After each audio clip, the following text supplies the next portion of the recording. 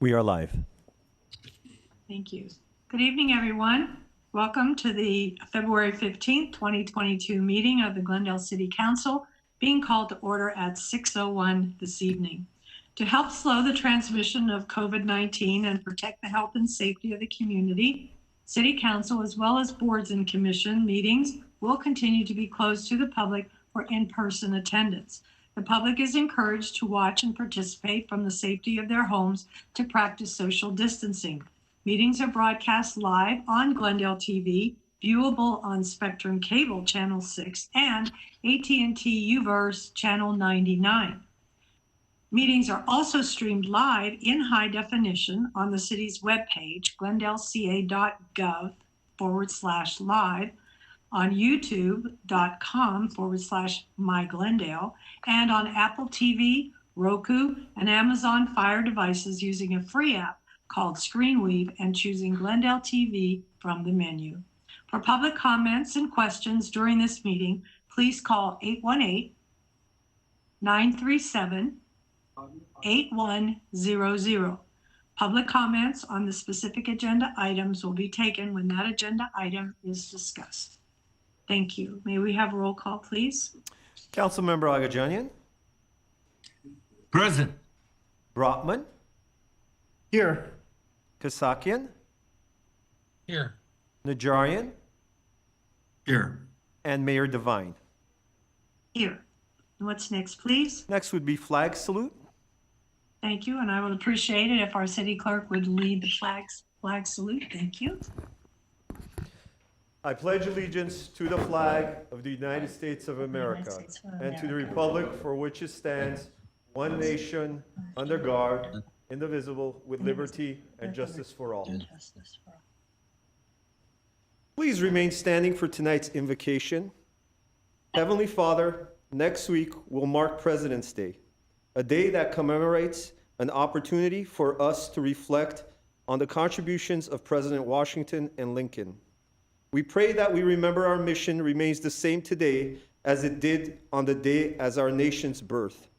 Let us pray that future generations will not forget this charge entrusted upon them by the hardworking men and women of our neighborhoods, towns, cities, and states who strive every day to make this nation great. We pray for those who take up arms to defend our nation and put themselves in harm's way for our own security. We pray for our children and their children so they enjoy an America stronger and more prosperous than the one we inherited and have shaped in our lifetime. Amen. Thank you.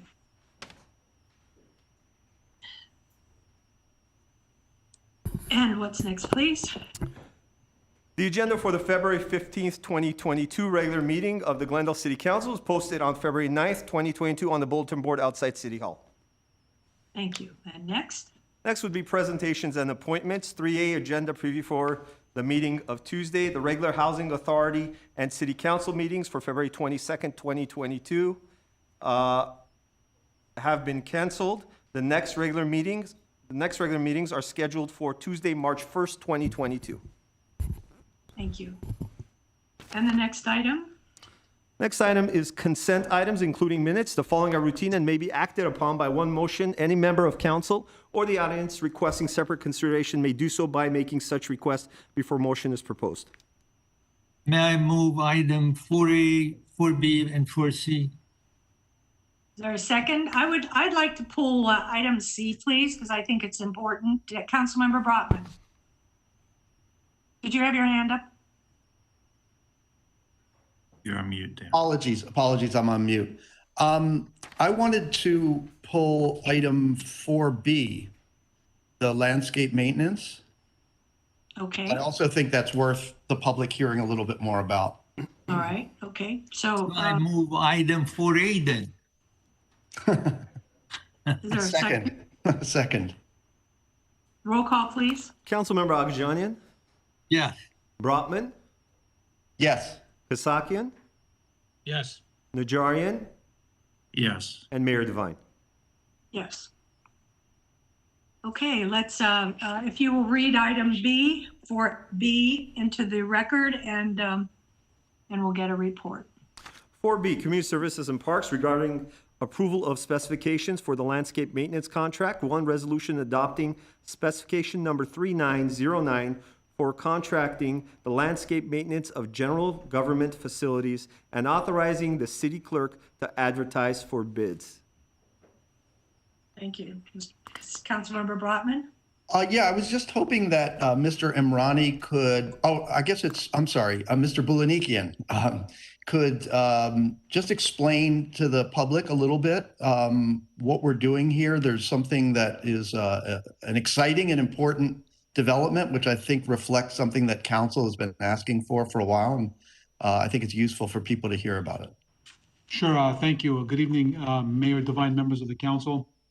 So basically, we're asking City Council to authorize the city clerk to advertise for bids for our landscape maintenance contract. We are currently in a 5-year contract with Parkwood Landscape Maintenance Services.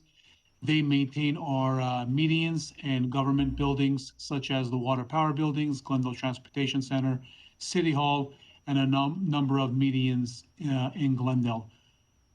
We are requesting City Council to authorize to go out to bid, issue the RFP. In the RFP, we are also including battery operated equipment. We currently have 8 locations that are certified as American Green Zone Alliance. We are working with AGSA to change all of our gas powered equipment to battery operated equipment, our handheld equipment, our tree trimmers, backpack blowers, as well as handheld shears. With that being said, we're requesting permission, or we're requesting authorization to have the city council authorize city clerk to go out to bid for an additional 5 years. So the next contract would be 3 years with an option to renew twice. 2 times for 1 year. So it'll be 3 + 1 + 1. Thank you. So thank you. If I could just, thanks staff for doing that. So now it's not just our parks that we're converting to electric, but it's also our other facilities, our medians, and other landscaped areas around our buildings. So it's a big move. I didn't want it to get buried. I also just wanted to say and request, I guess, that we consider requiring the vendor that we select to undergo either the Green Zone Alliance certification or something equivalent, because I know from talking to you and others that this certification is very helpful in making sure that the landscape maintenance people are trained to properly use the electric equipment. We know how and where they're going to be charging the equipment. Certainly, we don't want them bringing a diesel a generator to charge the electric equipment, right? That would defeat the purpose. So if that's something that staff could consider including, I would suggest that we do that. Yeah, yes, we can include that. Okay, thank you very much. Will you move the item? Mr. Brotman, you want to move the item? Yeah, I'll move the item. Thank you. I'll second it.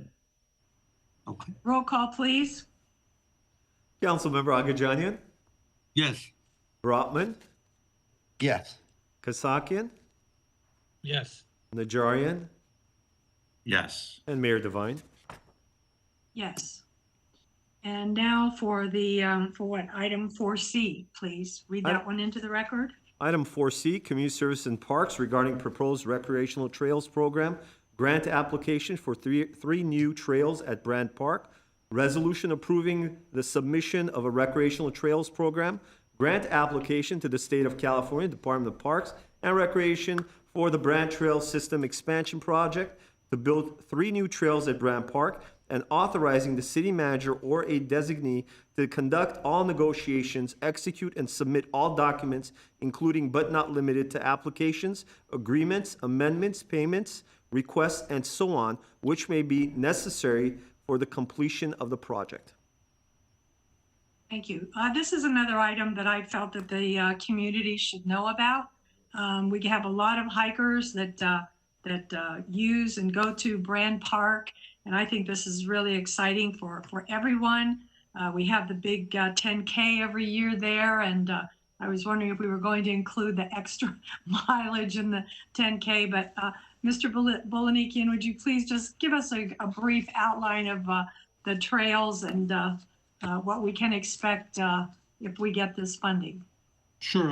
Thank you, Mayor Devine, members of the council. So this is funding that we like to apply for through Prop 68. It's the state park bond grant that was approved by the voters a few years ago, back in 2016.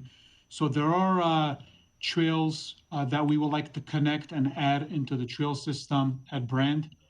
This will connect 2,000 linear feet with an additional 1,275 linear feet and enhance and restore existing trails. Brand Park is heavily used. We see a number of people using the trails on a daily basis, and these 3 new trails would be a great addition to the trail system there. We are asking for $440,000 through the state. We would need to match about 12%, around $60,000 out of the city's funds. We have a number of different funds that we can use, that would be CIP funds or Measure A funds through LA County.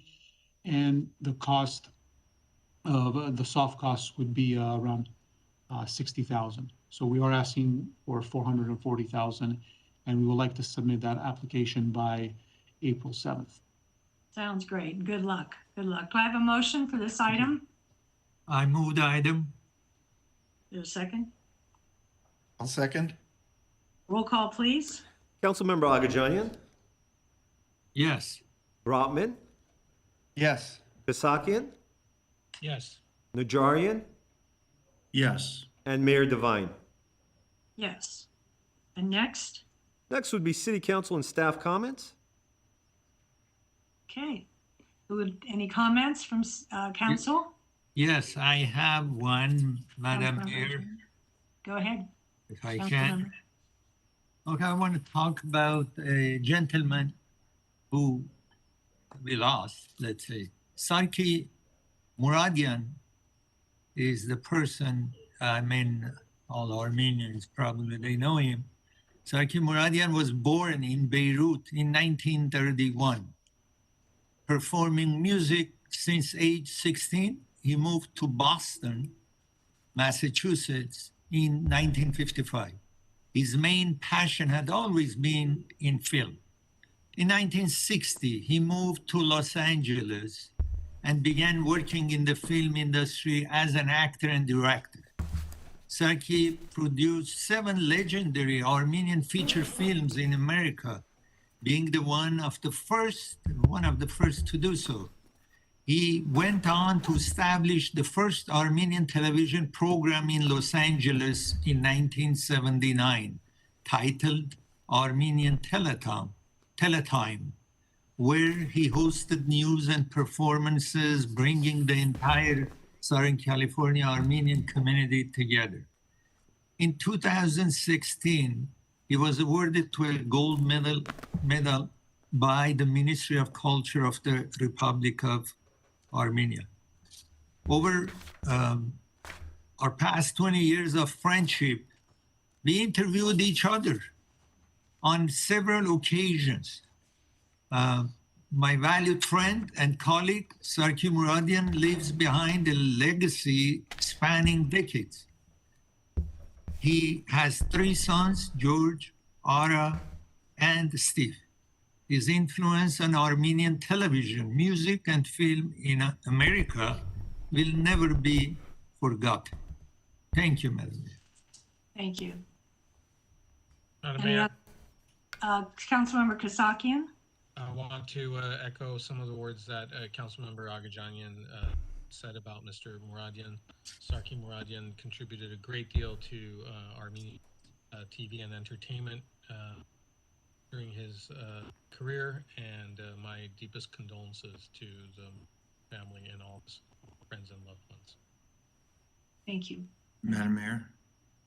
Councilmember Najarian. Yeah, just a few words also. He truly was a pioneer. I remember in 1980, my dad was perhaps one of the first that got on his weekly show with medical advice in Armenian. He was always, he navigated the Armenian community like a pro. He had, as the obituary indicates, he had done several full-length feature films. I was honored to have been his legal counsel for a couple of them, working through the contracts with the talent.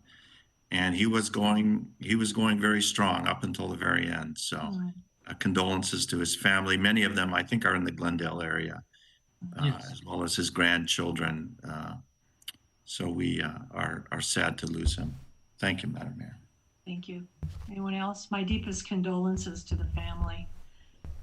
Thank you. Any others? Okay. I have one ask of staff, if possible. I think we all received an email from residents on Bruce Avenue, the 1200 block of Bruce Avenue.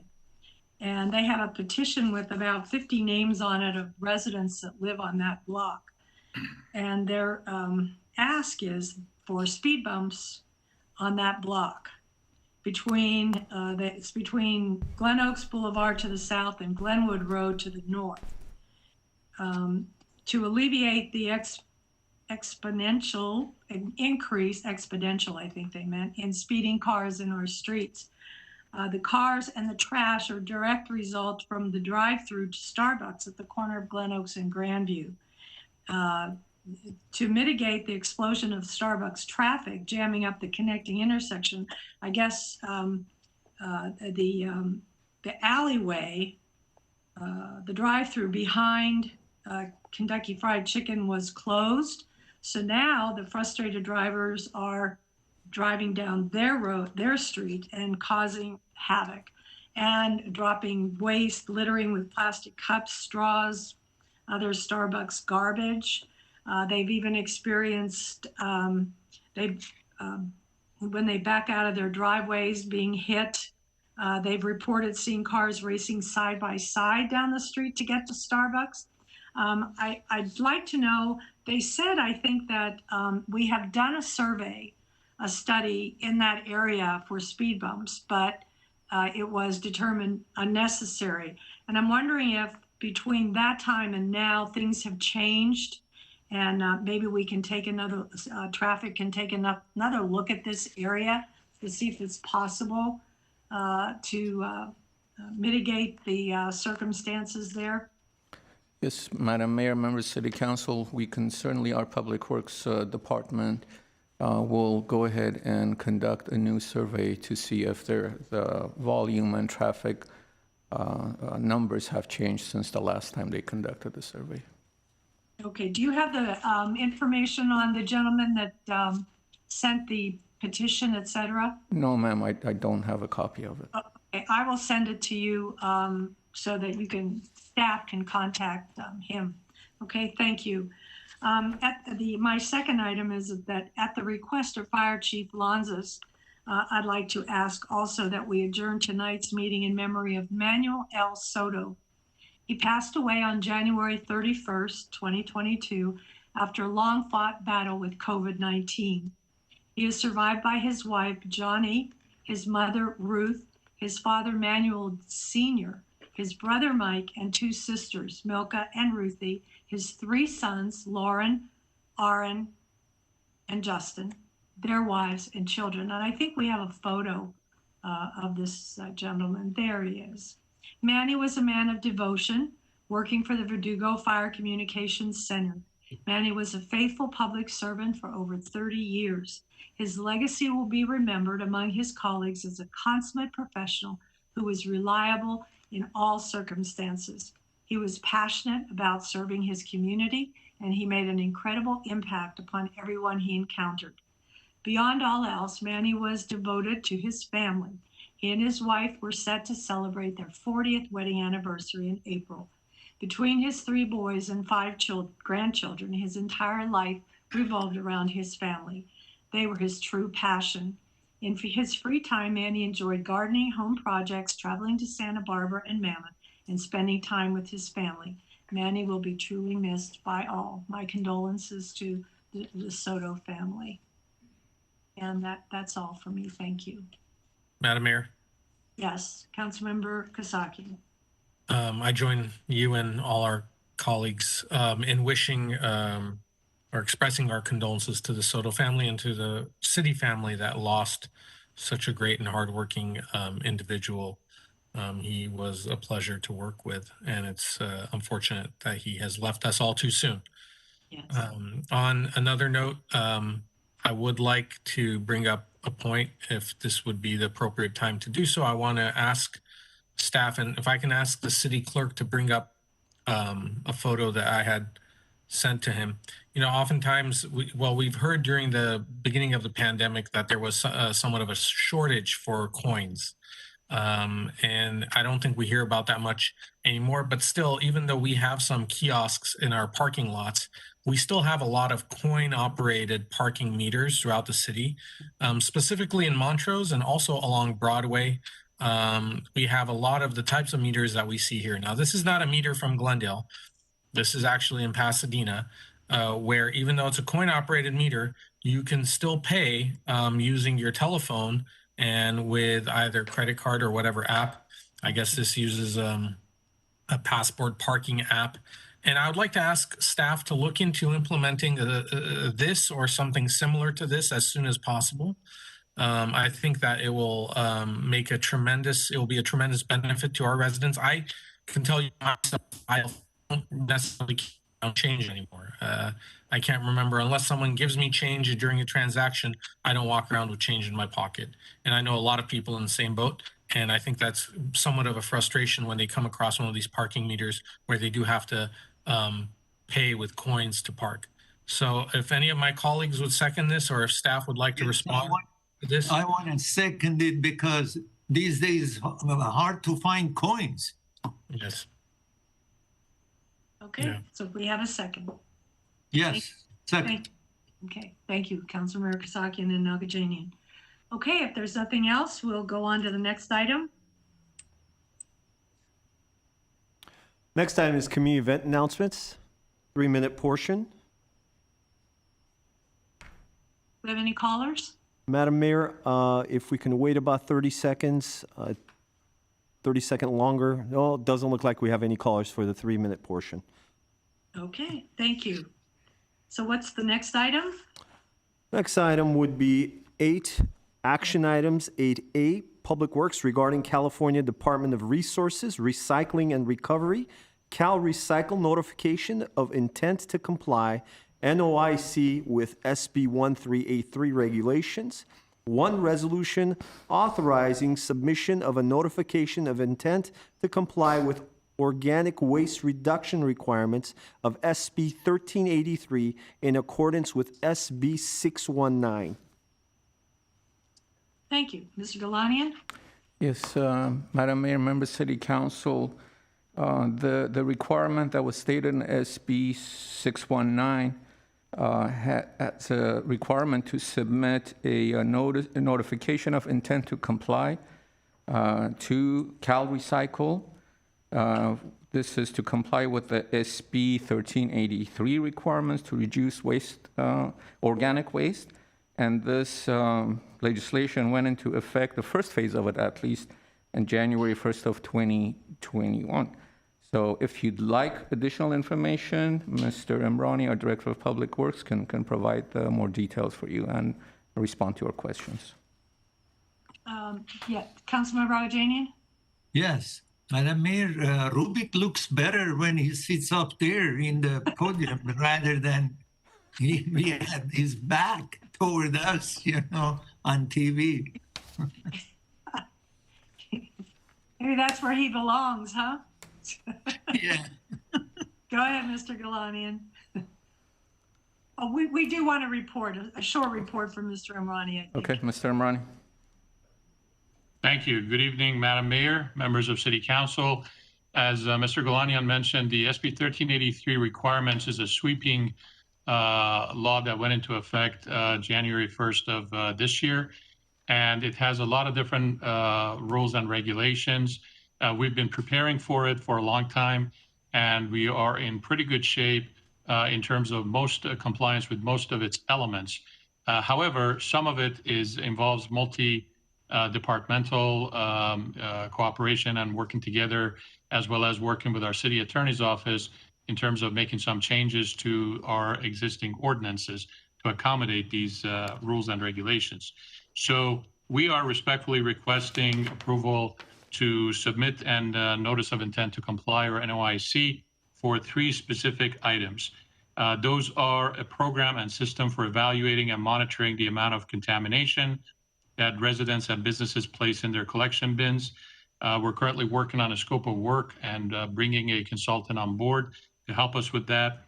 The second one is Cal Green building codes compliance, requiring the city's building codes to contain provisions for SB 1383 to verify compliance. This is mostly involves the organic waste bins and making sure there's room for it. So we've already formed a committee that we're working with building and safety on that issue.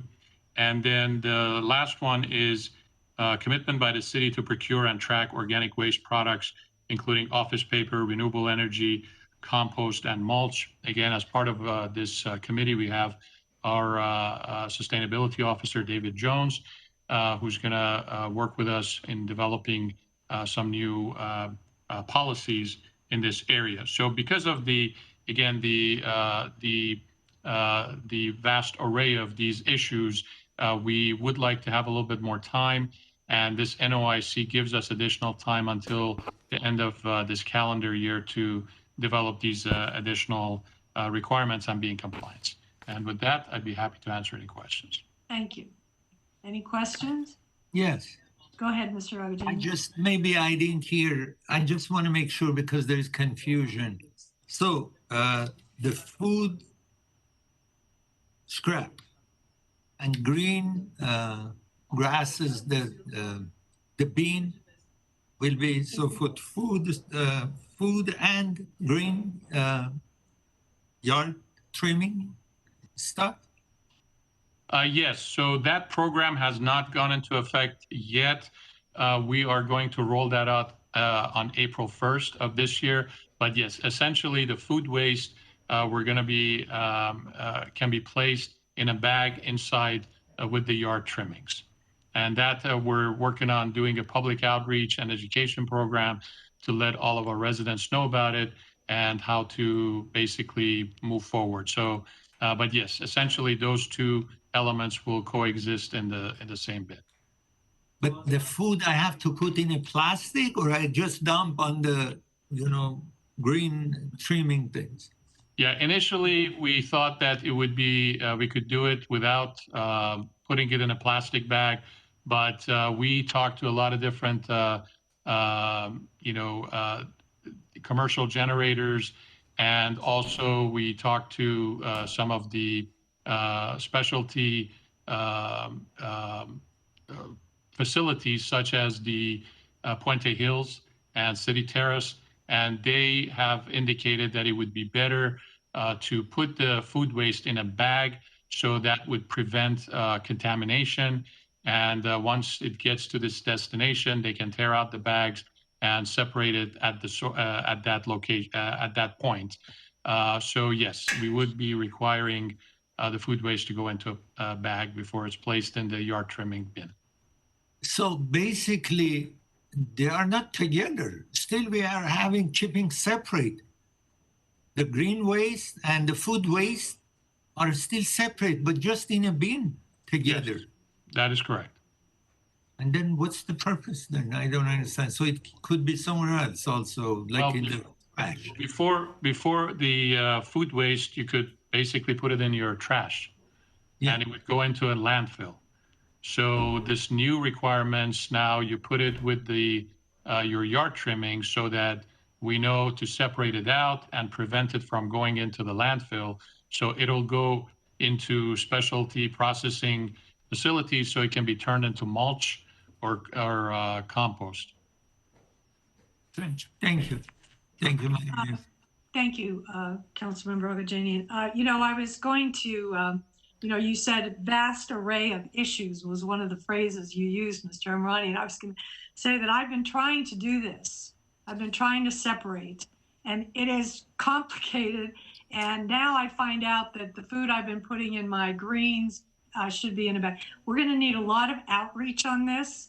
And I would like to see something, a report of some sort coming to City Council before April the 1st, so that we can be sure that people understand how to implement the process of separating. I know I have a printout from what the city sent out, but still it doesn't tell me where to put the food. It doesn't, it's not as clear as it could be. And it's not as concise as it could be. So I'm just recommending that you make sure that the information, the education, and the outreach is prolific, that it gets out to everyone and it is explained. And if I can have a second on that, bringing the instructions and the information to council before April the 1st, I will second it. Thank you, Mr. Agajanian, council member. Okay. May I? Councilmember Brotman? Mayor Devine. On bagging, one of the things that strikes me, and I've heard other people mention it, is this idea that we're trying to do the right thing with waste and we're trying to reduce plastics. And here we are putting the food in a plastic bag. And what's going to happen to all those bags? Presumably they go to this compost facility, the bags get opened, but the bags themselves are going to end up having to then get dumped into a landfill. So I know it's frustrating. These problems are very hard to solve in a clean way. But I was hoping maybe when this item comes back, we can look at the extent to which we're able to make available to the public bags that are compostable. I believe such a thing exists. I don't know how we would distribute them. I don't know how this would work, but that would be ideal, right? To put the food in a bag that actually is compostable. So if you could look into that, see maybe other cities or how people are dealing with this issue, that would be good. Maybe we could just put it in a paper bag and put it in the instead of a plastic bag.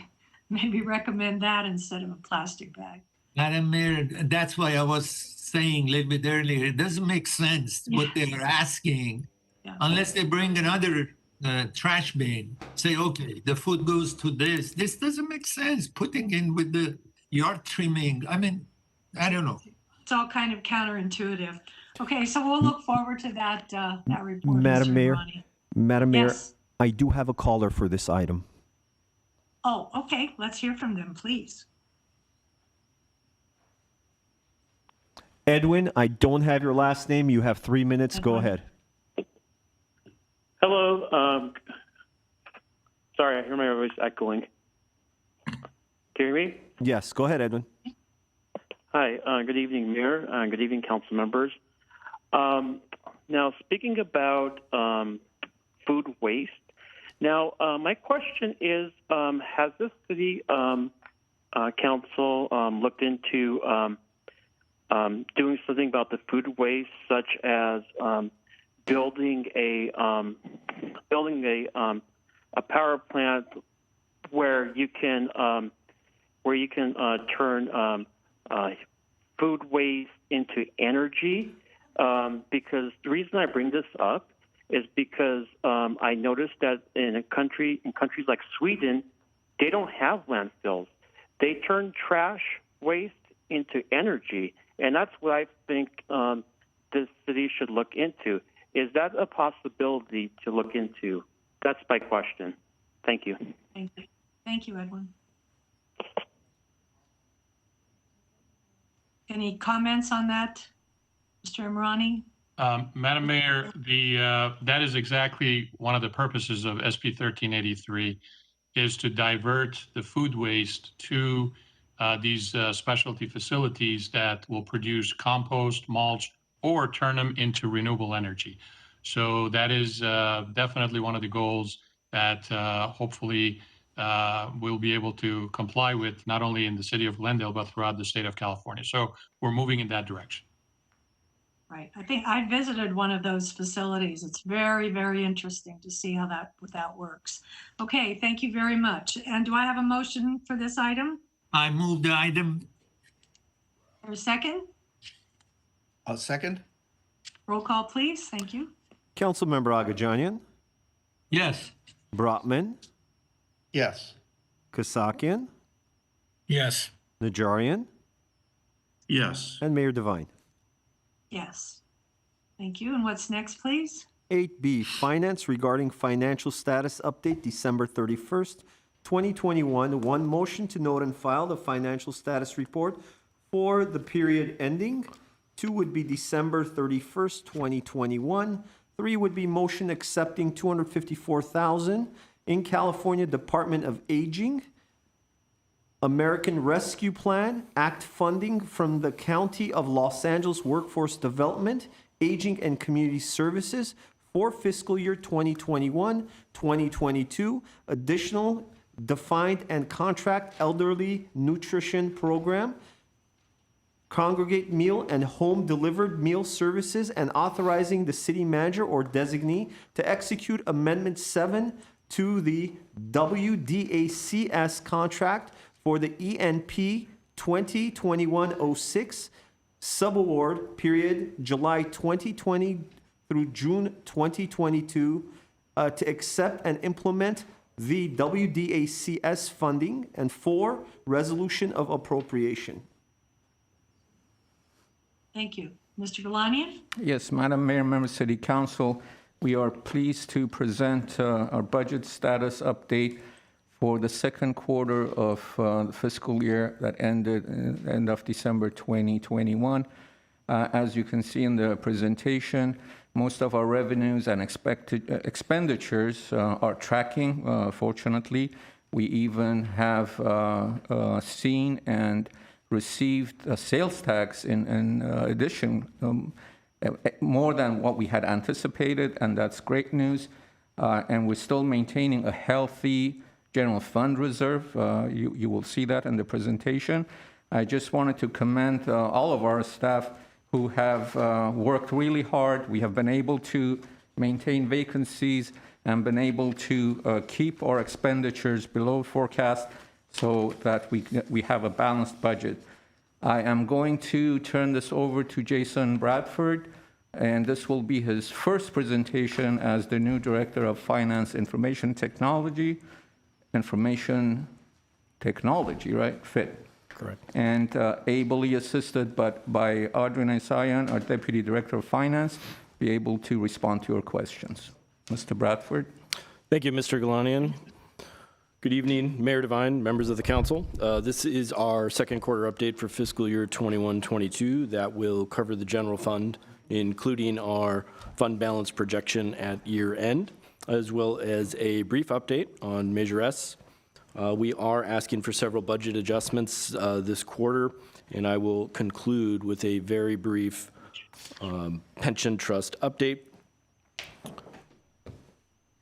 Let me see if I can get this working. There we go. Overall, I'm pleased to report that we are heading in the right direction in that our revenues are coming in a little higher than what we anticipated at budget adoption, and our expenditures are coming in a little lower than expected. On the revenue side, we have received $101.3 million, or 43.1%, which is up from $90 million at the same period last year. We are on target with all of our initial revenue estimates, with the exception of sales tax, as Mr. Galanian alluded to, which came in higher, to the tune of 23.7% higher compared to last year at this time. All the sectors were up across the board, but we showed strong growth in family apparel and electronics. We think that was attributable to the students returning to in-person live classroom instruction, back to school shopping, if you will. And we also saw strong performance in department stores, casual dining, and service stations as people returned to the office and started to commute. Based on this information, we've adjusted our sales tax initial estimate upwards by $4 million for this fiscal year, which will be reflected on the next slide. And I should note that we have also raised our Measure S sales tax estimate, which I'll cover a little later in the presentation.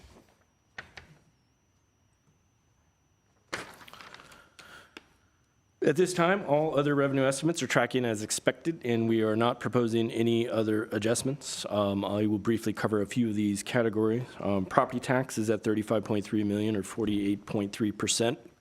Received, this is up from last year at this time, of which we received $31.5 million last year, or 44.7% received, so we are up in this category. We have seen a healthy recovery in our occupancy tax. We are up $2.5 million from last year at this time, and to compare to fiscal year 2019, we are above that number as well, to the tune of about $100,000, so we are recovering in that category as well. There's also been small uptick in licenses and permits, particularly building permits, planning permits, and street permits. On the expenditure side, we have the council-approved adjustments to date at $1.8 million and carryovers of $491,000, which is total $2.3 million, which gives us a revised budget of $249.4 million. Based on our analysis of our expenditures as of 12/31, and as Mr. Galanian alluded to, we do anticipate a modest budget savings of 1.7%, or $4.2 million, primarily vacancy savings and in the M&O. And that will be reflected on the next slide. As indicated, all of our categories are under the 50% mark at the mid-year point, and the estimated year-end savings of $4.2 million is reflected in the revised budget column. So in regards to our forecast at year-end, for our fund balance, as you recall, we adopted a balanced budget using the ARPA funding. And that, combined with our uptick in revenues, particularly sales tax, and our budget savings, we do anticipate a surplus of $5.9 million, which is reflected in the proposed actuals column. So from a fund balance perspective, the forecasted net surplus of $5.9 million will increase our ending reserve to $91.3 million, which would be about 37%, just a tick under 37%. In regards to our Measure S, this is a summary of all the council-approved appropriations as of 12/31. There's a total of $53.2 million appropriated for the various projects and programs, with total expenditures for the fiscal year of $5 million. In regards to our projected Measure S fund balance, this has also been updated. The projected revenues has also been increased by $4 million from what we knew at the first quarter. So we are now anticipating an ending fund balance of almost $12 million for Measure S. On to the budget adjustment requests. We have two items for community service and the Parks Department. One is a donation from the Glendale Rotary Noon for various youth programs, and $254,000 grant from the LA County for the Elderly Nutrition Program. And there is one grant for the Library Department in the amount of $32,000 from the state of California for English as a second language speakers. The other budget adjustment we're requesting is 2 additional positions. This would be an increase in our general fund headcount for community development, a senior planner and a senior urban planner. There's no appropriation being requested for these positions, as these costs will be absorbed into the budget for the remainder of this fiscal year, and the fully loaded cost of these positions of $340,000 will be added to the fiscal year 22-23 budget. And last but not least, the balance of our Section 115 pension trust is $40.3 million at December 31, and the annualized returns has been about 6.3% since inception. With that, that concludes my presentation, and I would be happy to answer any questions. Thank you. Questions, comments? Anyone? I just want to say that I've expressed this concern in the past about our reserve being at 37%, and I think that's awfully high. Usually cities are somewhere, well, we're supposed to be, our charter reads 25%, and we're at 37. Most cities are like 10 or 12. So I suggest that perhaps in the next budget hearings, we look at that reserve. I know we talked about when we were last week, the COSA and the fees that our residents were going to have to pay, that this may be a place where we can find relief for some of them. It's encouraging that we have more Measure S funding because we'll have a lot of flexibility there as well. So I hope that we can look into that reserve and see if maybe we can make some changes and use that money for infrastructure. I know we're always getting emails about streets and even the bicycle plan the new bicycle plan is coming, et cetera. And I think that would be a terrific place, a good place to find funding for some of the programs that in the past we've just kind of skirted because of lack of funding.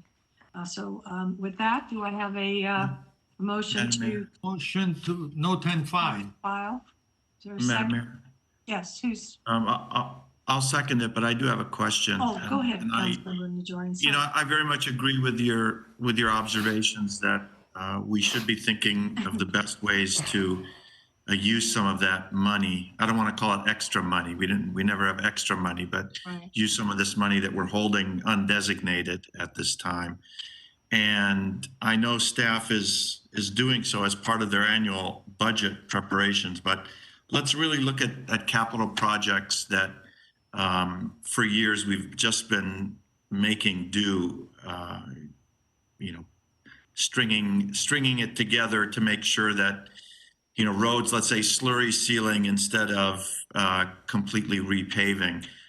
Please get a very good priority list for us so we can consider that at budget time, so we can perhaps put some of these to use. We don't want to hire, obviously, we don't want to get back into the pension and benefits cycle with hiring new employees, but I know there are some requests that we can't turn down, such as the request from planning for those 2 spots. But give us a very good, give us a good menu of options come budget time, where we can look, especially at capital improvements and infrastructure upgrades. So we can have a good discussion. And to add on to that, Councilmember Robin, I'll get to you in a second.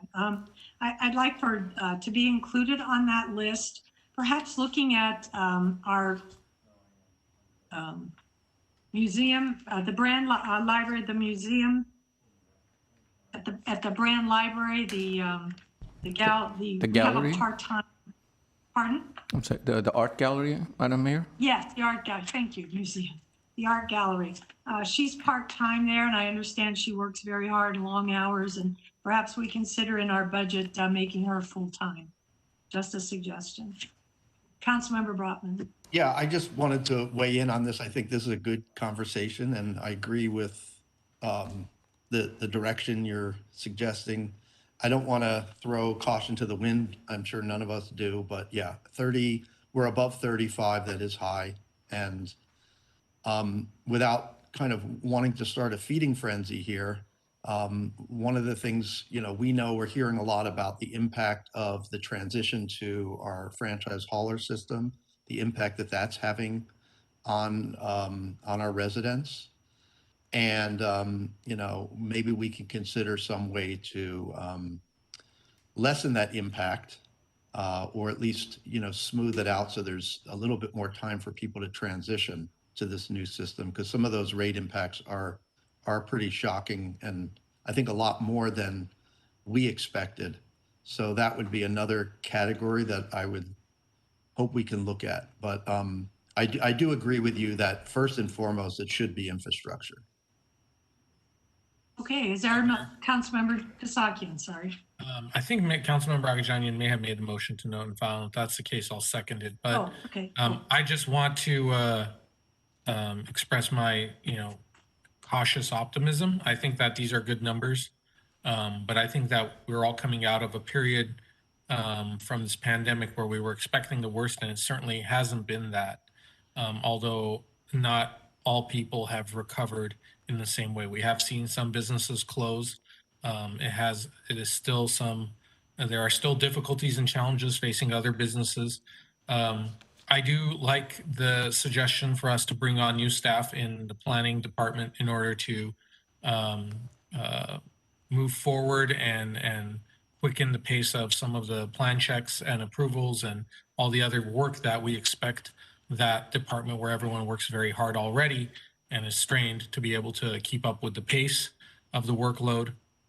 But I do feel, and I may be in the minority, that that there still may be some rocky times ahead. If we look at historical patterns in markets, I think that we're all far too optimistic, both in the state and elsewhere.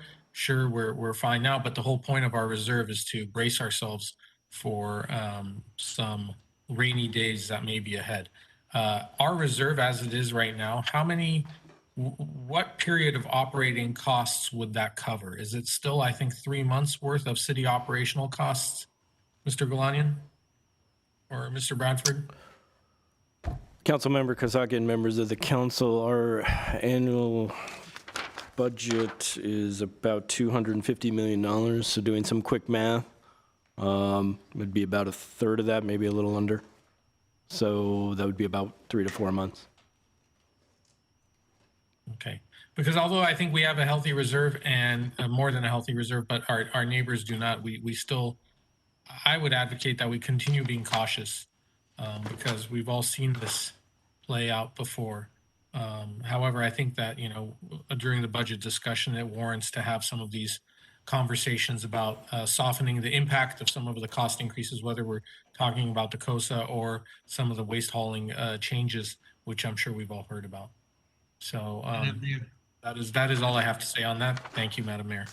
Councilmember Agajanian? Councilmember Kasakian was talking about we are hiring new planners in the planning department. Apparently, we are hiring 2 people that one of them might be going to help those who are presenting drawings and other stuff. Maybe somebody can explain to me, because we are not hiring 2 people to help because the projects are behind or something. One is going somewhere else, not to help the people who are trying to get approval on their plans, drawings, and building matters. Can somebody explain to me that? No, sure. Councilmember Agajanian, I understand that. I just know that that department is very stretched thin as it is. Any assistance that they receive, however it is, I think it's warranted, and it's time for us to, I think, reverse the course of cutting back. And it's now the time for us to look at in what parts of our operation we can restore some of the staffing. I agree with you, but I'm saying the 2 are not helping the planning department. Councilmember Agajanian, let's let Mr. Galanian explain. Yeah, Madam Mayor, members, City Council, the 2 positions that we are requesting authorization to move forward with, one of them is going to actually manage the applications for smaller projects that in the past used to come to the public counter. So this person will be managing that process. That will alleviate the need for these applications to get in the same queue as the rest of the larger projects. So that naturally will help expedite the process for both applications, as a matter of fact. Currently, we have planners who are engaged in who are supposed to be engaged in long-range planning. However, because of the number of planning personnel we have lost, as well as the backlog that we have been experiencing, these planners are actually doing plan checks, whereas they're supposed to be working on long-range planning. So the other position will fill one of those vacancies in that area, in that function, so that there'll be focus on long-range planning, and planners can proceed with checking and reducing the backlog as they're meant to be. Excuse me, but the plan check is so behind, whether it's the small building or the ADUs, or they're presenting their drawings, they have to wait 6 to 1 year to be heard even. Mr. Agajanian, if I could, it is all part of a strategy right now, and we have planners that are trying to cover all areas. And we have current planners, and we're down significantly in our current planning function. But we have current planners that are doing long-range planning, and they're splitting their time even further. So it's all part of a strategy. We've anticipated, we've been doing recruiting, and we hope to have, fingers crossed, maybe up to 5 new planners doing current planning. The urban design professional will be responsible for long-range planning, and we can finally dedicate staff to long-range planning, things like the housing element. And we won't need to pull current planners to do that long-range planning. And then, as Mr. Galani had said, we'll have somebody, a more senior planner, that can take the smaller projects in, and rather than put them in the queue and make them part of the caseload of those current planners, they'll be able to take care of them over the counter. So all of these things are working together to help relieve the pressure on current planning and have our current planners work through that backlog and be able to turn things around much faster. Could you tell me plan check? If somebody wants to present something, how long will it take by the time you guys hear the plans and drawings? How long will it take to take care of the customer? Oh, I mean, that. I don't know that this is, I'm sorry, Mr. Councilmember Agajanian, I don't know if this is the time to be discussing. But this is, Madam Mayor, but they are offering to hire people. If they're hiring people, first they have to look. People are waiting forever to be heard. So they're offering to hire people. So I want the person who will be hired to work on where it's needed too. And as I understand him, Mr. Lanzafame, that's what you're doing. Correct. We hope to have 5 or 6 new planners working on current planning, design review in the next 45 days. One starting next week. The first one starting next week. These positions are to help fill out the long-range planning that's required of us to do, and so we don't have to pull current planners and they can stay, reducing that turnaround time greatly. All right, thank you. Thank you. Madam Okay, Mayor, so I have a motion on. Madam Mayor, Oh, you have a phone call? yes, Madam Mayor. Go ahead. Let's hear it. Ben Hariri, you have 3 minutes. Ben, go ahead. Yeah, hi. I was just wondering what the agency you're talking about the fiscal budget, what the agency's projected largest expense for the year is going to be, and what the projected amount for that is going to be for this year's budget. Thank you. Thank you. I don't think we heard. Bradford? Madam Mayor, members of the council, I did not make that out from the caller. Ben, can you repeat that? Yes. What is the city's largest expense expected to be this year, and do you guys have the projected budget for that?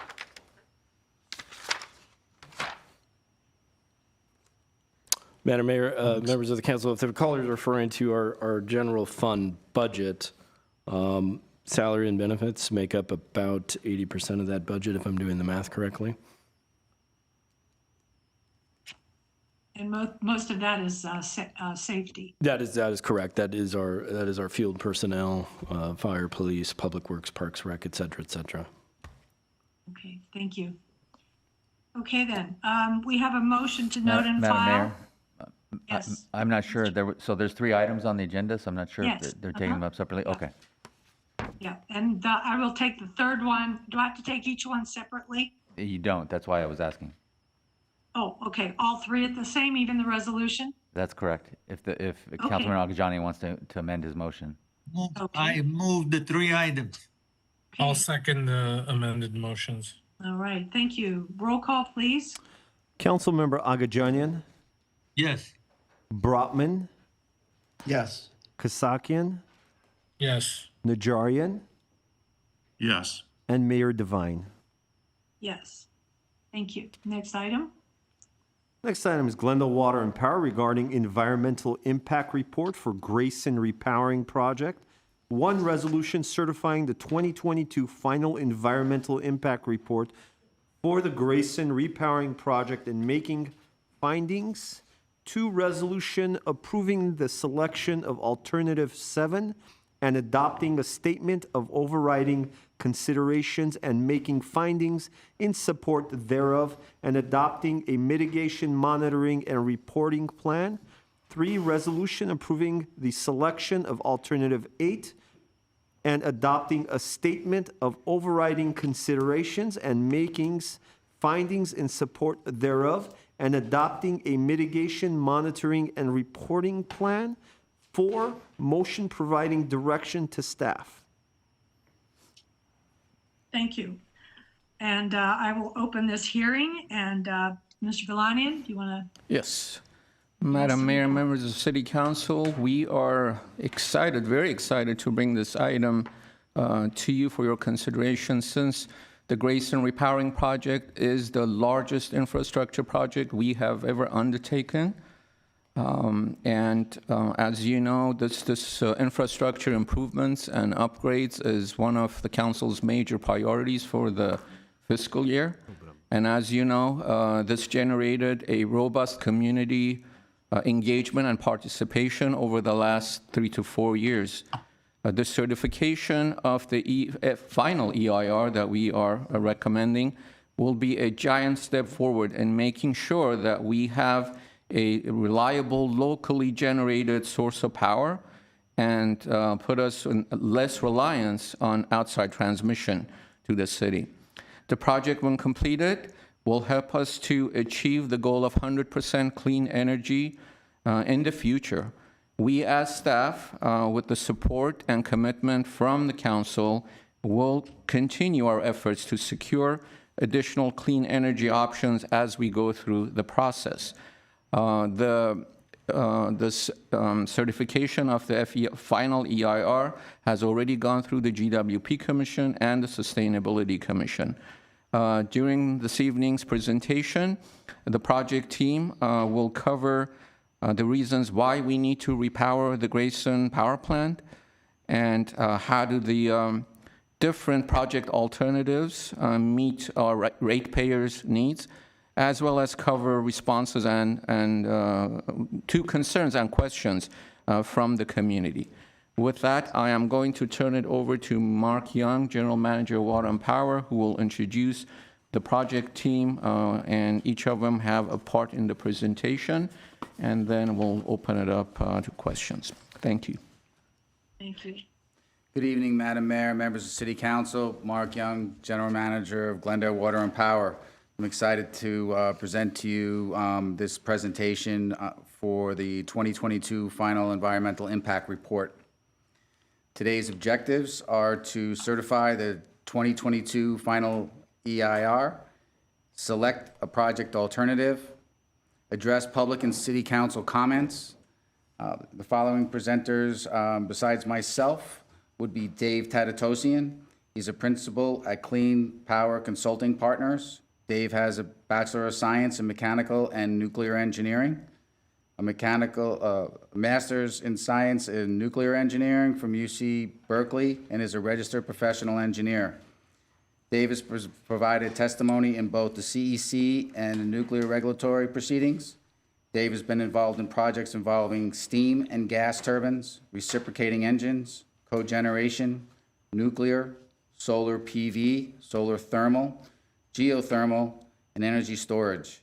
Dave has been involved in the project since inception, and he's acting as the project manager. Next will be Michael Weber. Michael Weber is a senior principal scientist with Stantec. He has a Bachelor of Science in Environmental Studies from UC Santa Barbara and possesses more than 20 years of California Environmental Quality Act experience. Michael's experience includes, but is not limited to, environmental impact analysis for energy generation, transmission, and storage projects. Michael's also been involved in this project since inception. Next will be Carl Laney. He's a regional manager for the Permitting and Compliance Services Division of Montrose Environmental Group. Carl has provided similar permitting and compliance services for other local municipals, including the cities of Riverside, Anaheim, and Colton, all of which are regulated by the South Coast Air Quality Management District. Carl is also a member of the South Coast Best Available Technology Scientific Review Committee and several regulatory development working groups that are sponsored by the Air District. Finally, we'll have John Stickman. He's a graduate of University of Southern California. He's a senior partner in the law firm of Duncan & Allen in Washington, D.C. For the past 24 years, he's represented the municipal and cooperative utilities throughout the U.S. in cases before the Federal Energy Regulatory Commission and various state and federal courts. John has been with Glendale's outside counsel on utility matters for over 17 years. We also have additional staff from the project available to help answer further questions that we might not be able to. What are the benefits of the repower? The main benefit of the repower is to be able to have in enough capacity to meet and serve our load.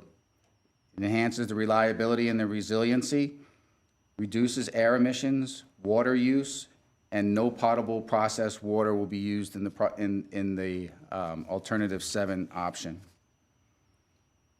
We'll have utility scale solar in alternatives 7 and 8. We'll have 75 megawatt, 300 megawatt hour bulk electric energy storage system. All our thermal units will be less than 10-minute starts, which are vital with regard to reliability and contingency reserves. And just as more important, will be a bridge to 100% clean energy. Why is the Grayson repower needed? As you can see, these pictures are blown tubes and boilers. Our Grayson power plant is no longer reliable. The oldest generator is 1941, with the newest one that we're proposing to replace 1977. Glendale depends heavily on transmission. We use local generation for reliability and anytime we need excess generation in excess of transmission. Number of units 1 through 5 can't be upgraded and they'll be forced to be shut down in 2024. GWP is obligated to ensure reliability. We must maintain adequate reserves to ensure that reliability, and we have to answer to Los Angeles as our balancing authority. Why can't we get more transmission? There's insufficient transmission into the LA Basin. The LA Basin is oversubscribed, so what Glendale did is we formally made a request with Los Angeles to purchase and or have long-term transmission agreements with, and they've indicated that the transmission line is oversubscribed. So what does oversubscribed means? That means that there's over 2,000 megawatts of transmission requests that are being asked of to bring energy into the LA Basin, and we would be the last in that line. So 2,000 megawatts of oversubscribed transmission means that the transmission is extremely limited. We've always been looking for opportunities to expand transmission. We've been lucky enough to be able to increase our shares of the Intermountain Power Project, which resulted in an increased share of that existing transmission line. Next slide, please. The delivering of integrated resources. We heard council in 2018, and before 2018, we've increased our reliance on energy efficiency, demand response, and we've started a virtual power plant that you heard about a week ago. The Shoal Canyon biogas was approved a month and a half ago or so, and we're increasing our renewable imports by maximizing the use of our transmission line. We've looked at local solar projects, and we're in the process of finding city-owned properties that we can put local solar on. And we are going to recommend through the IRP Alternative 7. At this time, I'd like to turn the presentation over to Mr. Tatatosian.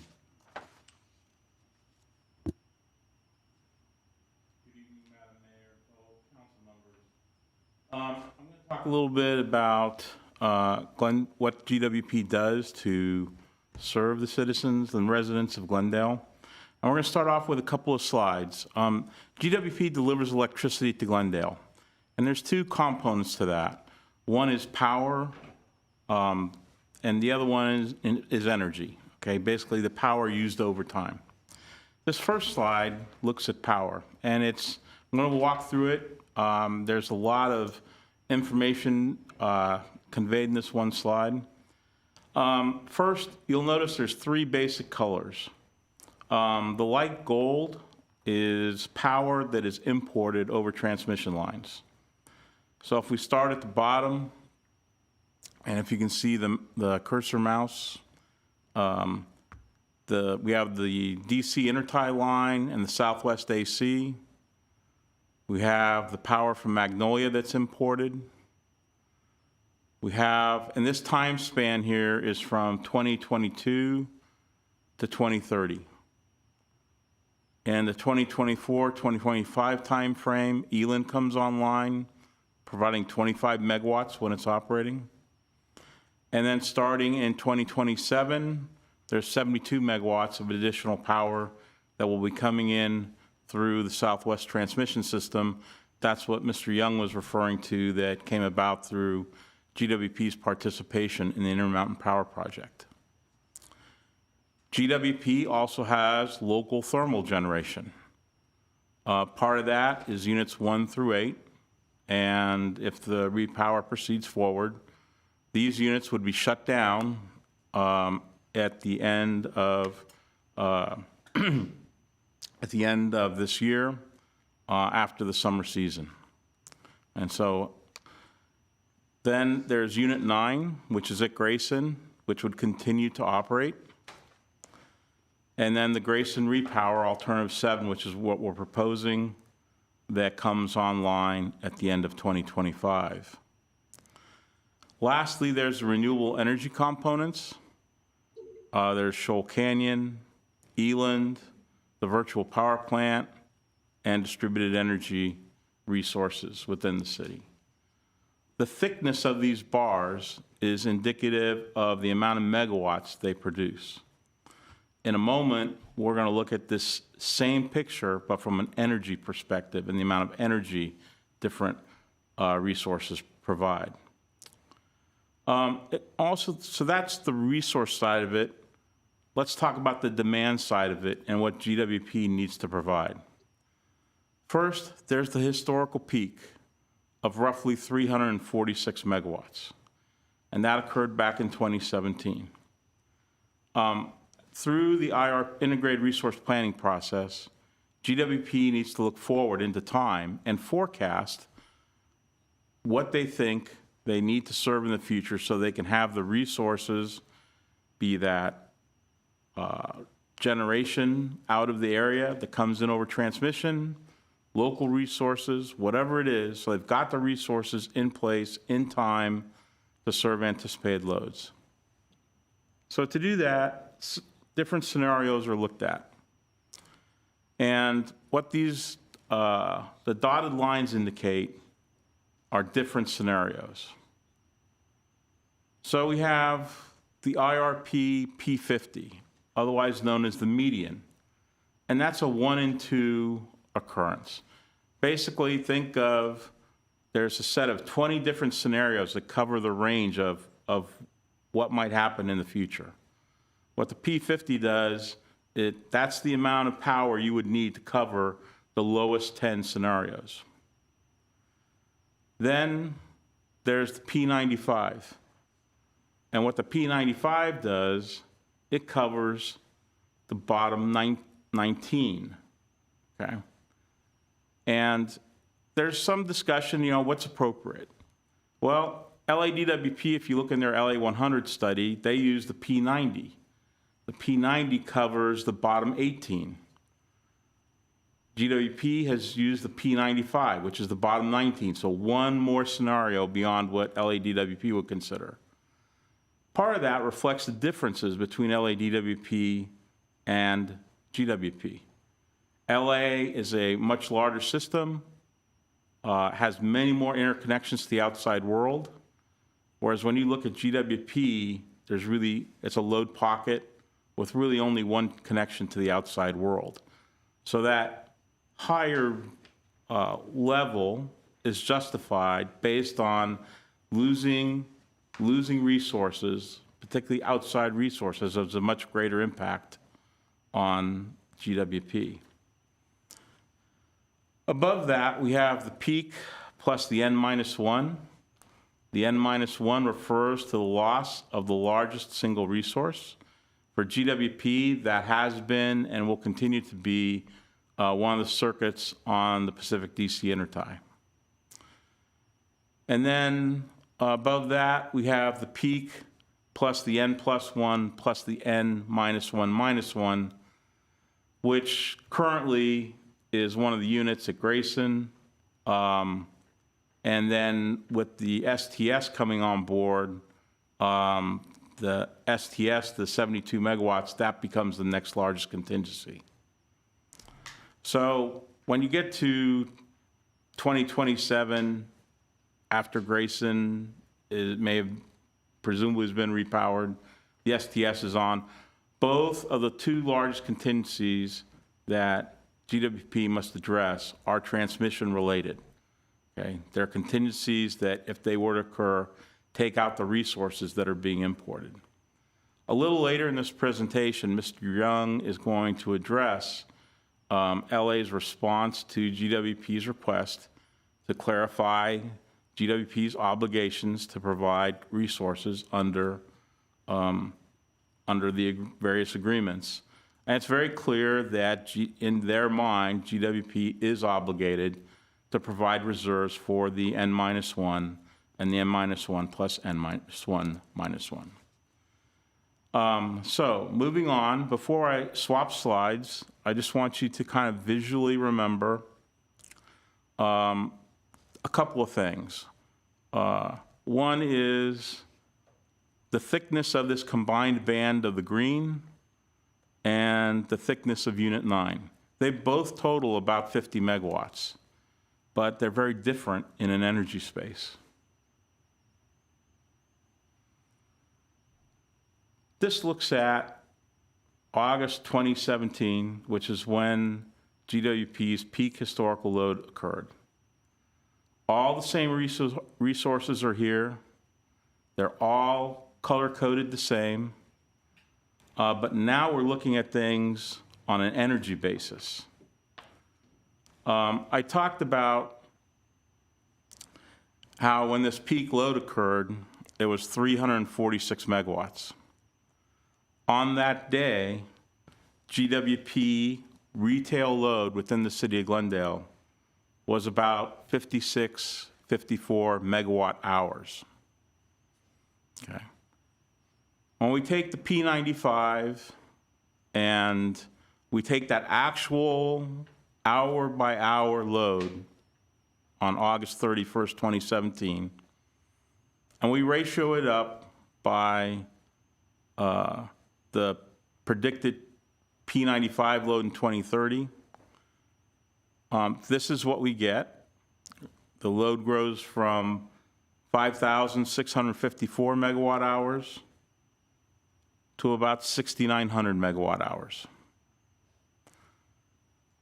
The Pacific DC and the Southwest AC, because they're transmission, and we've presumed for this analysis, they are always kept full. That's in a way, a non-conservative assumption, because what happens during the summer, transmission lines can get hot, they get derated as a result, but in doing this analysis, we assume no derate, and we assume they were always kept full. Excuse me. Yes. Excuse me, Mr. Tatusian. Go ahead, Councilmember. When that peak happened in 2017, do you know how long it lasted? if you wait a little bit while later in the presentation. Okay, I will wait. Thank you. There's something coming that will address that. There was one hour in which the peak occurred, but it was, was a peak that occurred, came up gradually and came down. So we'll see that. All right. Thank you. The additional Southwest transmission system capacity, it's 0 in the past, and obviously it's full capacity in 2027.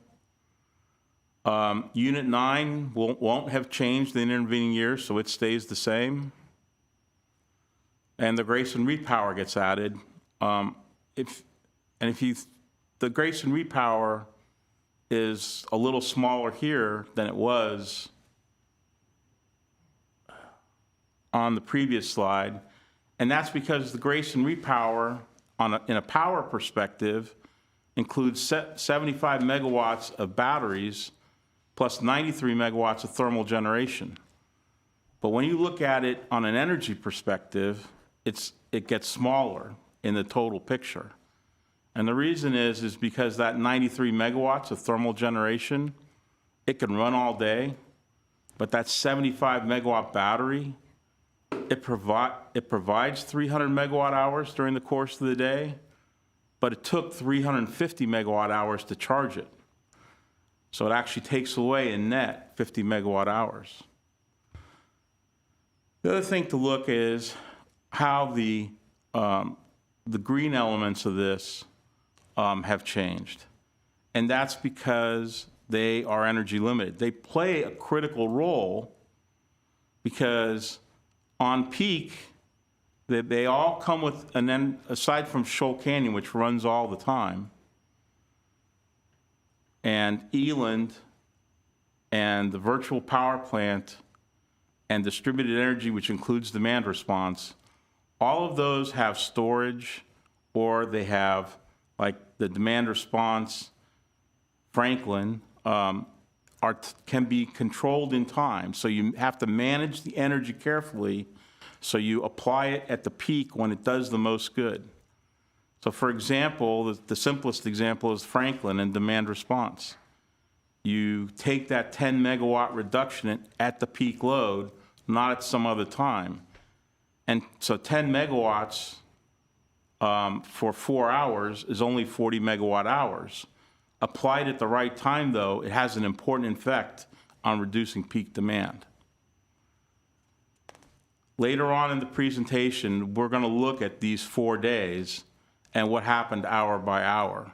And you'll see that these time-limited energy components were applied at the right time to minimize that maximum load. So with that, I'd like to move on. Oops.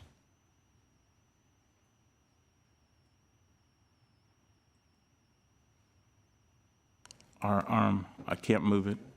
Oh, there it goes. All right, so this slide looks at how much capacity is needed. And it's both informative but also can kind of lead you down the path, which is why we just went to the last 2 slides. This looks at the power side of things, okay? So it's just adding up the power numbers. So up at the top, this is the predicted load in 2027 using the P95, 398 megawatts. And then the 2 contingencies that I spoke of. So the peak load capacity of 562 megawatts. And that number might be familiar to you if you've looked at the PRDIR and our responses to comments.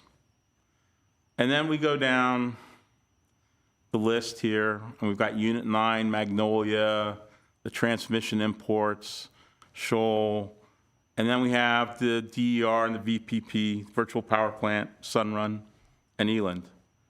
These are their power capacities, but they are energy limited resources.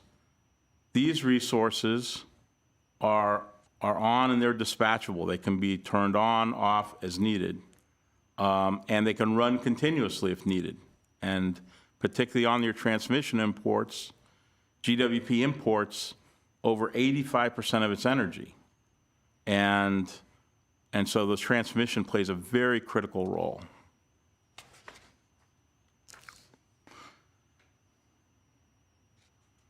So Excuse next, me, Mr. Catus, excuse me, Madam Mayor. Go ahead. Huh?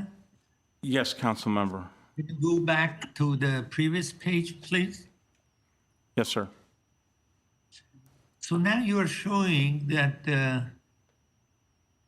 total peak load capacity requirement is 562, Yes, sir. and you are showing resource available 437. Yes. So is there any explanation? This is a big gap among them. Well, the difference, so the difference between those two is why we have proposed the Grayson Repower.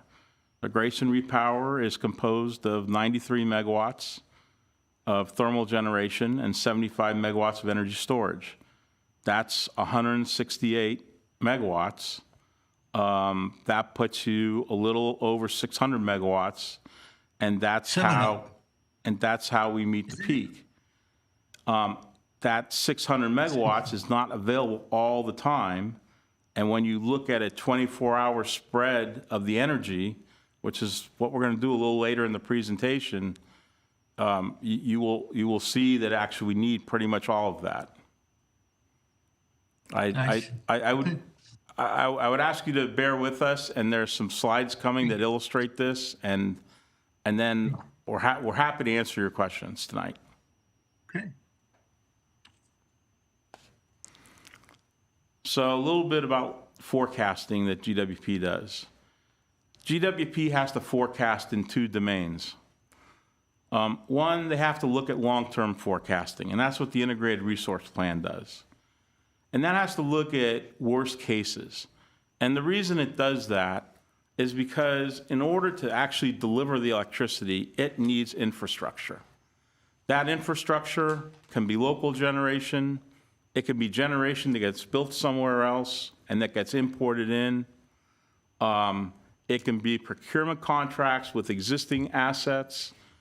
GWP employs all those, but at the end of the day, it comes down to infrastructure that makes electricity, and a counterpart to that is also doing things like Franklin and demand response that help it manage the peak load.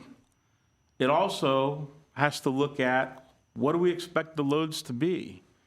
And so history is part of that, but just as like your investment analyst will tell you, don't focus only on the past, you also have to look forward. So GWP looks forward, and like in the 2019 IRP, it included electric vehicles, the state's initial modeling of electric vehicle demand. Building electrification is something that Glendale, for good reason, is pursuing. That's something else that will need to be included in the future forecasts.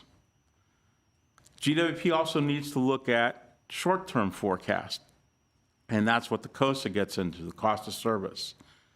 That's a 5-year short-term look ahead, and it's really to ensure adequate revenues. It's an easier thing to correct changes in the financial estimates because there are, as was discussed last week, there are various knobs, if you will, in the rate structure that can be adjusted. But the long-term changes to address hardware practices that are needed to address load, those take longer, and that's what the IRP does. So at this point, I would now like to turn it over to Mr. Weber, and he's going to talk about the FEIR. Thank you. Madam Mayor? Go ahead, Councilmember Kasakian. I just want to make sure, I want to hear everything that staff has to present, but I also want us to give the public ample time to be heard as well. So do we know how much longer or what the duration of staff's total comments will be? Potentially what the running time on it is? I will let you know, Councilmember Kasakian. I'm giving the Sierra Club 10 minutes, and the GEC 10 minutes. Okay. But let's get through this right, thank you. explanation. You're welcome. Thank you, Mr. Tadiosian. My name is Michael Weber, who Mr. Young introduced previously. And we're going to talk about just the objectives of the project. It has 9 objectives. Number 1 is to integrate renewables and support renewable portfolio standard compliance. 2, to provide reliable, flexible generation through current technology types. Number 3, have a local generation source to meet local resource adequacy requirements and provide local reliability and promote grid stability in the LA Basin. Number 4, provide a locally controlled and reliable generation source.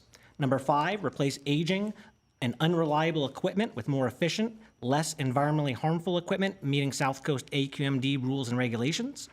Number 6, locate the project at an existing power generation site to minimize the need for infrastructure and property purchase. 7, minimize customer electric rate impacts through highly efficient generation. 8, support water conservation efforts by eliminating potable water usage for electrical generation coolant. And 9, reduce per megawatt hour creation of emissions and consumption of water. Next slide, please. The 2022 final EIR analyzed 7 different alternatives to the proposed project. 1, the no project alternative. 2, an energy storage project alternative. Number 3, an alternative energy project alternative. Number 4 and number 5, a reduced thermal capacity project. Number 4 being 150 megawatts and number 5 being 200 megawatts. There was an alternative 6 that was similar to alternative 7, comprised of Tesla and Wartzilla engines that was not carried forward for evaluation in the EIR due to space limitations and that general arrangement not working. Number 7 is the Tesla Wartzilla repowering project alternative. We'll talk about that a little bit more, as well as alternative 8, that is a Tesla battery energy storage and refurbishing existing units 8A and 8BC. And next slide, please. This is just a summary of the environmental factors or resource categories that were evaluated in the EIR. Prior to even getting to this stage, the city did complete an initial study. That initial study concluded that there would be no impacts or less than significant impacts to agricultural and forestry resources, land use and planning, mineral resources, population and housing, recreation, utilities and service systems, biological resources, public services, environmental justice, and socioeconomics. The final EIR in 2022 with the environmental factors or resource categories that were carried forward that you see up on this slide were categorized as being either less than significant with no mitigation required, less than significant with mitigation required, and significant and unavoidable. And you can see the categorizations here where we had 4 that required mitigation and 1 that was significant and unavoidable.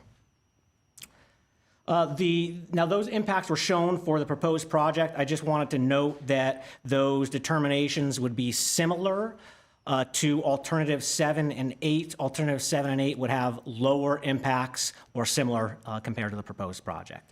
This slide just shows which alternative is the most environmentally superior and how well they do not meet those 9 project objectives that we previously talked about.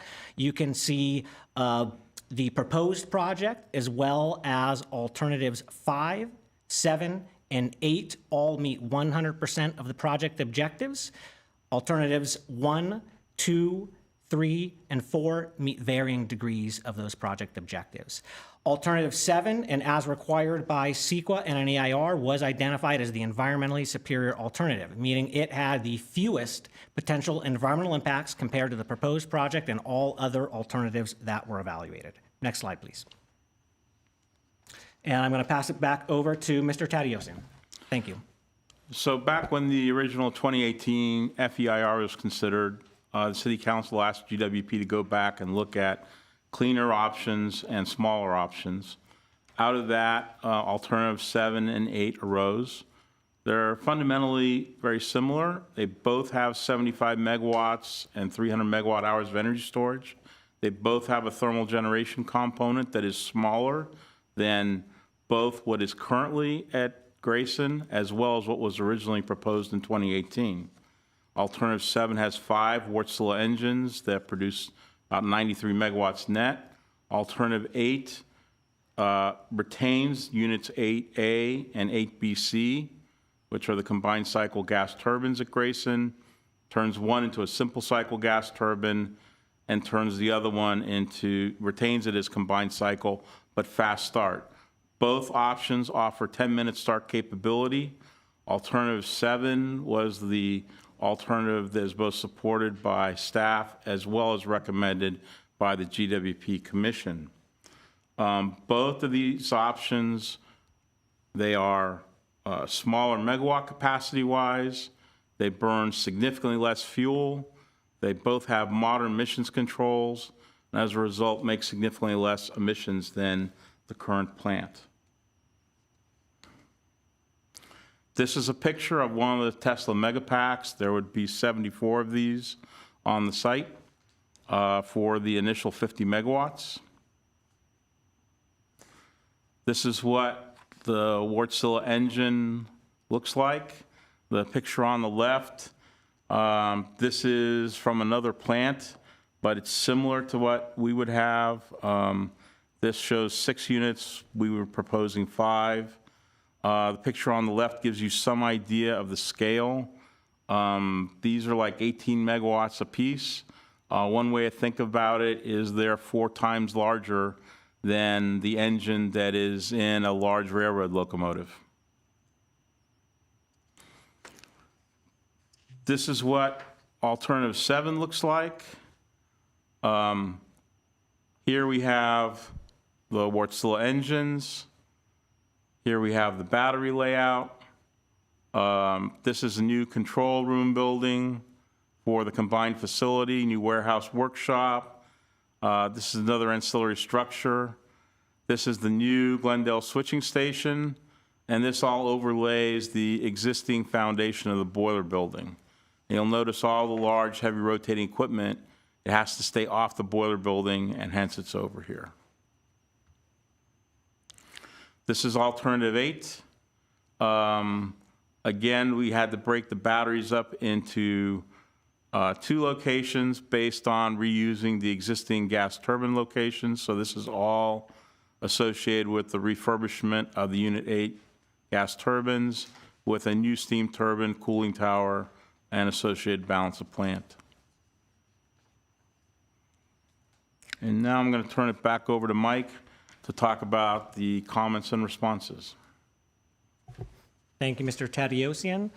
The 2022 final EIR did receive a number of public comments during public review period. A lot of those comments and questions were focused on similar topics, and as part of the final EIR, the city did provide responses to all of those comments, including 8 topical responses that you see listed here in the slide: project purpose and objectives, project costs, historical resources, air quality, 100% clean energy path, consideration of alternatives, circulation or a need to recirculate the EIR, and whether alternative 2, which was just all energy storage, would be sufficient. And next slide, please, and we'll talk through some of those as we proceed with the presentation. Dave mentioned the boiler building foundation that we saw in the general arrangements for alternative 7 and 8. You can see in this slide the demolition plan. All of those buildings or structures shaded as yellow would be demolished as part of the proposed project. That boiler building is identified by that red rectangular there. The 2018 final EIR concluded that there would be no significant impacts to historical resources on the site. City Council in 2018, when considering the 2018 final EIR and not taking action on that, did direct staff to meet with the Glendale Historical Society to discuss the boiler building. City staff did that, and through a number of meetings, including a site tour, did end up considering and treating the boiler building as a discretionary historical resource for the purposes of CEQA. And in that 2021 partially recirculated draft EIR and the 2022 final EIR incorporated a range of mitigation measures to lessen that potentially significant impact. Unfortunately, that impact remains significant, unavoidable due to removal or demolition of that boiler building. And that is the only significant unavoidable impact associated with the proposed project. Historical resources is addressed in topical response number 3 as part of the EIR. This boiler building would not only have to be removed for the proposed project, it would have to be removed for most of the alternatives, including alternative 7 and 8. The only alternatives that would preserve the boiler building was alternative 1, the no project, and alternative 3, the alternative energy project alternative. And with that, I'd like to go ahead and turn it over to Mr. Carl Laney with Montrose, please. Good evening, Mayor Devine and council members. The project proposed to you tonight, or I should say alternative 7 and 8 as proposed to you tonight, are expected to be operated as peaking plants with a utilization or capacity factor of approximately 14%, therefore not envisioned the way the original proposed project would be envisioned as far as capacity, and certainly not putting the city in the position to be selling power outside the city. During the public comment process, there were a lot of questions about how does the public know that, and how would this capacity factor be enforced. It is enforced and will be enforced through the South Coast AQMD operating permits. Those permits are going to include daily, monthly, and annual limits on things like fuel consumption, on total emissions, and on the number of starts and stops, which do have an impact on emissions. The schedules that were sent over to the South Coast AQMD in the permit application and those limits that were proposed in the application to South Coast also reflect the operating schedules that were used for the CEQA analysis. Next slide, please. Also during the public comment process, there were a lot of concerns that the city or GWP might be expanding the Grayson power plant. The slide before you right now shows a variety of information. The first column to the left identifies what some key operating factors were in the average years of 2019 and 2020. We're focusing on fuel consumption, NOx emissions, and greenhouse gas emissions. The second column, though, shows what the current facility is permitted at, and I'll talk about greenhouse gas emissions as an example. It's currently permitted to emit up to 260,000 metric tons of greenhouse gas. As you go through the right columns, and I'm going to focus primarily on alternative 7, again, that's because that is the alternative that the GWP Commission is suggesting. If you take a look at alternative 7, you'll see that the potential fuel consumption and potential greenhouse gas emissions of that alternative are approximately 79% lower than the existing plant capacity. With that reduced fuel consumption, increased efficiency of the reciprocating turbines, or excuse me, the reciprocating engines, and tighter NOx controls, you'll see that NOx emissions, for example, are 90% lower than the current plant capacity as reflected in the current permits. Topical response number 4 presented in the FEIR presents additional information on the significance and characteristics of emissions, health risk, and greenhouse gas implications. We're not presenting that to you in this presentation right now, but we are certainly available to answer any questions you might have.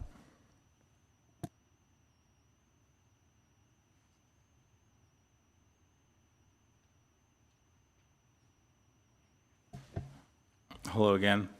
In terms of project costs, this table illustrates what the 2018 proposed project cost would be based on the contract and bids we had escalated in time.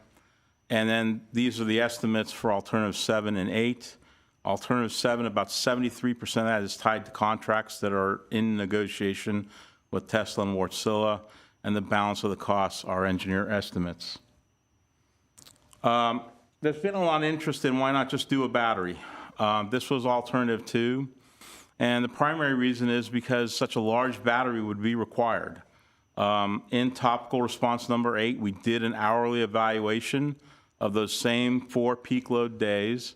And after you bring in the additional 72 megawatts on the STS line, the additional DR and additional things that Glendale's trying to do locally with green energy, you end up needing about 160 megawatts and 2,400 megawatt hour battery. That 160 megawatts was the peak shortfall over the course of the 4 days, and that actually is fairly close to the 168 megawatts that Alternative 7 represents. So that's one way of looking at why we think all of Alternative 7 is needed. That 2,400 megawatt hours is 8 times what is being proposed as batteries at Grayson. There simply is insufficient space. Lastly, charging ability is limited. There is not enough energy available off-peak to charge a battery that large. Cost also is a consideration.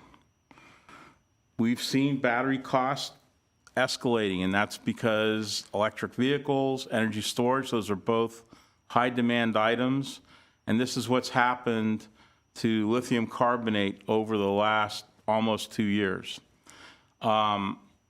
In one of the comments we got, it suggested that we use $137 a kilowatt hour compared to what we had used based on the bids that we had received. The 2020 Lazard study suggested a range of 183 to 412. Using the middle of that range, you would be looking at about a $700 million investment. At the GWP Commission meeting, it was suggested that only 2 Wartzillas were needed. We looked at that, and we don't believe that anything less than 5 Wartzillas in the BESS are enough. So we did an hourly evaluation, and what we did as a starting point is we took the 2017 actual loads, and we included all the future resources that are in the pipeline. So that's Eland, the virtual power plant, distributed energy, Shoal, the additional 72 megawatts on the STS, all that was included. We also included the N-1 and the N-1-1 because those are obligations that are incumbent upon GWP. And the result of that was failing to meet load in some hours. So the top row there shows the cells in yellow are hours, and this heat wave increased through the 31st and then started dropping off. But as you can see on the 30, there's a total of 12 hours using 2017 actual loads and all the future resources that are in the pipeline that we would not have been able to serve load and meet the reserve requirements. We then looked at what happens in 2030 using the median to inflate the peak load, to escalate the peak load. And you can see there, we dispatched the battery to limit the maximum shortfall to 55 megawatts, which is 3 more Wartzilla engines. If you go to 2030 P95 with 2 Wartzillas, and despite best efforts you simply run short of power and you run short of energy. So 2 Wartzilla engines in the BESS are simply not enough. And the conclusion out of this is not to go build more engines. There's not room to put more than 5 Wartzilla engines at Grayson. The message out of this is that the efforts to build green energy in Glendale, it's not an either or, it has to be an and. All right? Glendale needs to continue to build local resources as well as building the Grayson Repower.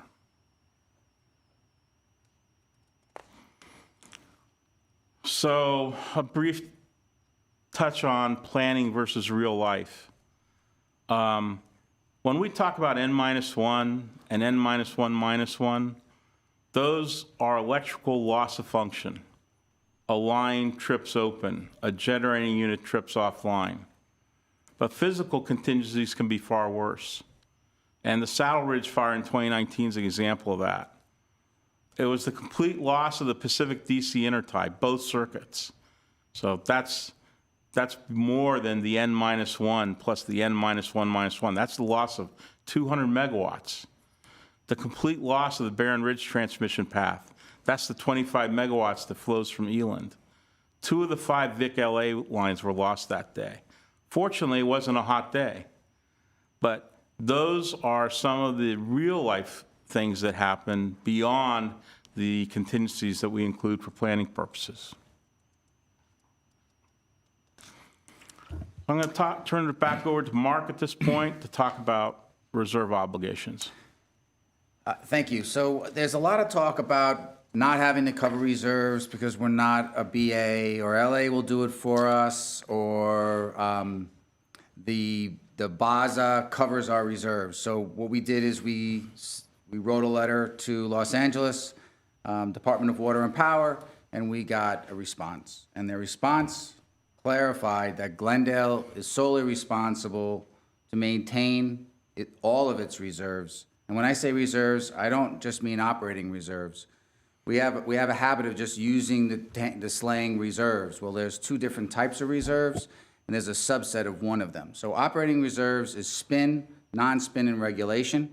We're responsible to have that. And then there's also a planning reserve margin, and we're responsible to have that also. The BA only covers a portion of that. Anything outside of that responsibility, Glendale would have to cover on its own. Glendale would also be responsible for penalties that are imposed on Los Angeles for non-compliance.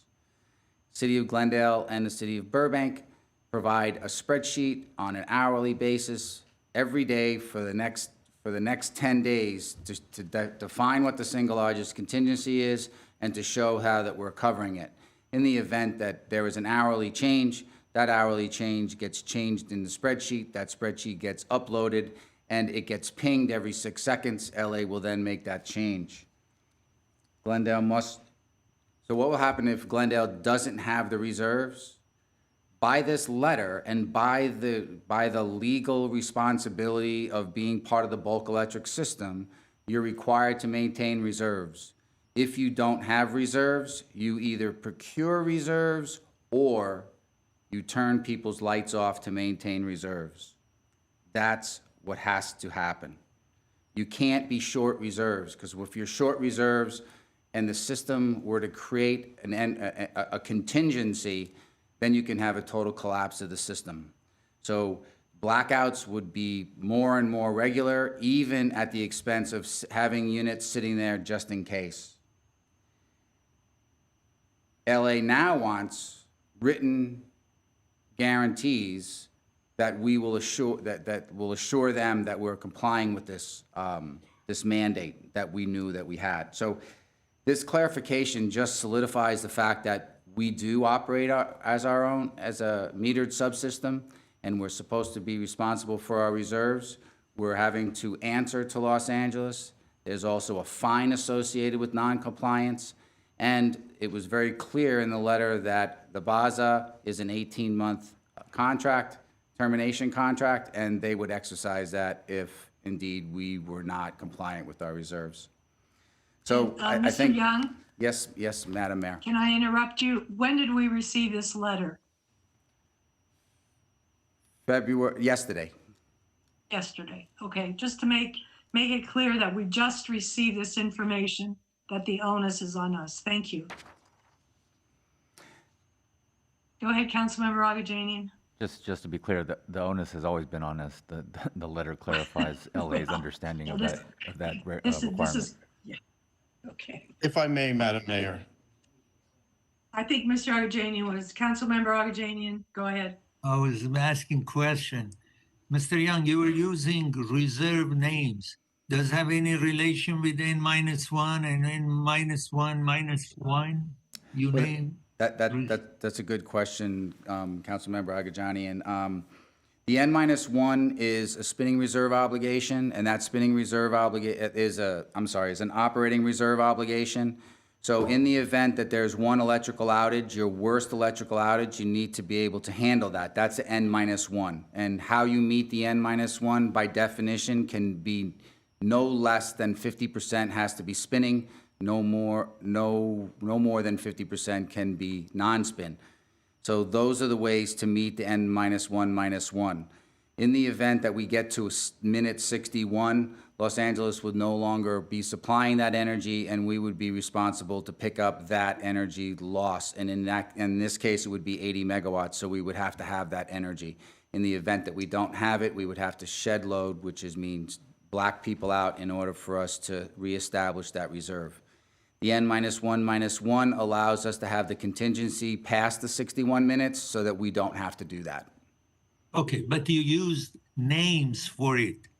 You didn't say N minus one. You said what? Operating? That's correct. That's correct. It's operating reserves and planning reserves. So that's N minus one and N minus one. Okay, planning reserve is N minus one. Operating reserve is N minus one. Am I right? It's the other way around, council member. I'm sorry. Okay, the other way. Right, that's fine. Thank you. Okay, Councilmember Brotman. Yes, thank you. I was going to hold most of my comments, and I still will till the end. But since this came up, I just it's important to recognize a few things. This letter came in today, and it reiterated something that we have been saying, which is that we have this obligation, this N minus one, and LA believes we have this obligation. And that's not surprising. And I've spoken to senior people at LADWP, and I know that that's what they think, that we have this obligation. But that's current state of affairs in history. That's not necessarily going forward. And we also got, I think, a very significant set of letters from 3 LA City Council members, the 3 that border on Glendale. And for the first time, you're seeing from political leaders in Los Angeles a willingness to press LA DWP to work with Glendale collaboratively to try to resolve this very untenable situation that we have, because N minus one is causing us to hold reserves equivalent to about 50% of our peak load. In other words, the maximum amount of energy that we need to put out at any time, we're building for that, right? And 50% on top of that just to meet these obligations. That's a lot of money. Every megawatt of capacity that we have sitting on the shelf to meet these obligations is cost to us, to our ratepayers. And so the fact that Glendale is in this very unusual situation of having to carry almost 50% above its peak in reserves, when across the state, I think the typical standard level is something like 15%. Pasadena holds 15%. I've spoken to the head of their utility, and many utilities hold something along those lines. So the fact that Glendale is in this circumstance it tells me there's something very broken. And we now have political leaders in LA saying that they understand that this needs to be fixed. They don't want more gas generation on their doorstep. And so I think we have an opening to address this. So the letter we got from LADWP yesterday or today, yeah, that's the current state of affairs. We need to change that. Councilmember Brotman, Pasadena is required to carry 3 different types of reserves. They're required to carry system RA. They call it reserve adequacy. So it's system RA, and system RA is CEC adjusted plus 15% planning margin. They're also required to have local RA, and local RA is the 1 in 10 weather event, which is our P90, plus an N minus one contingency. So we're covering that, and that has to all be local, can't be outside of the basin. And then they have to carry flexible RA, and that is the largest 3-hour ramp of the month. And they have to have those available at various times. And they have annual filings, they have monthly filings, they have summer filings. So they carry much more reserves. And Pasadena is also limited in transmission. And I believe Pasadena has about 160 or more megawatts of local generation, even though their load is less than ours. So But they are, if I might, I mean, and I've asked you this over the years, there's no utility that I know of anywhere in the state of California that holds anything close to the level of reserves that we believe and LA believes we're required to hold. I really think that's a problem that needs fixing. And for the first time, we see an opening to address this. And I think we need to take advantage of that opening. So I think we need to be very clear that we're not defining our reserves by a megawatt number. We're defining our reserve by rules, and those rules define the megawatt number. So if our Pacific DC was 5 different lines and we had 100 megawatts of capacity, then our largest contingency, if the DC line was our single largest contingency, would only be 20 megawatts. So it's the design and infrastructure in which Glendale finds itself in that creates the reserve requirement, not the fact that we're trying to establish an unattainable or a grossly high reserve margin. Nonetheless, it's a burden on us. And Yes, sir. Yes, sir. I've said enough.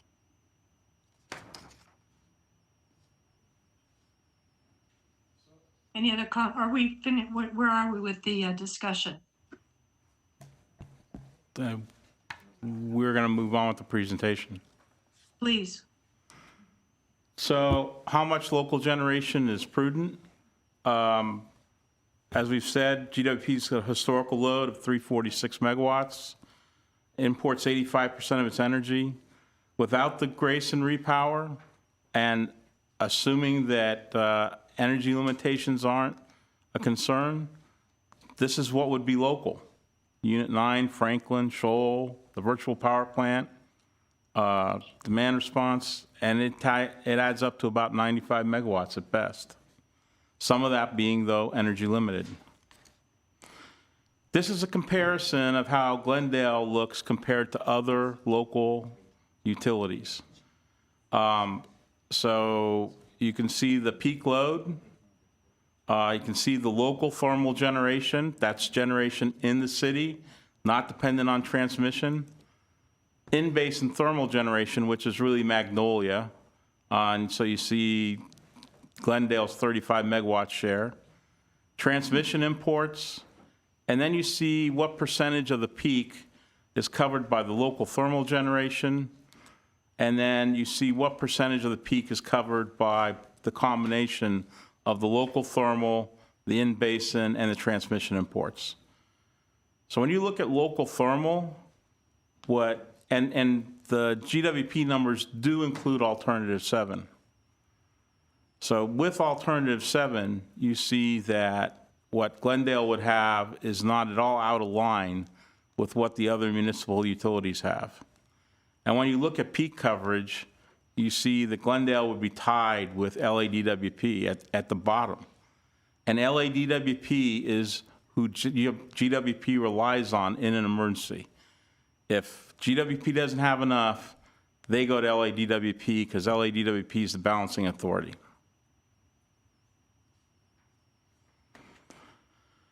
So the repowering checks a lot of the boxes on what needs to happen. In fact, it checks all of them. It complies with South Coast regulations. It meets the reliability criteria. It creates a path to 100% clean energy using hydrogen. It complies with CEQA, reduces water usage, and alternatives 7 and 8, they offer, between the two of them and the proposed project, they offer the least daily and annual fossil fuel usage, the least emissions, adds utility scale battery storage, and it leverages the 72 megawatts on the STS. That's how GWP was able to reduce the size. If you think about it, the 168 megawatts of alternative 7 plus 72 megawatts, it's not too different from what GWP said they needed originally. GWP has been working on clean energy. This is something that's been said many times, and this is just a history going back 90 years of the various clean energy projects that GWP has engaged in to help serve the customers of Glendale. And some of these are yet to come online, like Eland, like the Repower IPP that brings hydrogen generation to replace the coal-fired generation. But there's a long history here of clean energy. And this does not include what's been done inside the city with solar incentives, Franklin that's now starting the Wilden program, and the virtual power plant, which is under discussion.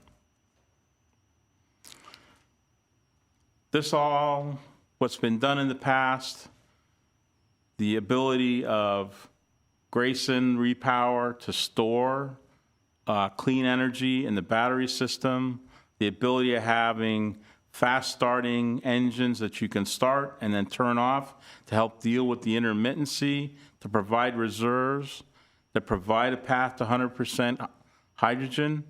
These are all things that help support crossing the bridge to 100% clean. So what are the next steps? The procurement process that are underway for the Unit 9 separation work and the demolition and site improvement work, those are on hold pending a decision on what we're going to be doing. Grayson will continue to operate as needed this summer to ensure reliability. If the repower is approved, those procurement efforts would move forward with the goal of, in November of 22, units 1 to 8 would be shut down. Unit 9 would get separated so it can operate independently, and then demolition work would start in March of next year, construction starting in May of 24, and in 2025, the battery energy storage system and thermal generation will come online. If there is no decision, the thing we are obligated to do is by December 31st of this year, we need to tell South Coast what the plan is for units 1 to 8 and Unit 9. Unit 9 can be made compliant with the new South Coast rules, the amendment. It's a tuning change. We can go into detail later, but units 1 to 5 cannot. The boiler units, units 8 could be. That was genesis of alternative 8. But with no action, come December 31st, 2023, units 1 to 8 would be shut down if they hadn't already. Consequences of no decision, reliability is impacted for the reasons we've already talked about. There is no large-scale BESS. Unit 9 would become the only available local generation that's fully dispatchable anytime, any day, day or night. And 219 megawatts of local generation will disappear. With that, that concludes our presentation. I apologize for the length. We thought there were some important things we needed to get out. At this point, we're happy to answer any questions. Thank you very much. Madam Mayor, I do have 22 calls right now.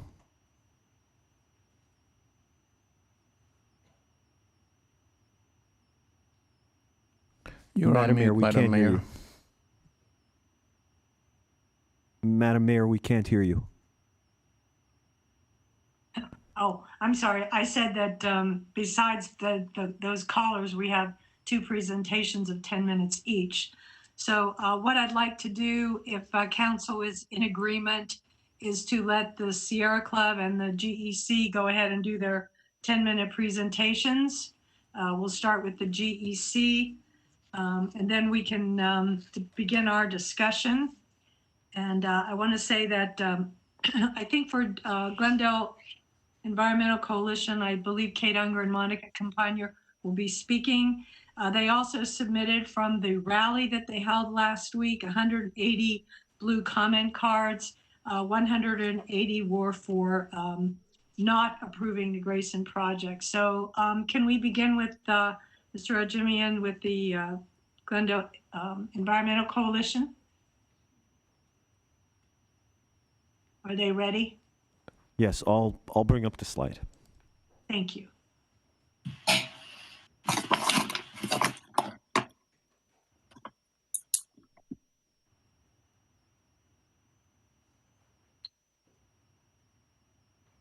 We are ready. All right. Thank you so much. We would like to thank you, Mayor Devine, and all the council members and staff for the opportunity to present today. We appreciate that. And for those who don't know us, GEC is a grassroots group of residents who care about Glendale's environmental and financial sustainability. Next slide, please. Our ultimate goal is for Glendale to transition to 100% renewable energy in a way that minimizes investments in fossil fuels and maintains system reliability. We think that Glendale can do that by 2035. So we have a simple message. When it comes to gas equipment, only buy it if we need to buy it, so that we can invest more in local clean energy that will benefit us for the long term. An efficient use of energy resources without overbuilding large capital projects means lower costs. And 93 megawatts of new gas equipment is much more than we need. Next slide, please. We want to make an important point about the GWP presentation on the EIR. It gives the impression that the project is a 262 megawatt gas plant and alternatives 7 and 8 are two lower capacity alternatives with less impacts that are better choices. That's not really the reality at this point, because City Council rejected that 262 megawatt gas plant in 2018, and it's not an option now. Right now, GWP is presenting two options, both around 100 megawatts, and comparisons with the previous project really aren't relevant anymore. So 100 megawatts is the maximum size of the Grayson project now, and we believe that Glendale doesn't need that much. Next slide, please. GWP has described the new gas equipment as insurance. The cost is over $200 million, $260 million for the 5 Wartzilla units option, and the plan is to use the units about 14% of the time, which means they're going to sit idle at least 85% of the time. That's really expensive insurance. And of course, we don't want the gas equipment to run longer, because if it did, it would pollute more. By contrast, clean energy investments can run longer without polluting, and once built, without ongoing fuel costs. I'm going to turn it over to Monica at this point. And change the slide as well, please. Benefits of the proposed repowering: reliable service, local generation, integration of renewable energy, and so on. Local clean energy, including solar with more local storage, offers all of these benefits too. Slide, please. Storage provides firm capacity and can fill gaps in variable renewable energy. Also, removing the old equipment will benefit ratepayers no matter what. And local clean energy gives us energy independence too. Slide, please. Clean energy is environmentally preferable, and it does more. It meets the project's objectives. It helps meet RPS goals, and it helps with reliability and resiliency. And it does all of this without emitting pollutants and greenhouse gases. Slide, please. We don't need this large gas project. In 2019, GWP said a portfolio including 5 Wartzilla engines would meet all GWP power goals. At that time, there was no additional transmission on the horizon. Now, Glendale will get 72 megawatts more in 2027, and new gas engines wouldn't come online until the end of 2025 at the soonest, so we should look at our needs from 2027. With the new transmission, the circumstances have changed, and that should be reflected in changes to the Grayson plan. Slide, please. But there's a new change in the numbers that cancels out the increased transmission. What changed is GWP's peak load projection for planning purposes.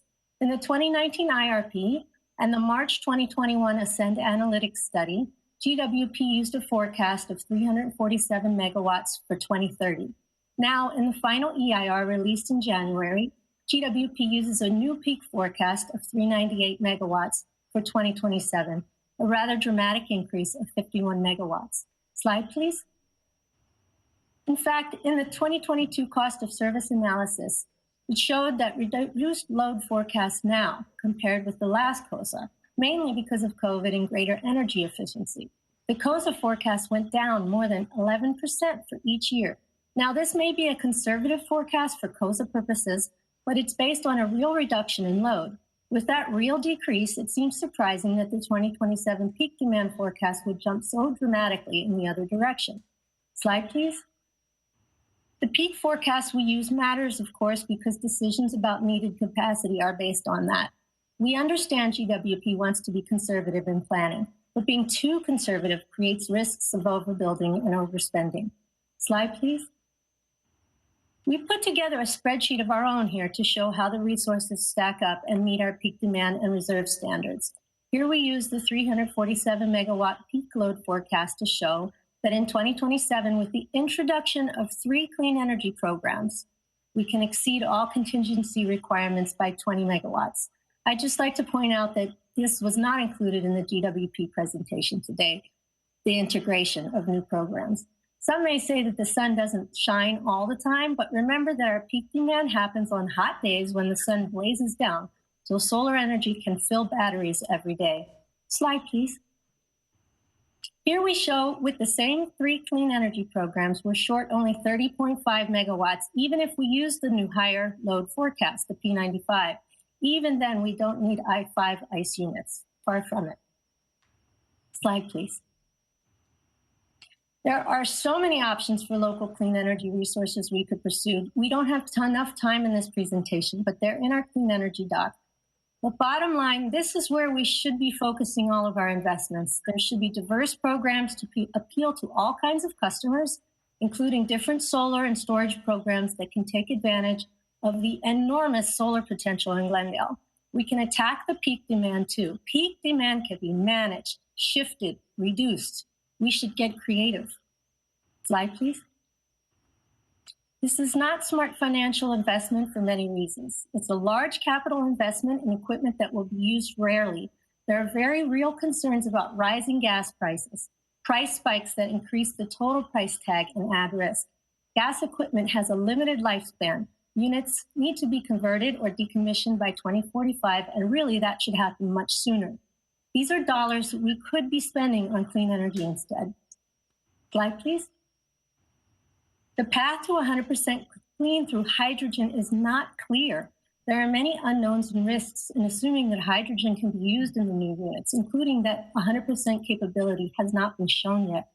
There are unknown reconfiguration costs, costs for repiping, and the cost of the hydrogen itself. Hydrogen production using renewable energy is 20 to 40% less efficient than using renewables directly. That also means substantial additional costs. And burning hydrogen isn't pollution-free. Slide, please. People live and work less than 700 feet from Grayson.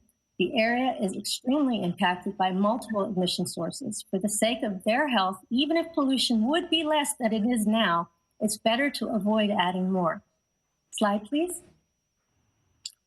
Every bit of greenhouse gas emissions we add in this decade moves us closer to catastrophic climate effects. No decision is too small to matter. I'll pass it back to Kate. Thank you. Thanks. And with a new slide again, please. So we sent a letter to City Council last week, and in that letter we explained that why the AQMD deadlines don't put pressure on the city to make a final decision about new gas units today. Slide, please. In July 2019, when City Council conditionally approved the IRP and the energy portfolio with 93 megawatts of gas burning equipment, you placed several conditions on that approval. And we've highlighted a few we want to talk about. Slide, please. You directed GWP to pursue more new technologies and distributed energy resources to reduce the need for gas, and options to potentially reduce or eliminate the need for 5 units. Slide, please. The staff report goes through those conditions, but it doesn't mention any new technologies or distributed energy resources that could reduce the need for new gas units. It mentions that a consultant may develop new programs, but doesn't present any actual programs in the works. And it includes a link to a presentation that mentions some potential new programs, but that presentation wasn't made to council, and including a link to a long recording with no written materials isn't sufficient, we think. Next slide, please. So about 200 people came to our rally this last weekend, and that was a way to show the community's concern during a time when people aren't allowed to attend council meetings. We don't have 250 people packed in the room and down in the downstairs area. But we also collected over 150 comments, as Mayor Devine said, and those were delivered and shared with you. And we also asked our members to send emails rather than calling in. Slide, please. So here are our thoughts about our best path forward. We're not advocating for no decision, and we don't want the old equipment to stay. We support certifying the EIR and moving forward with the Tesla BESS, but not with gas equipment. To be clear, we're not calling for 100% clean energy immediately. We do know Glendale still needs Unit 9, although we do need to start making plans to retire it. And we should transition to 100% renewable by 2035. And City Council should set that as a goal through a resolution or motion, preferably as part of this decision tonight. We also strongly recommend engaging a consultant with clean energy expertise to develop plans and tap innovative ideas from the clean energy market. In 2018, City Council responded to the community's concerns and suggestions, and thanks to your leadership, we avoided an even larger and more expensive version of this project. The 2019 IRP showed substantial improvement, but the needle hasn't moved enough since then. Now the community is calling on Council to take advantage of this unique opportunity to take another big step toward clean energy, taking advantage of new technologies since 2019, and not commit to continued fossil fuel use. This moment calls for leadership and vision. Thank you very much. Thank you very much. Thank you to the Glendale Environmental Coalition. We will now hear from the Sierra Club. Is it David Eisenberger and their attorney? Hi, good evening. My name is Byron Chan, Byron. and I'll be doing the presentation. Okay. I'm an attorney at Earth Justice, and along with the Sierra Club, we are urging you tonight to reject fossil fuel at Grayson. We firmly believe that Glendale can meet its energy needs through renewable energy that is cheaper, healthier, and safer than fossil fuel. Next slide, please. And I want to start with what I believe is the fundamental question before you all tonight. Click, please. And that question is, how will Glendale meet the energy needs of the city with reliable and cost-effective power? And we appreciate how far GWP has come from its initial argument that it needed to repower Grayson with 262 megawatts of fossil fuel. That's really a testament to the leadership of the City Council to ask GWP to pursue clean energy options. So GWP has moved in the right direction, but we believe that there are more opportunities for the utility to move beyond fossil fuel. So now returning to this question, I want to focus my presentation on three parts: Glendale's energy need, reliability, and cost effectiveness. Click, please. So the starting point to understand Glendale's energy options is to understand the city's energy need. Glendale has to cover its own reserves, so that is not the question before us. The question is, how large is Glendale's reserve obligation? Click, please. So GWP says that Glendale has a reserve obligation of N-1-1. And as you've heard, that equates to 148 megawatts or even 160 megawatts, which is over 43% of Glendale's peak load. And based on that huge reserve obligation, GWP finds that there are not enough clean energy options available, and repowering Grayson is necessary. But Glendale is not subject to an N-1-1 reserve obligation. LADWP's letter from yesterday never says that Glendale is subject to an N-1/1 reserve obligation. Click, please. So Glendale's reserve obligation comes from its energy agreement with Los Angeles. That agreement is known as the BOSA. So this is an excerpt from a letter from LADWP on January 25th, 2022. And the letter confirms that the BOSA defines the minimum quantities of reserves that Glendale is responsible for maintaining. Under the BOSA, click please. Glendale is responsible for maintaining 80 megawatts of reserves. So Glendale is not subject to an N-1/1 reserve obligation. In fact, GWP acknowledges on page 163 of the final environmental impact report that it will not even meet N-1/1 with the installation of fossil fuel at Grayson. GWP says that from 2025, when the fossil fuel units come online, until 2027, when GWP acquires an additional 72 megawatts of transmission, GWP will not have enough energy to meet N-1/1. Despite this gap in time, GWP makes no mention of any consequence for failing to meet this supposed reserve obligation. There's no mention of blackouts. There's no mention of getting sued by LA. So what does this mean for you all then? First, it means that approving fossil fuel at Grayson provides Glendale with over 43% of extra energy is a policy choice. It's not an obligation. And we understand that this policy choice involves risk. Every city in California is dealing with the same risk as Glendale, as vehicle and building electrification ramp up and fires threaten electrical infrastructure. But no city is choosing to address that risk by investing in new fossil fuels that provide over 43% extra energy. Second, GWP prepared this environmental impact report under the California Environmental Quality Act. And that act requires GWP to present accurate and complete information about the repowering of Grayson. Under the act, GWP's false claim that Glendale is subject to an N-1/1 reserve obligation is unlawful. And we believe that a court of law would agree with us on that point. Click, please. But even if you decide that Glendale should have reserves of over 43%, there are a variety of options besides Grayson to provide that amount of excess energy. And this text here is highlighting one of those options. So last week, Los Angeles City Council members Kevin DeLeon, Mitchell Farrell, and Nithya Raman sent a letter to the Glendale City Council. And the letter urges you all to delay voting on Grayson and to allow GWP and LADWP to discuss how to meet Glendale's energy needs. So here's a part of the letter that I wanted to highlight, and it reads, assuming your council is willing to delay action on long-term contracts for fossil fuel energy and provide the two municipal utilities the opportunity to engage in a substantive discussion of alternatives to gas-powered energy, we will strongly encourage LADWP to engage in that conversation in a very serious way. Click, please. So following through on their word, the council members sent a letter to LADWP on the same day, urging the utility to help Glendale meet its energy needs. And here is a part of that letter that I want to highlight. It reads, certainly, LADWP should not entertain any sort of agreement that would harm our ratepayers.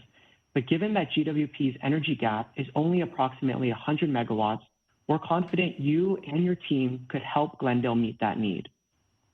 So these letters demonstrate LA's willingness and commitment to work with Glendale to move beyond fossil fuel. Working with Los Angeles is a responsible decision for you all to make. Next slide, please. So now turning to reliability. GWP claims that fossil fuel at Grayson is the most reliable energy source for Glendale, but Glendale's own experience with fossil fuel paints a different picture. GWP notes in its environmental impact report that storage restrictions at Aliso Canyon in 2018 and 2019 resulted in significant natural gas price increases that led to a complete shutdown of Grayson for 6 months. With the fluctuating price of gas and the state's commitment to close Aliso Canyon by as soon as 2027, it's really unclear how reliable fossil fuel at Grayson will be. Next slide, please. And now turning to cost. So repowering Grayson with fossil fuel will cost over $200 million. This cost is significant for several reasons, but I want to focus on 2 reasons. So first, click please. GWP has admitted that it will need to invest in new transmission by 2045 to meet California's 100% clean energy requirement. So that's regardless of the Grayson repowering. And that is a cost that Glendale cannot avoid. If Glendale decides to invest $200 million in fossil fuel now, it will simply have $200 million less to invest in transmission by 2045. Click, please. Second, California's 100% clean energy requirement means that GWP will not be able to run the fossil fuel units at Grayson past 2045. And as far as green hydrogen goes, the environmental impact report admits that green hydrogen is in its early stages and that the fossil fuel units cannot run on hydrogen alone. So this means that the fossil fuel units at Grayson will become a stranded asset. Also, the environmental impact report doesn't analyze the environmental impacts of using hydrogen, including the production and transportation of hydrogen to Grayson. And such impacts are actually outlined in a report by Earth Justice that I would like to enter into the record. So I will be emailing that report to the clerk after this meeting.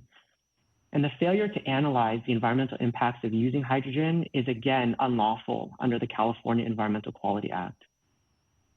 So to wrap up cost, if Glendale is committed to making an investment of $200 million on energy, that $200 million should be spent on renewable energy.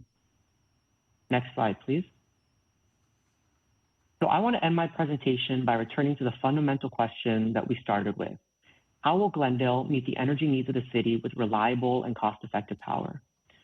Repowering Grayson achieves none of these objectives while contributing to poor air quality in Glendale, adding to the climate crisis, and saddling residents with an unnecessary fossil fuel power plant.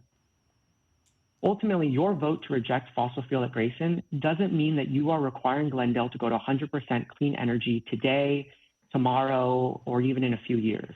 Glendale still has a long journey to get to 100% clean energy, but you are at a critical decision point tonight along that journey that will determine whether Glendale moves closer to or further away from its clean energy goals.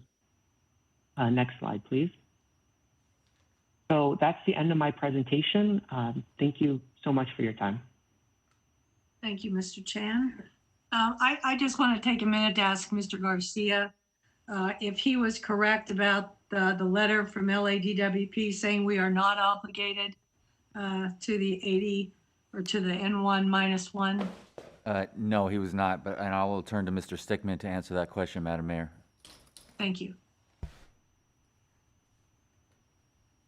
Good evening, Madam Mayor. Can you hear me okay? Yeah. Oh, good evening, Madam Mayor. Can you hear me okay? Yes. Yeah. Okay. Perfectly. Thank you. My name is John Stickman. I'm with the law firm of Duncan and Allen. Before I begin, I just want to give a little background. I was one of the chief authors of the Balancing Authority Area Services Agreement, the BASA, which Mr. Chan spoke about. So I'm going to address several of the points that he raised, but to get directly to your question, that was inaccurate, Mayor. Each letter that we've received and each discussion that we've had with LADWP, as Councilman Brotman rightly pointed out, LADWP believes that Glendale is responsible for covering both the N-1 and the N-1-1. When you read the letter from February 14th, 2022, while they don't use that phraseology, we can cut to the quick and I'll tell you where it is in the letter. The letter says that, quote, Glendale is a load-serving entity that is responsible for planning and procuring adequate energy resources to meet customer demands at all hours within the year. Reserves are one of those products. The use of the phrase load-serving entities is not exactly accurate. The proper term under California Public Utility Code Section 9620 is local publicly owned electric utility. And a local publicly owned electric utility is exactly what the city of Glendale is. And under 9620, each local publicly owned electric utility serving, and I'm quoting here, end-use customers shall prudently plan for and procure resources that are adequate to meet its planning reserve margin and peak demand and operating reserves sufficient to provide reliable electric service to its customers. Again, planning reserve margin and operating reserves are the phraseology used to reference the N-1 and N-1-1.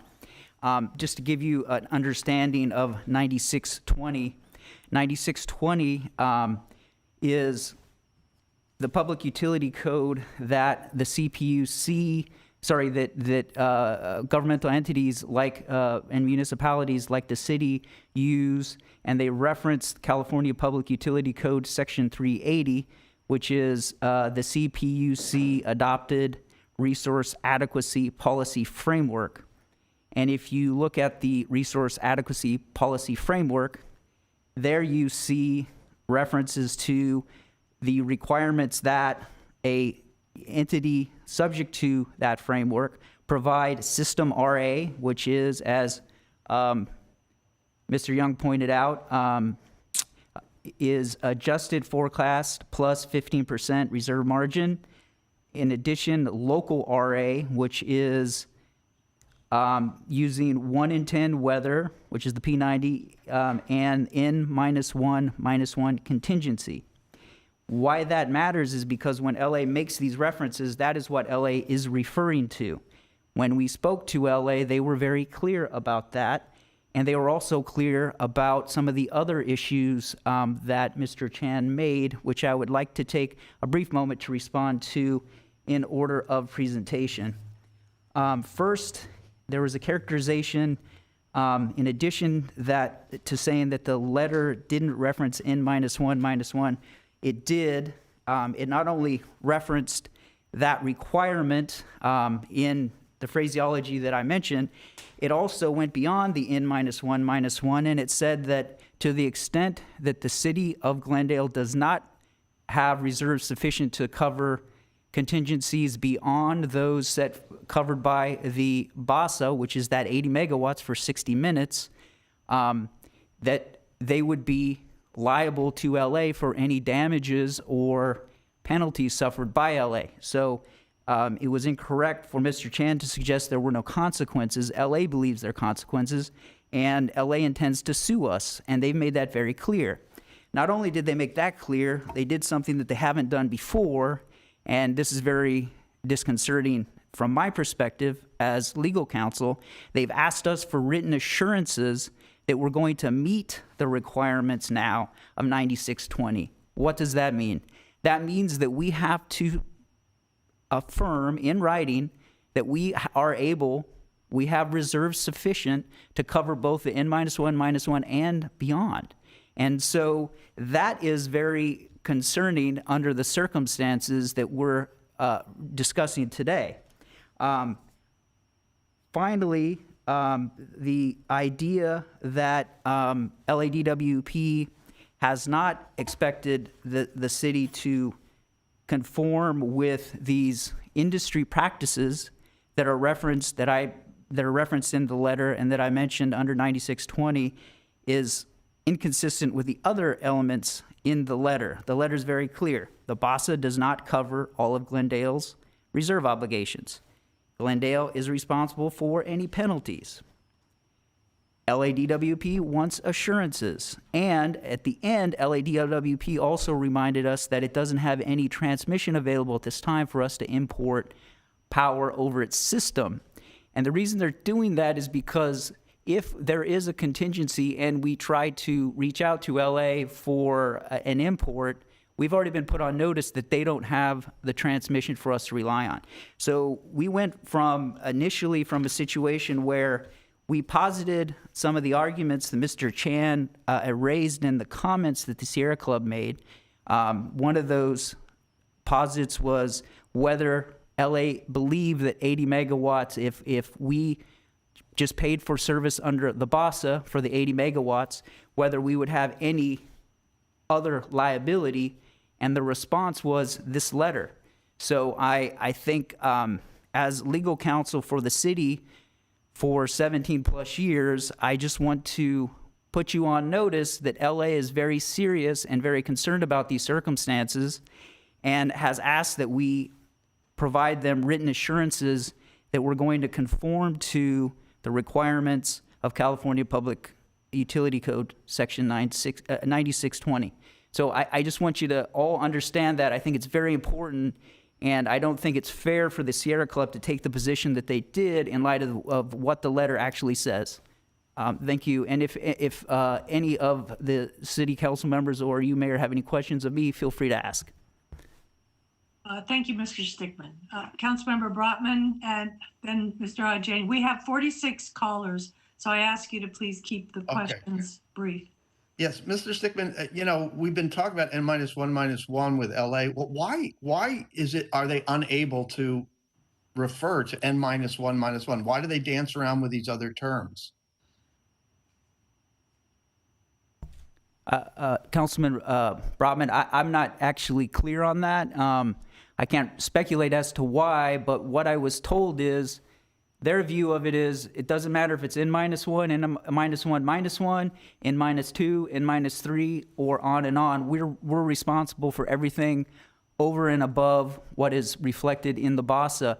And they also reminded us in the letter as well, and in these discussions, that the BASA can be canceled upon 18 months' notice, which is very disconcerting because the suggestion there is that if we lean too hard on the BASA and we start to utilize transmission and reserves that are LA's or lean on LA's system in the context of our interconnection, that LA will cancel this. Now, in the letter, they say, we don't expect to have to do this, hint, hint, but we will if we need to. And so I think it's very important that, you know, we put these things in context. I'm not an alarmist. I'm just telling you the facts under the circumstances, and I this is a decision for you all to make, but as your legal counsel, I just have to warn you of what I'm seeing from, you know, our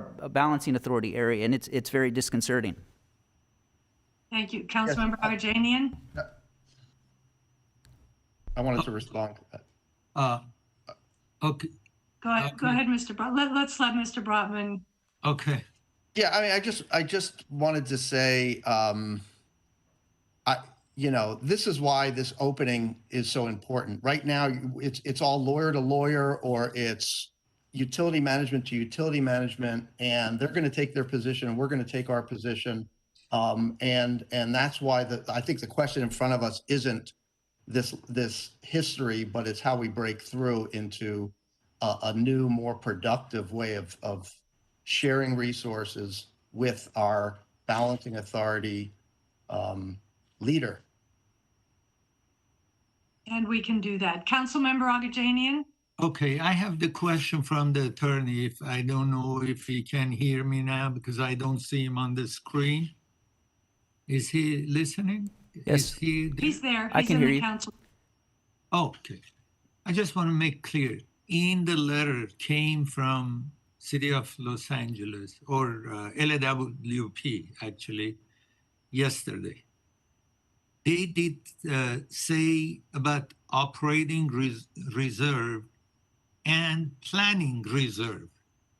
So I want to make sure N-1 and N-1 are the same or interchangeable way of saying it. Does it mean the same thing? So in the letter, no, N-1 and N-1 are terms of art that we use in the industry. It's a shorthand to say, you know, the loss of your contingency reserve N-1, your planning reserve N-1. In the letter, the LADWP says there are a variety of different types of reserves. They say there are multiple types of reserves, but then they go into, in general, this is what reserves are for, and then they go on about what they would expect from us. And what they describe is the standard that we see in California Public Utility Code Section 9620, and that is really the concern here, is that if we fail to meet our obligations and there is an event, then LADWP will take action. And unfortunately, now that we're put on notice and that they've asked for these assurances, the potential of such action, maybe even preemptory action, may occur. I can't speak for LADWP, but I just want to put you on notice of that. No, but you didn't actually didn't answer my question. What I'm trying to understand, when they say operating reserve and planning reserve, is saying that I can take it that they are talking about N-1 and then -1 -1. Yes, sir. To be sure. Yes, sir. That's Okay. exactly what they're referring to. Yeah, I apologize if I wasn't clear on that, but you're exactly right. Okay, they're interchangeable. Yes. Or can use. I appreciate your answer. Okay, thank you. Okay, so if there aren't any other comments, let's move to the callers. I have just one quick comment, Madam Mayor. I promise it'll be fast. Go ahead, Councilmember Najarian. So to the attorney, sir, we got that letter from the 3 LA council members. And they said they were going to support serious discussions with the city of Glendale. Have we been having anything less than serious with our discussions with them? No, sir. We've not only gone beyond serious. We've submitted a Section 211 under the Federal Power Act. Section 211 is a legal obligation of transmission providers to offer transmission service, and if they don't do it, they can be subject to penalties. We submitted one to Los Angeles, and they were unable to provide us the transmission service because of the negative ATC that Mr. Young had mentioned. So we've been very serious. And in the context of that particular request, the only path forward is a long and drawn out process to acquire the transmission service, if there is any, but it's our understanding that there actually isn't any. So, but we've been deadly serious since 2016 on these matters.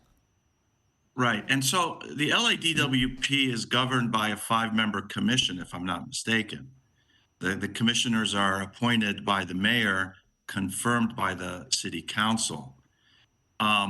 If I'm not mistaken, there is a member on that commission who is a Sierra Club member. So have we had any discussions with anyone? I don't want to put the person's name out there, but there's a Sierra Club member on the LADWP commission. Has that person from the Sierra Club sitting on the commission made any overtures to us in terms of providing extra power?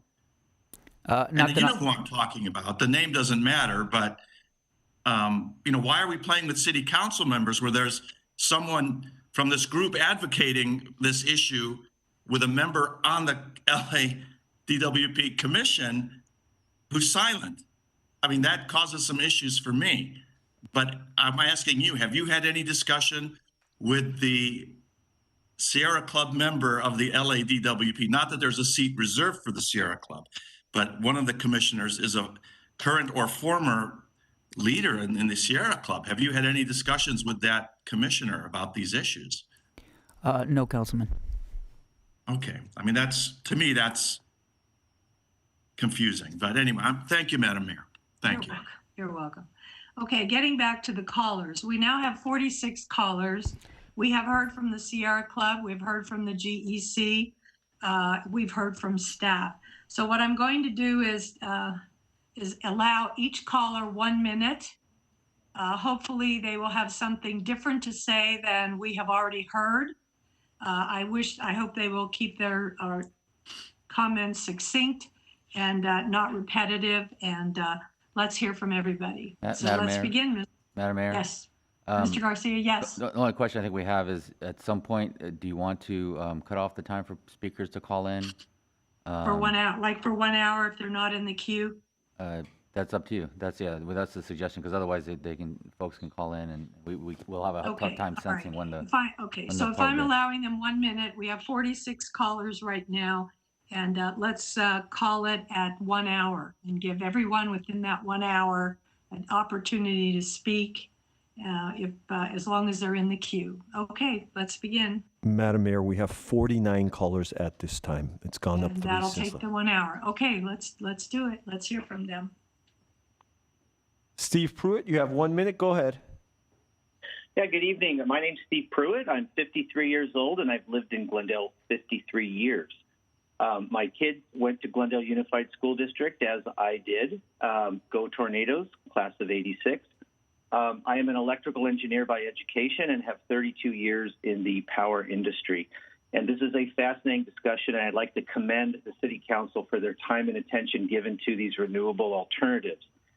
However, I'm disheartened by what I've heard from the proponents from the GEC and the Sierra Club. I mean, one of the things they said wasn't even true right off the bat, the N-1-1, so I'd be highly suspect of the rest of their facts.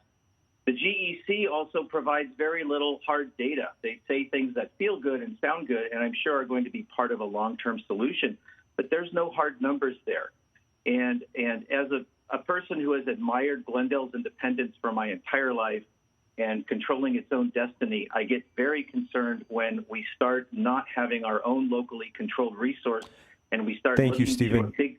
Thank you, Stephen. Your minute is up. Thank you very much. Go ahead. Keep going. Sean Starkey. Sean Starkey, you have 1 minute, sir. Go ahead. Sean? Sean? Bert Culver, you have 1 minute. Go ahead, Bert. Mr. Culver, you have 1 minute. Lucky Ako, you have 1 minute. Or Lucy Ako, you have 1 minute. Lucy? Lucy? Are we having a problem with the phones? Glenn Webb, you have 1 minute. Mr. Webb? Glenn Webb, you have 1 minute. Madam Mayor, we're checking our phone system to make Thank sure you. that Yeah, they're there must be receiving. something wrong. Let's stop there, Mr. City Clerk. Okay.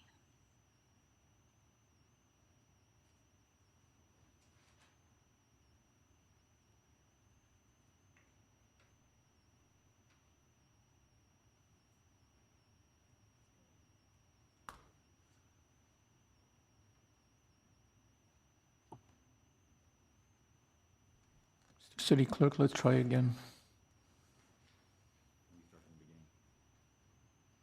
Sean Starkey, you have 1 minute, Sean. Mr. Starkey? Bert Culver? Mr. Culver?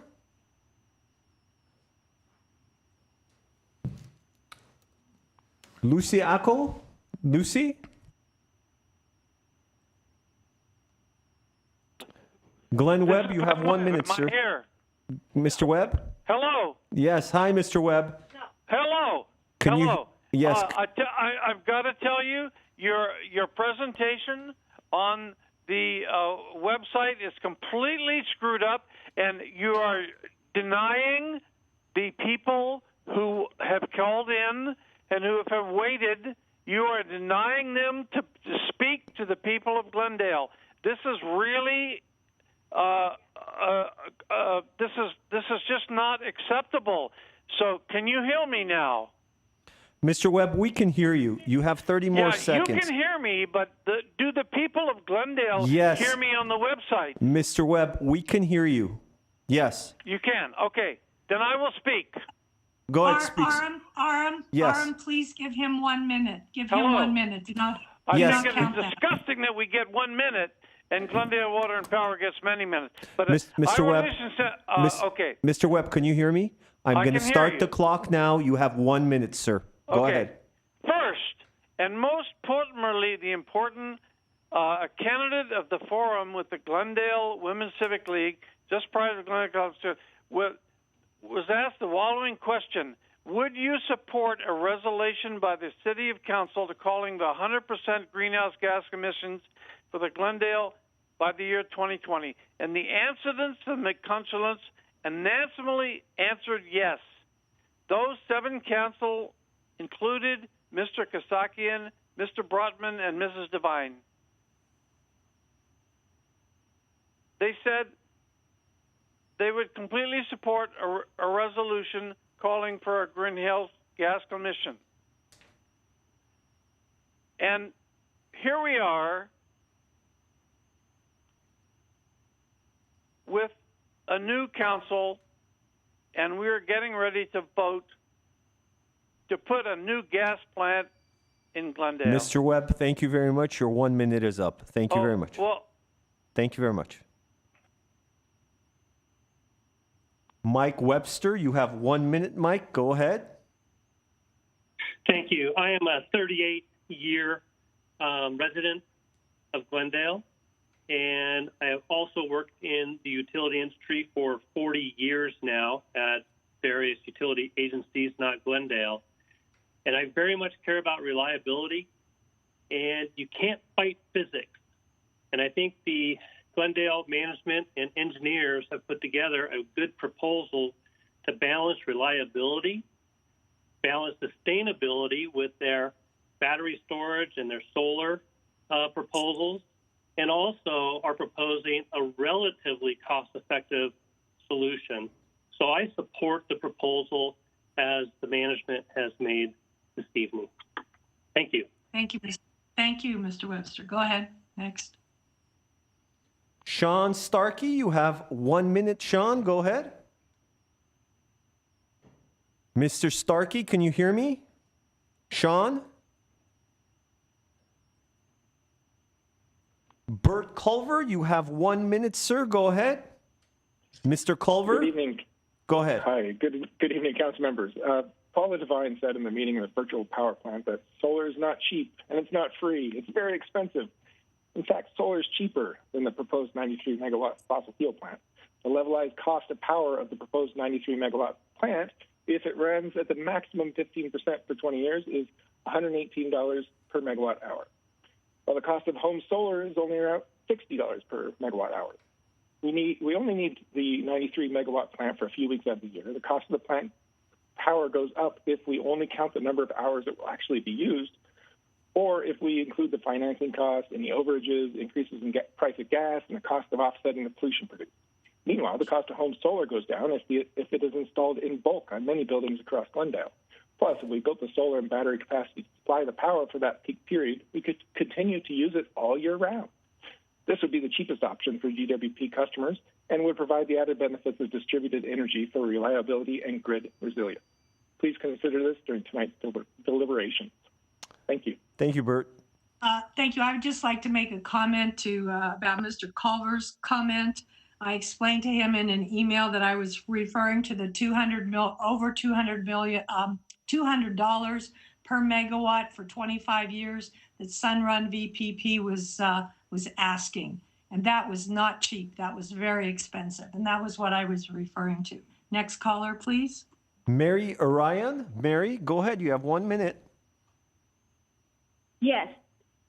Go ahead. Good evening, Mayor, council members, the DWP. Hope everyone is doing well. Working for investment consulting firm, we do research of the long-term impacts and hurdles that might interfere with the return for the investors.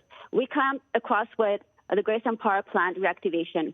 And for that past experience, we have concluded that many investors will lose businesses and rentals and thus will not have substantial returns to their investment. Los Angeles has had recent backlash from global warming lobbies and was forced to shut down their plant, consequently lost taxpayers and the city's budget funds used to reactivate and innovate. Glendale will be looked down by the global warming lobbyists. That's not the faith we have hoped for Glendale. Major investors are attracted to cities that ultimately do not have operating power plants. The outages are lasting only for a few minutes, and that's tolerated by the population investment. Thank you, Mary. Sevan Kalpakian. Sevan, go ahead. You have 1 minute. Yes, my name is Sevan Kalpakian. I am a 20-year resident of Glendale. Thank you, City Council, for the presentation on the GWP Grayson Repower plan. Thank you for going from 262 megawatts down to 93 megawatts. It will really help the environment. I'm planning to buy an electric car, so I need reliable electric power to charge my car and run my house. So I support the gas plus battery option as we transition to full electric power. I want 93 megawatts new engines at the Tesla battery. I appreciate your service and thank you. Thank you. Next. Vana Sarkisian, you have 1 minute. Go ahead. Vana, go ahead. I'm a 14-year resident of Glendale. Thank you for making the gas power plant and adding a big Tesla battery. This combination will help the environment and prepare us to go all electric in the future. Cars are the main reason for global warming. I will buy an electric car, but I need electricity to be reliable in Glendale, so I support the gas engine and Tesla battery at Grayson as we move towards an all-electric future. Thank you. Next caller. Martin Marufo. Martin, you have 1 minute. Go ahead. Good evening, City Council. Thank you for listening in. Listening to us. I represent the workers at Glendale Water and Power. There's not going to be a shortage of work. If we do this, either way you turn here, there's not going to be a shortage of work. The concern here is the reliability of your utility. And the ratepayers are the ones that are going to pay the price if you do not do something tonight. This is an important time. And if you delay again, we are going to end up in a really horrible spot. Batteries are dirty from beginning to end. They are hazardous when they catch fire. I mean, there's so much to say tonight. 1 minute is not enough. I just encourage the City Council to take action. Use all the force that you can to push through this so that you can implement this proposal. If you do not, you're in danger of losing your nameplate and losing the generation that you have now. Do not delay. Do not put this off anymore. Thank you, sir. Thank you. Angelo Sarkisian. Angelo, you have 1 minute. Go ahead. I'm a 16-year resident of Glendale. I believe that electricity produced with renewable methods is the future of energy as the world moves on, both to satisfy the growing demands for electricity due to electrification of many forms of transportation, buildings, and homes. Having a large Tesla battery at Grayson satisfies these demands. Installing batteries like these are key in securing the drive and development of renewable energy in Glendale by providing the highly needed storage. With all of this in mind, we cannot be fully reliant on renewable energy, especially as of now. Most cities around the world, including Glendale, are facing challenges making their energy production renewable. There are problems in areas such as lack of land to install solar panels, the uncertainty of green hydrogen in fuel cells, and the uncertainty of wind turbines, as well as the land to build them on. There are also challenges of having enough transmission line access, which are used to bring in renewable energy from neighboring states. As Mr. Young said, the transmission lines Glendale relies on are oversubscribed. These gas engines are needed, and as Mr. Young said, most generators in Grayson are old, no longer reliable, and will fail to comply with the 2024 air Thank quality. you, Mr. Sarkisian. Thank you. Your 1 minute is up. Thank you. Thank you. Daniela Lamone, you have 1 minute. Go ahead. Hi, good evening, Mayor Devine and City Council. My name is Danielle Lamone, and I'm a resident of the Woodbury neighborhood. I'm a mother of a 5.5-year-old daughter who goes to school very close to Grayson.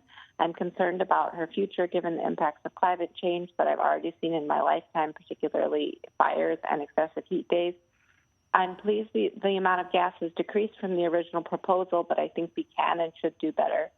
I urge Council and GWP to seek advice from clean energy experts to find a way to achieve 100% clean energy by 2035, which should include moving forward with the VPP. Thank you.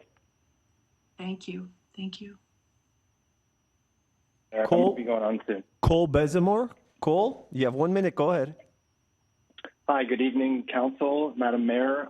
Really appreciate the opportunity to speak with you all. The point of my call is tonight to just really emphasize all the great work you've done on getting us to this point. I appreciate the scale of this project has been downsized, but I do think there's an opportunity to look a little closer at it. I echo Councilmember Brotman's message that there is an opening, it sounds like, with Los Angeles to consider changing our agreement with that city's power utility, and just would strongly encourage that be looked at a little closer. And again, thank you all for giving us such a hard look. And I realize it's a very, very challenging discussion. Thank you so much. All right. Thank you, Cole. Thank you. Sean Starkey, Sean, can you hear us? Mr. Starkey? Francesca Smith, you have 1 minute. Francesca? Thank you. Could I have a minute and 50 seconds? I have a disability. 1 minute 30. Thank you very much, Francesca. Madam Mayor. Thanks. You're welcome. Good evening. Good evening. My name is Francesca Smith, Glendale Residents Against Environmental Destructions, and my comments are focused on historic resources, but I support green energy. We heard a lot of facts and figures with acronyms and thinly veiled warnings tonight, but they all seem to amount to a rush to move forward on a project that would not comply as proposed with the requirements in CEQA or requirements in the city's own historic preservation ordinance. I have been involved in this project since 2015. These large problems include the persistent lack of a supplemental or updated cultural resources technical report that these findings will be based on. It also needs to be evaluated for district eligibility. The weak one-sided discussion in the FEIR of potential future use of the boiler building, the unfounded dismissal of a mitigation measure that was designed to avoid future problems of this type, the excessively selective and improper cumulative impact analysis, and the failure to follow the required sequence for reviews and approval by the Historic Preservation Commission. Thank you very much for your time. I hope I went quickly. Thank you, Francesca. Next caller, please. Lucy Acco, Lucy? Lucy? Kat Pilardi, Kat, you have 1 minute. Hi. Good evening, Mayor Devine and City Council. So change is the one thing we can count on in this world. The climate is changing, and so must the ways that we power our cities, right? Change isn't comfortable. No great change was ever comfortable. And figuring out the exact ways in which we're going to go 100% renewable maybe aren't as easy or, as investing in a gas plant, right? We have to think about it for a minute. GWP has a huge opportunity in solar. We are one big solar panel waiting to happen. This is an opportunity to increase our local energy generation, not only with city-owned sites, but also with commercial sites. If they developed an attractive feed-in tariff and commercial solar and storage programs. Thank you so much for your time. That's it. Thank you. Thank you. Next. Larry Morehouse, you have 1 minute, sir. Go ahead, Larry. I was the plant superintendent for 20 years, and this project that is being proposed should have been started 10 years ago. Mr. Young and his staff has done a very good job to come forth with the project to the City Council. I recommend highly that City Council gets on with this project and gets it underway. Now, here's a new problem that's come up that nobody's talked about. Russia. If Russia invades Ukraine and all of these engines has to be shipped all the way from Finland and all of the projects that you're going to need for this new plant, you're going to have a problem, especially if we go to war. That's not been discussed. It should be. Thank you. Thank you, Larry. Next caller. Jomi Wilson, you have 1 minute. Jomi, go ahead. Thank you, Madam Mayor, honorable council members. My husband and I have lived in the Glenwood neighborhood since 1986. That's less than a mile from Grayson. And when I walk in the neighborhood here, I see the children who live here. And I just can't help thinking they deserve a future where they and their children can breathe really clean air. So please think of the children. I don't even have any children, and I'm thinking of the children. So please do the right thing for them and for all of us, and vote for more clean energy for now and the future. Thank you. You're welcome. We will do that. Next caller. Joanne Zierhut. Joanne, go ahead. You have 1 minute. Hi, this is Joan Zierhut. Good evening, Mayor Devine and City Council. I would like to ask you to please tell GWP to hold off on installing gas-burning equipment and make clean energy and storage projects an urgent priority. Thank you for your attention to this issue and for caring for our children and others in our community. Thank you. Thank you. Xochitl Ruiz. Xochitl, you have 1 minute. Thank you so much. Good evening, Mayor Devine and City Council members. My name is Xochitl Ruiz, and I'm a resident of downtown Glendale. While I appreciate that you took the time to look at a new plan, the proposed project still does not have enough local clean energy. I hope you all will consider alternatives like maximizing solar and other clean energy solutions. Not only will this pollute less, but it will have a lower cost over the long term. Why invest in equipment that will be obsolete in a short period of time? We can start investing in the future of our city in a more clean and cost-effective way now. Thank you very much. Thank you. Patrick Dimon, you have 1 minute. Patrick, go ahead. Hi, good evening, Madam Mayor and council members. I'm Patrick Dinan, a resident in Adams Hill and concerned father of 2 young girls. I urge you not to pass this proposal in the current form. The cost of solar, wind, and battery storage energy has rapidly declined over the past 2 decades and is expected to decline well into the future. Why rush spending hundreds of millions on a gas power that will likely be obsolete in the near future? This seems like a huge waste of money that will be a major setback in our fight against climate change. Wouldn't we be better off reassessing over the next few years while we demolish the current site?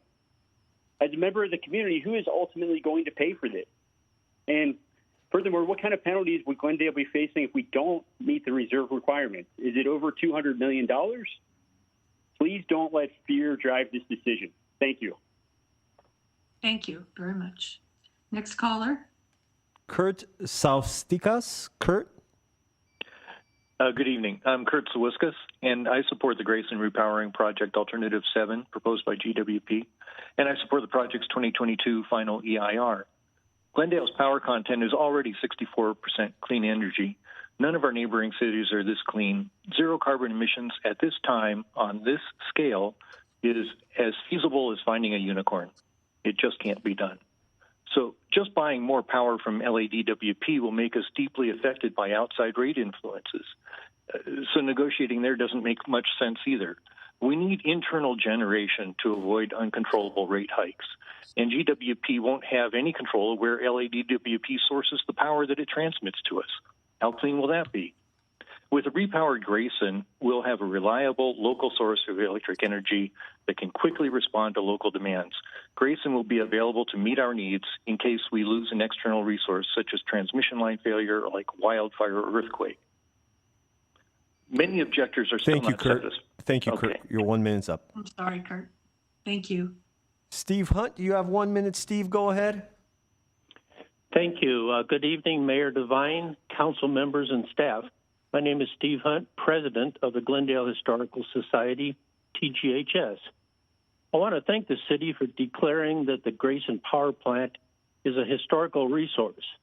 I believe this decision was made shortly after our TGHS meeting requested by the city with Santec, the consultants who prepared the EIR that is before you tonight. We are here tonight because we are confused. The city has acknowledged that the Grayson Power Plant is a historic resource, but they will not let the Historic Preservation Commission comment on the final EIR. TGHS believes, and our qualified expert agrees, that this is wrong and probably illegal. The city must not certify the final EIR tonight. Instead, it should postpone the decision until after the Historic Preservation Committee has had an opportunity to Thank you, review Steve. and comment on the final EIR. Thank you, Mr. Hunt. Your 1 You're minute is welcome. up. Thank you. Scott Frazier. Scott, you have 1 minute. Go ahead. Well, thank you, Mayor Devine and members of the Glendale City Council.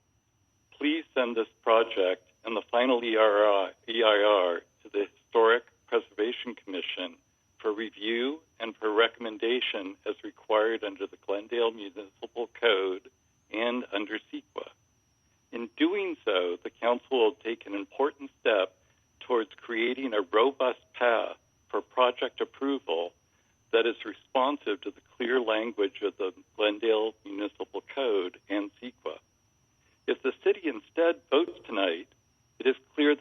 consequences.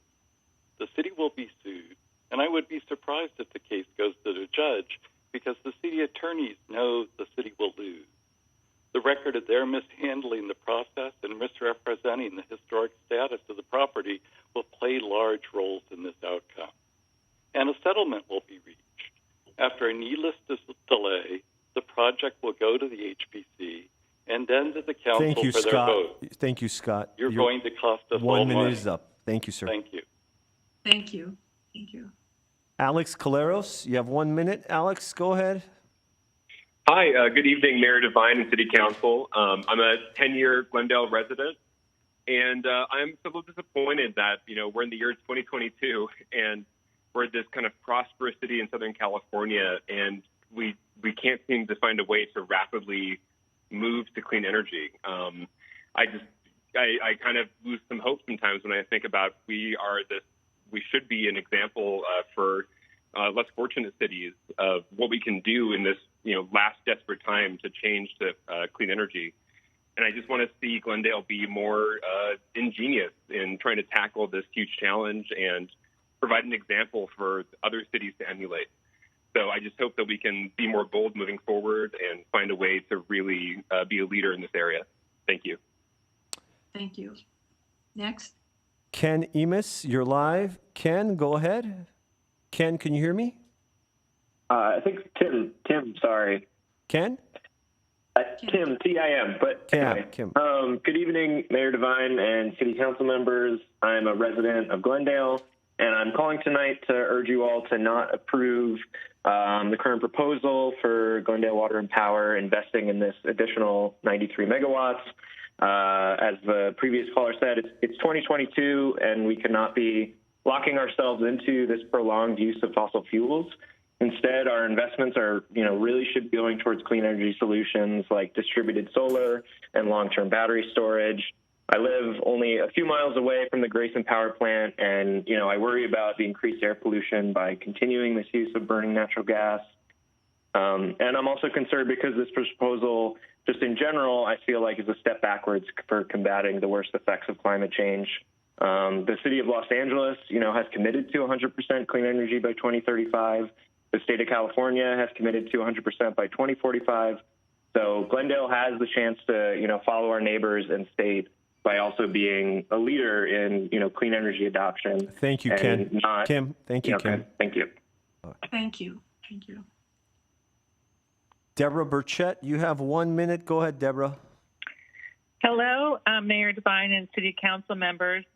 I'm a resident of Glendale for over 30 years with children and grandchildren here, living fairly close to the Grayson plant. And it's great that you have considered and the GWP is considering more battery storage for the Grayson proposal. But I think that there still is a lack of the need to have clean, renewable, distributed energy, including solar. If more of our homes had solar, we could help with the peak situation. And from tonight, I found there was just still too many questions and alternate opinions that I think that the council needs to still consider and look at before any decision is made. And I hope that you will do that. Thank you. Thank you. Claudia Rose Jones. Claudia, you have 1 minute. Go ahead. Thank you. Good evening, Madam Mayor and council members. My husband and I bought our first home together 13 years ago. We were looking for a neighborhood that would be quiet, beautiful, and safe to start a family, especially when it comes to environment. We settled for a home in the Riverside Rancho due to the shady trees and proximity to Franklin Elementary. My twins are now 9 years old. They attend Franklin and Edison Elementary School, one of them only a mile away from Grayson. We are appalled by Grayson's proposed Repower plant that will continue to pollute the entire city of Glendale and parts of Los Angeles. This is an extremely expensive step backwards by a company that only looks to enrich itself. This lack of care and responsibility towards Glendale citizens is completely unacceptable. My family and I ask you to reject Grayson's proposal and direct our funds towards the clean energy that my children and all Glendale citizens deserve. Please do the right thing. Say no to Grayson. Thank you. Thank you, Claudia. children deserve clean air. Thank you, Claudia. Thank you. Scott Lowe, you have 1 minute. Scott, go ahead. Sure. I'm a longtime Glendale resident. I think the current proposal is much better than the 2019 proposal, but I'm still in favor of less gas and more clean energy. More clean energy, more rooftop solar, virtual power plant, anything to reduce our fossil fuel usage and get to 100% clean energy as quickly as possible before 2045. And I think we should really avoid insourcing pollution so close to Glendale's population center. Thank you. Thank you, Scott. Catherine Yurka, you have 1 minute. Catherine, go ahead. Thank you, Mayor Devine. I'm Kathy Yurka, and I'm privileged to serve on the Historic Preservation Commission. I'm calling because this project bypassed review and recommendation from the Historic Preservation Commission, even though you're asked tonight to certify the final EIR and approve an alternative that would result in the demolition of a historic resource. Indeed, as you've heard, demolition of the boiler building is the only unavoidable significant adverse impact associated with the alternative before you. But the HPC was denied the opportunity to review the final EIR and the project. The Glendale Municipal Code requires HPC review, just as the GWP and Sustainability Commissions had their say. There's an easy remedy to this clear CEQA violation. Send this project to the HPC for review and a recommendation, after which it would come back to Council for a vote on the EIR, Statement of Overriding Considerations, and one of the alternatives. Thank you very much for your time. Thank you, Catherine. Next caller. David Dell, you have 1 minute. David, go ahead. Yes, hi. Good evening, Mayor Devine and City Council. I appreciate you taking my call. I am a longtime resident of Glendale and have listened very carefully to both sides of this issue over the past few years. However, it makes no sense to me to keep investing in fossil fuel technology. This technology is from the past.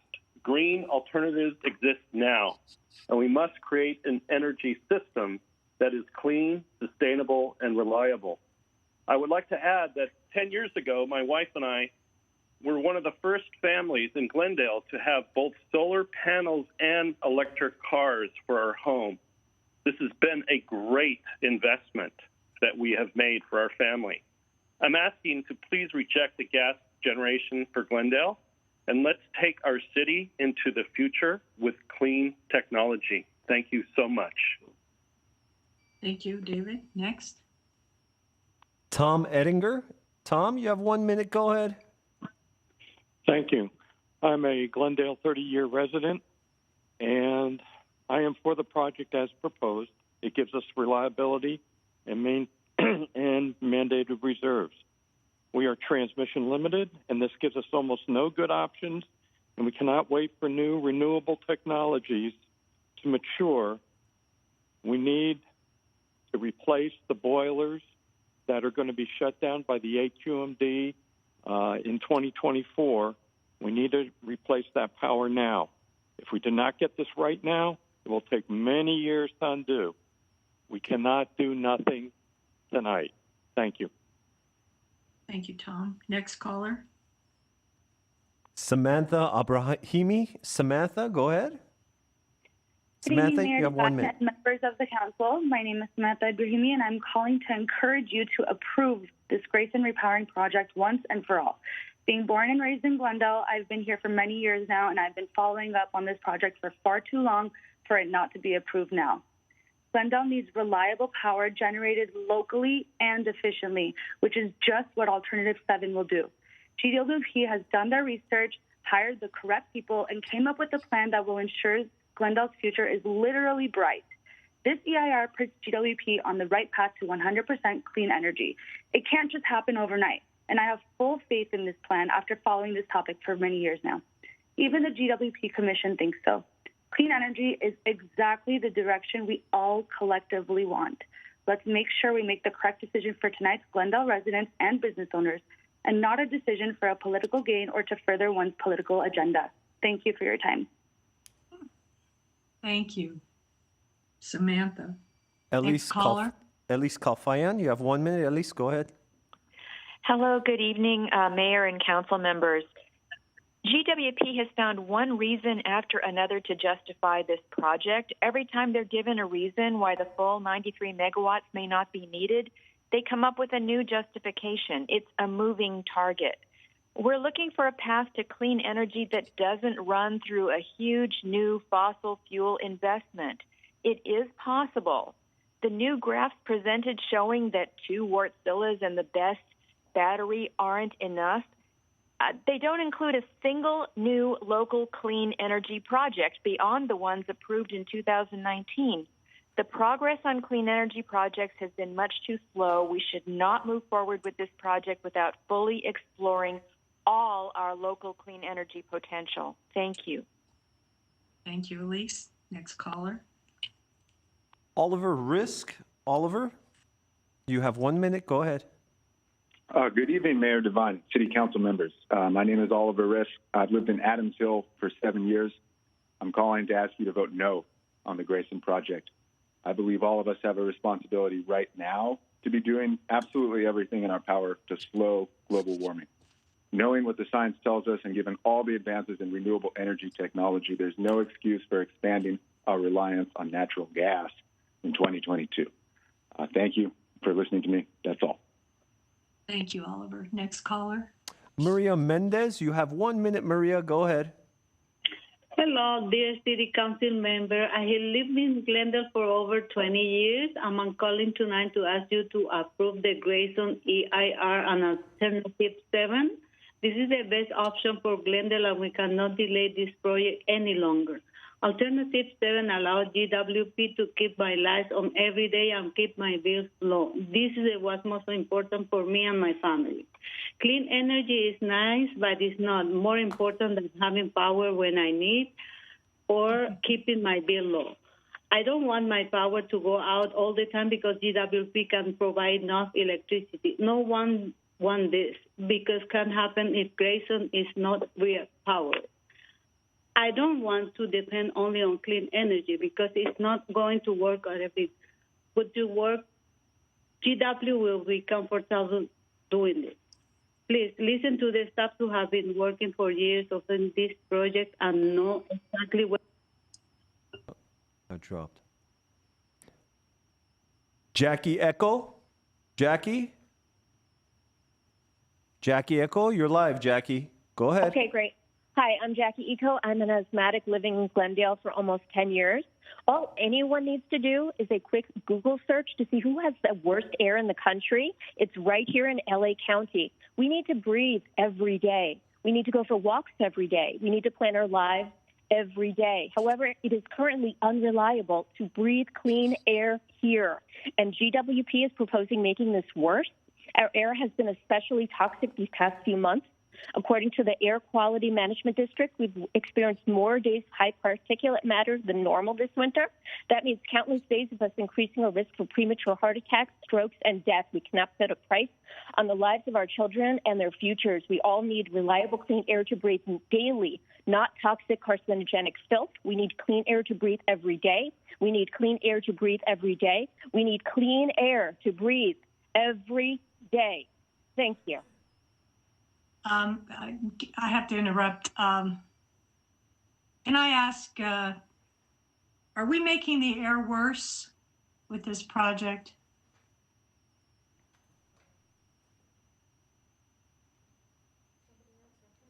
Can anyone hear me? I'm sorry, Madam Mayor. Yes, no, we are not making it worse. We are reducing greenhouse gases, CO, and gas usage by between 79 and 90% of what we are now. So no, it is less energy, less pollution. Thank you. Thank you. Next caller. Ash Rosas. Ash, you have 1 minute. Go ahead. Hello, can you hear me? Yes, go ahead. Okay. I am Ash Rosas. I am a resident of Southern Glendale, and I'm just calling in support of a greener alternative to the Grayson power plant.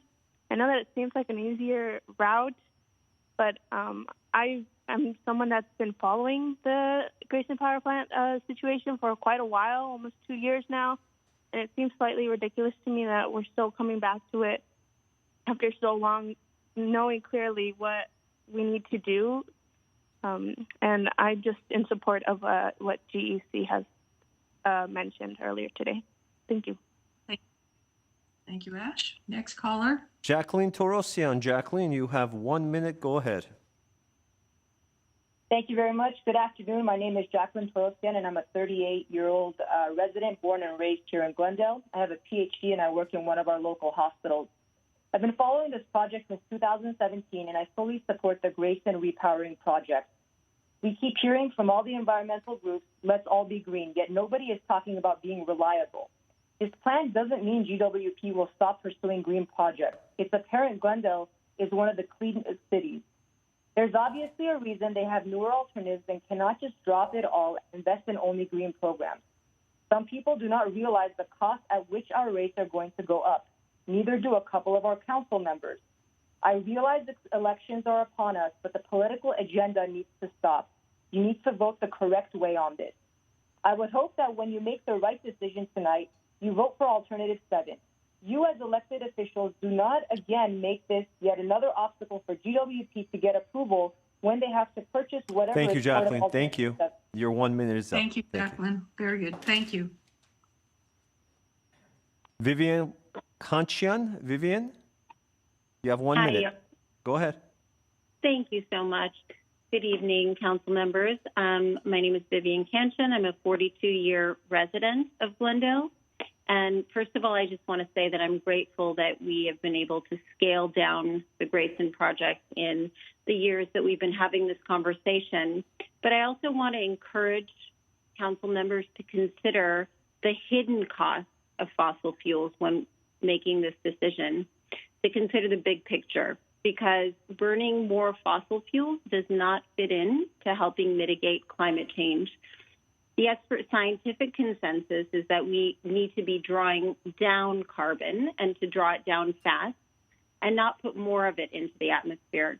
But this isn't actually rocket science. All you have to do is look around with the drought and the fires for the past few years, the likes of which we have never seen. I certainly haven't seen in my lifetime.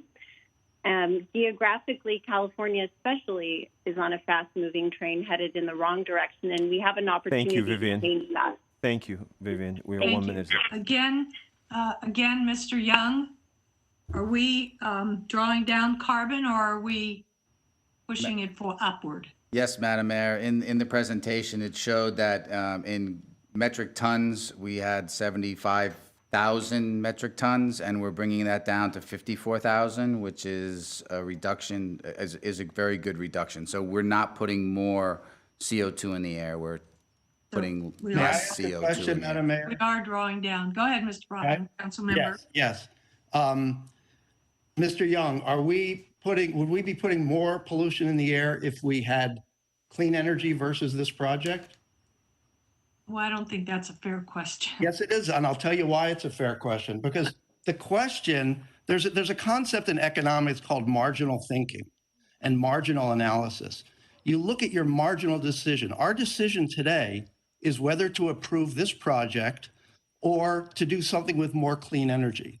That's the decision, and that's where the question is. I don't what think you're doing is you're comparing against a baseline that is no longer valid. We're not comparing against what exists today. We're comparing against what's the best we can do. But I think you're being unfair, because we are going to do more with renewable energy. It does not stop here. Let's take the next caller. Scott Peer, you have 1 minute. Scott, go ahead. Yeah. Scott? Can you hear me okay? Yes, go ahead. You have 1 minute. Greetings, Mayor Devine and City Council. So as you guys know, I've lived in Glendale since the 1980s, and I'm an electrical engineer. But as far as reliability, we've talked about that some. But in the last decade, I've had two major outages of day and more, and neither one was related to generation. It was all transmission. So one was a transformer on a hot August day, burned out, and another was a windstorm took out our wires. So if we had the virtual power plant, those wouldn't have been a problem. So making more power in Grayson isn't our solution to reliability. The virtual power plant is our solution to reliability. So we got to do that. So reject this plan, because 4 years ago we said we were going to have the virtual power plant within 1 year. And here we are 4 years later. We don't even have a pilot program. Not one house. We could have done a few to pilot program. Here we are 4 years later, nothing. So it's insubordination. Thank you, Mr. Peer. GWP not doing what we asked them. Thank you, Mr. Okay, Peer. bye. Your 1 minute. Thank you. Thank you, Scott. Next caller. Sam Gharibi. Sam, you have 1 minute. Go ahead. Good evening, council members. My name is Sam Gharibi. Been a 20-year Glendale resident and GWP customer. I'm calling to encourage all the city council members to vote yes on this project. Glendale needs to be reliable. No one wants rolling blackouts. GWP went back, came up with alternatives, and has a great plan in place that needs to be approved tonight. GWP has made it very clear many times that solar simply will not be enough, and we are constrained transmission-wise, which means we need to produce our own power and not rely on anyone else, because they are just looking out for themselves. Grayson is not a waste of money, like some callers have mentioned. Definitely the Sunrun program is a waste of money. It's not going to provide nearly enough power that we need. It is just going to increase rates by a lot when half of Glendale doesn't even qualify for that program. Thank you, Sam. Your 1 minute is up. Thank you very much. Thank you. Thank you, Sam. Next caller. Anthony Castillo. Anthony, you have 1 minute. Go ahead. Good evening, Madam Mayor and City Council. I am a longtime Glendale resident, and I urge you to certify the final EIR and approve Alternative 7 tonight. We can't afford to delay Grayson any longer. In last week's council meeting, Councilmember Broadman said the following regarding the Sunrun program. He said, "I don't want the perfect to be the enemy of the good." He implied that he wanted to move forward with the program despite it not being perfect. But why not have the same mentality for Grayson then? It's not the perfect project, but it's definitely a good one that will keep the lights on and rates affordable. And this is something that's important to every single resident and business in Glendale, and not just a select group of people. GWP listened and acted upon concerns about cleaner energy. Clean energy programs will reduce demand by 50 megawatts, and thermal generation was reduced from 262 to 93 megawatts. Those are significant changes. Let's consider the facts presented by staff, because opponents of this project, including the Sierra Club and the GC, are so blinded by their cost for clean power that they chose to ignore the facts, as was evident by their presentations today, which were misleading and wrong. Thank you, Anthony. Thank you. Your minute is up. Thank you, Anthony. Next caller. David Eisenberg, you have 1 minute. David, go ahead. Good evening. My name is David Eisenberg. I'm the chair of the Verdugo Hills group of the Sierra Club, and I'm calling to reference, I sent all the city council members and the city clerk a petition signed by 1,437 people, and I'd like to make sure that's entered into the record along with the other comments. And also, I did note that 211 of those signatures are Glendale residents, but you have to think about the other 1,200 people that they're going to look at what you do tonight and form their opinion about Glendale. Is this a place that I want to visit and shop?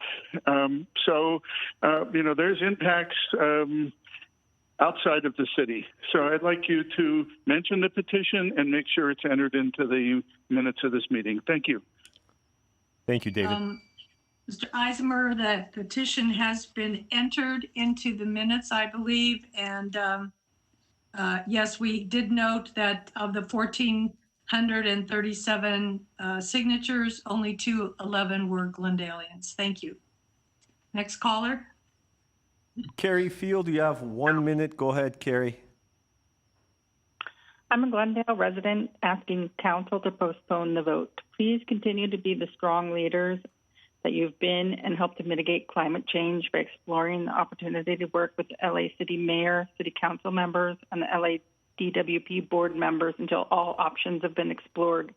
There is time to consider the best way forward with Grayson, but there is not time on climate change. Less pollution than what Grayson is spewing out now is not going to get us out of the actual crisis we are in right now. This feels like a manufactured issue by GWP trying to make Grayson into something that has to be decided right this second, when there is time in that, but there is not time to turn around what's happening to our world. Thank you. Thank you, Carrie. Morgan Goodwin, you have 1 minute. Morgan, go ahead. Good evening, Council. Thank you. My name is Morgan. I'm a Glendale resident and also the Sierra Club's Angeles Chapter Director. I want to go back to the letter that we received from the LADWP that was discussed quite a bit earlier. And I think that it is important to note that the letter only talks about the single largest source as being Glendale's responsibility. It does not talk about N-1-1, and we heard Mark Young and the city attorney defending that and saying, well, they don't need to say it. But if it's so straightforward, if the N-1-1 is so straightforward, then why isn't it in there? We continue to be confused as to where this is being upheld as a hard and fast legal responsibility. We just don't believe it is. I also want to raise the point that when we talk about emissions levels of this proposal, thank you, Morgan. Comparing the emissions to current levels, thank you, Morgan. or to the original EIR is disingenuous. It should be to the future levels. Thank you, Morgan. Thank you. Karen Sung, you have 1 minute. Karen, go ahead. Hi, I'm Karen, an energy systems mechanical engineer. Please reject the currently proposed plans and direct staff to revisit. Increased natural gas consumption beginning in 2025 is in direct contradiction to the state's climate goals. All combustion, from transportation to electric generation, must be phased out. Even hydrogen combustion releases NOx, which is harmful to human health and nearly 300 times worse than CO2. I know you guys are arguing that you are decreasing carbon emissions and also NOx emissions. However, it will still continue, and there are better non-combustion technologies such as fuel cells, geothermal, solar storage, and load shifting that will lead to energy independence so that you do not have to deal with natural gas price surges that increase ratepayer bills. The volatility in the gas market is constant. It will continue, especially with what someone else mentioned with Russia, as we export more liquefied natural gas. We will be exposed more to the international gas market. Thank you, Karen. Thank you very much. Thanks. Next caller. Thank you, Karen. Stephen Prutt, you have 1 minute. Stephen, go ahead. Thank you. Fully support Alternative 7. Please support the Grayson project. We've really spent time analyzing the various alternatives, and that's excellent. But this project is needed so that Glendale can get to its renewable goals. Despite some of the claims that natural gas is going to be unreliable, and despite the Aliso troubles, there has not been interruptions in the natural gas supply, so I don't believe any of those arguments. And if this doesn't pass, I'm going to head over to Home Depot tomorrow and buy me a generator. Thank you. Thank you, Stephen. Next caller. Nathaniel Yentz. Nathaniel, you have 1 minute. Go ahead. Hi there. So I'm an engineer here in Glendale, and well, two things really. It's a little bit suspect that Mr. Mark Young keeps getting the final word on all this stuff when he's representing a very specific interest, and we're not given the exact same, sort of contextualization that he's given, the same sort of respect, it seems, that he's given. But really what the point that I want to make is I frankly don't care how expensive a transition is going to be to clean energy, because pretty soon none of us are going to care how expensive it's going to be, including all the people who are clearly reading scripts given to them by Glendale Water and Power. Thank you. Next caller. Edwin, I don't have your last name. You have 1 minute. Go ahead, Edwin. Hi. Can I get 2 minutes? Because I'm a little slow, if you don't mind. No, sorry, Edwin. 1 minute, please. We're nearing the end here. Our 1 hour. Got you.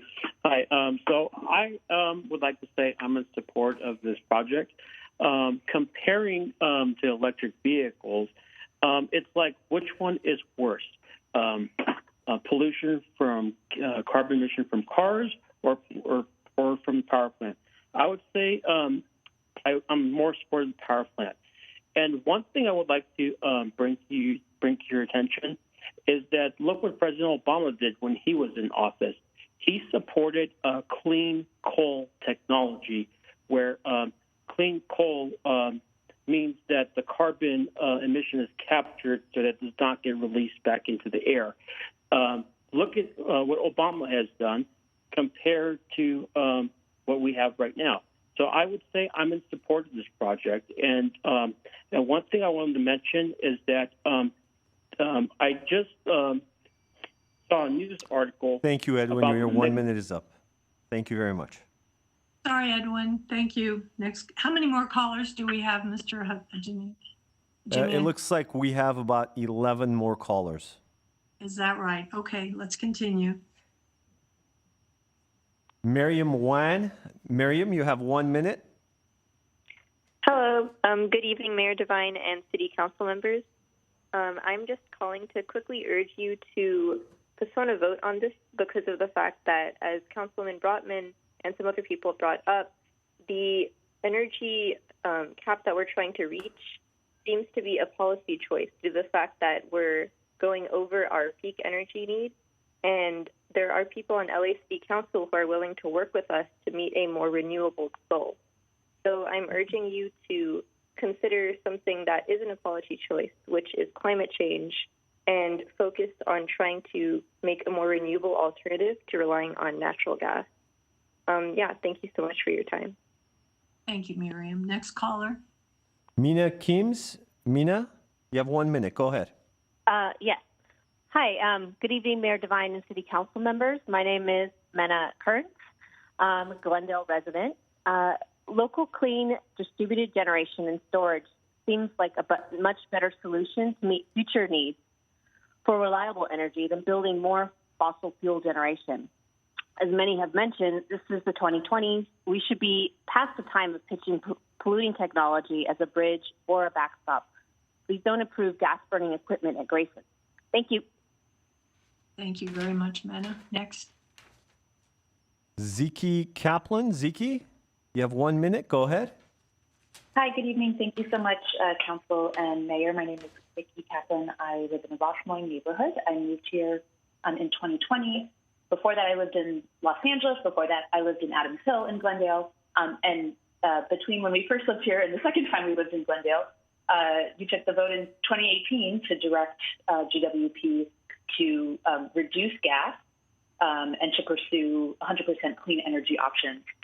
When we moved back to Glendale, it was with great pride at that decision, excitement for the future of this city. I'm deeply concerned about the backtracking, what that means for my 3-year-old daughter and the family that we hope to raise here. Several things have been made clear since 2018. We are in code red for humanity. This is not just here in Glendale, it's around the world.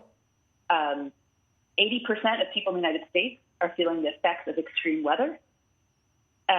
Climate change is here. It's devastating poor communities, communities of color primarily, and there's zero excuse for continuing any amount of fossil fuels with advances in technology and affordability. Thank you. Thank you. Thank you very much. Next caller. Regina Alcazar, you have 1 minute. Regina, go ahead. Thank you, Mr. Jemian, for facilitating public comments. Mayor Devine and members of council, my name is Regina Alcazar. I sit on the Parks and Community Service Commission, but I am also calling today as a really concerned resident. I do want to thank city staff for all of their time and energy put into evaluating our energy production options today. I just want to remind our elected representatives that we have committed to a greener Glendale to move towards 100% clean renewable energy, and allowing the proposal to move forward as is would be a significant step backwards. Please do not make a rash decision when there are other clean energy and power alternatives we have not yet considered. The state of California is committed to clean renewable energy, and priorities for the federal appropriations bill that is currently in negotiation in Congress today include tax credits to help municipalities like Glendale develop infrastructure for clean energy. I know that this is a very difficult decision, and I truly appreciate your time and consideration, but you have an amazing opportunity to commit our city to a better future, and I urge you to exercise your power to think bigger than what is being proposed. Thank you. Thank we appreciate you. you calling in. Thank you, Regina. Laura Dominguez, you have 1 minute. Laura, go ahead. Good evening. Thank you, Mayor Devine and council members taking my call. As a City of Glendale, South Glendale homeowner for over a decade and longtime city resident, I've seen our city grow. And, you know, we already have enough pollutants in the air. Let's remember to keep our health and our children's health and let's remember to keep our children's health in mind. Please clean our energy. As the young lady with asthma said so eloquently, you know, we have such bad pollutants and our health care. So if you can't, please look into all the clean energy, more clean energy for our children in our future. Thank you. Thank you. Thank you. Greg Astorian, you have 1 minute, sir. Go ahead. Thank you very much. Mayor Devine, my name is Greg Astorian. I'm calling on behalf of Glendale Association of Realtors with about 1,800 members, most of whom live, work, along with their extended families in the city of Glendale. Our board reached a decision on supporting the final approval of the final EIR and Alternative 7 based on a couple of 2 or 3 important factors. One, which one would strike a balance between electrical rate increases and environmentally green approaches. Last year, number 2, 64% of our energy was from renewables and carbon-free sources. That is very encouraging. And of course, third, the operation of gas-powered engines were limited to 14% of the time, which means 86% of the time we will be producing electricity from renewables, battery storage, DER, etc. So rate stability, reliability, affordability, and sustainability is important to us. We appreciate the time that you allotted to us. Thank you. Thank you, Greg. Thank you, Greg. Thank you. Next caller. Madam Mayor, before I go on, I know an hour ago you said we should stop taking in calls. Would you like us to stop now? It has been an hour. Yes. I have 0 in the queue, and I have about 6 waiting in line right now. So altogether, 6. We'll take the 6 and we'll stop there. Thank you. Thank you, Madam Mayor. Perfect. Thank you. Rachel Pringle, you have 1 minute. Go ahead, Rachel. Hi, Council. Thank you for taking my comment. I've lived in Glendale most of my life, and I'm a high school teacher. If any of you looked at CNN or the LA Times today or turned on NPR, you probably saw the story that scientists have now determined we're in a mega drought that we haven't seen the severity of in 1,200 years. 42% of this is due to human-caused climate change. Our situation is simply too dire to take any shortcuts at this point. We need to insist that GWP properly and fully explore all our clean energy options. I know these options exist. As I said, I'm a high school teacher. Last Earth Day, we had a Caltech scientist come speak to us. He mentioned that we have all the technology and the ability to scale up that technology. It's just a matter of if we have the will. Thank you. Thank you very much, Rachel. Next caller. Paul Berlzheimer. Paul, you have 1 minute. Go ahead. Yes, I'm here. Thank you. Good evening, Mayor Devine and council members. I'm a 35-year resident of Glendale and 30-year homeowner. A lot of callers have been bringing up a reliability issue, but there's nothing about renewable energy that's not reliable. That nothing is more reliable than the fact the sun comes up every day, the wind blows, underground magma will always be hot, creating energy for our geothermal plants. Our dams will always be generating power. So the reliability issue is really not an issue. It's relevant. I'm strongly in favor of moving directly towards 100% renewables. It is long past time to stop using fossil fuels, the harm from which is becoming more evident every day with more extreme weather events. The money that would go into gas-fired generators would be much better spent supporting and subsidizing local solar generation on the roofs of the many houses and other buildings in Glendale. Thank you, Paul. Thank you very much. Thank you. Thank you. Thank you very much, Paul. Next caller. Gore Zalian, you have 1 minute, Gore. Go ahead. Good evening, Mayor and City Council. My name is Gore. My family and I have been living here for over 25 years, and we all support Glendale Water Power Alternative 7 proposed plan to ensure our reliability at times when we actually have emergencies, and also to meet the load. So please vote yes to our energy futures plan, right? Thank you. Thank you. Jack Walford. Jack, you have 1 minute. Go ahead, Jack. That's Jack Walworth. Walworth? Jack Hello. Walworth? Go ahead. Yes. Yes, sir. Go ahead. You have 1 minute. I'm from the Glen Oaks Canyon, and we need to stop our dependence on fossil fuels.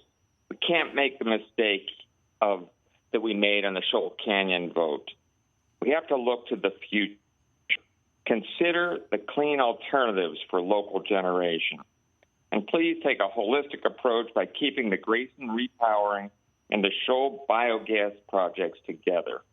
We are one city that has to move forward to green energy. Thank you, Jack.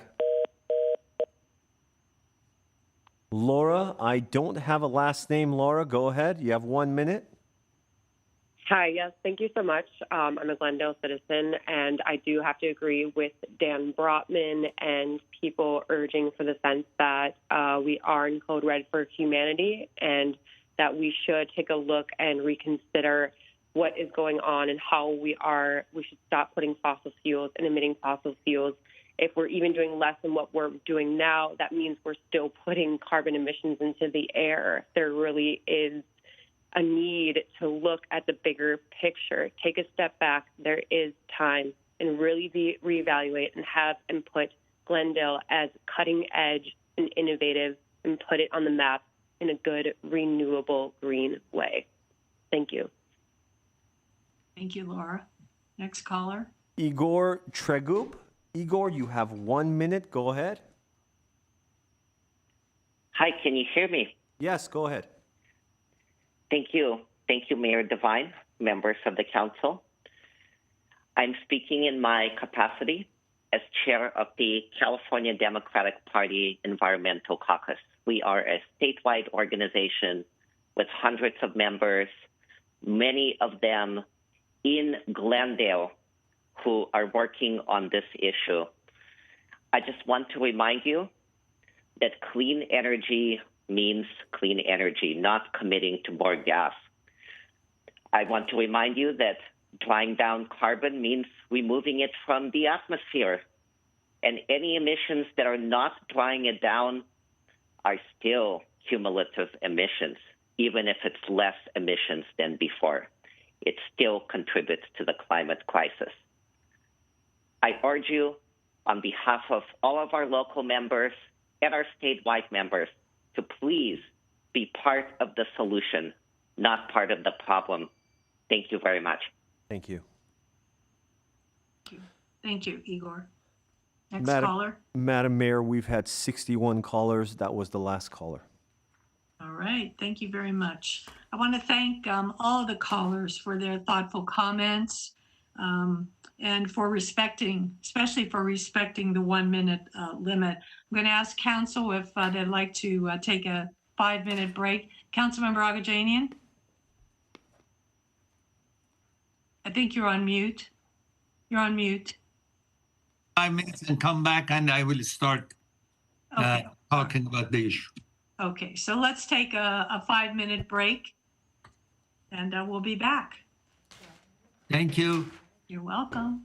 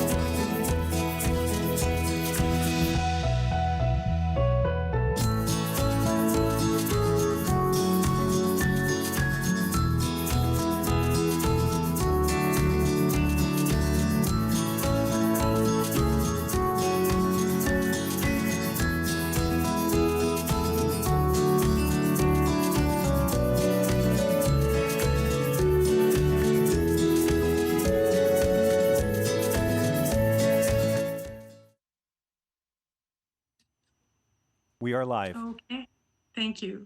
Okay, we're all back from break and it's time to get busy. I would like to ask staff if you would like to answer some of the questions or rebut some of the statements that were made in the calls. Madam Mayor, we would like to address a few points just so that we have a clear record on this matter. So, Okay, all right, let's do that. I guess I'll start with respect, Madam Mayor, members of council, with respect to the issue, the comment that was made by a number of speakers regarding the Historic Preservation Commission's the comment that this was required to go to the HPC first before the council took action. And as was noted in the report, there was an informational item that was presented in terms of whether or not the code requires that this go to, and just so you're clear, I think you're all aware because you got some of the written correspondence. The claim was that the code requires the Historic Preservation Commission to approve the CEQA document and approve the demolition clearance. Our view is that an approval from the Historic Preservation Commission for the demolition clearance is required. However, it's premature to do that at this point until the council has selected, unless the council certifies the EIR and selects an alternative to move forward. GWP, as the applicant, has not even requested a demolition permit yet because it doesn't know what it would be applying for, and nor has it retained a contractor to do so. So what we think that section of the code that was cited requires is for the HPC to issue a demolition clearance before a demolition permit is issued for the boiler building, and that there be an environmental review conducted. So the environmental review is conducted. If the council approves that, certifies that environmental impact report, and provides direction on an alternative, then in the future, once a demolition contractor is selected, a request for a demolition clearance before the HPC will go before the HPC, and requested action. An action will be requested of the HPC to approve the demolition clearance. So again, I think the suggestion to go to the HPC at this point is premature, as there's no project for which we could seek a demolition clearance. And with that, I'll go to Jillian for some of the other responses, and then I think Mr. Young and Mr. Tadeusz are also going to provide responses. All right. Okay. Thank you. Thank you, Madam Mayor. Members of the City Council, just very briefly, there was a comment made that the staff did not allow or did not let the HBC to comment on the EIR at the time it was brought for them as an informational item. Both myself and Ms. Godinez did indicate to the HBC that evening that any comments that they provided on the EIR or on the project would be conveyed to the City Council, would be taken down in writing and conveyed. So that was not an accurate reflection of what occurred that evening. In addition, let's see. I think that was the only matter that I needed to discuss. The other items on historic have been thoroughly responded to in topical response number 3 in the PRDEIR. Thank you. Thank you. Good evening. In comments tonight, several concepts came up from the public. One concept was that there was a perception that was given that we felt we were under pressure, that the city felt it was under pressure to act because of South Coast. And the comment from the public is that there is no pressure from South Coast. I don't know for sure what they were suggesting, but I think it may have something to do with the fact that the district is allowing the city of Glendale an extra 6 months to file applications once it determines what its compliance path is. I think the important thing to remember with that, though, is while we would have a delay in the application deadline, the district is not offering a compliance deadline delay. So what that would mean is if no action is taken today, action is decided somewhere down the road, yes, you might still be in compliance with the initial tasks that have to be done, but it would then compress. If you do move with a project, it would be compressing your construction schedule. I can't speak to the amount of time it would take to respond to that.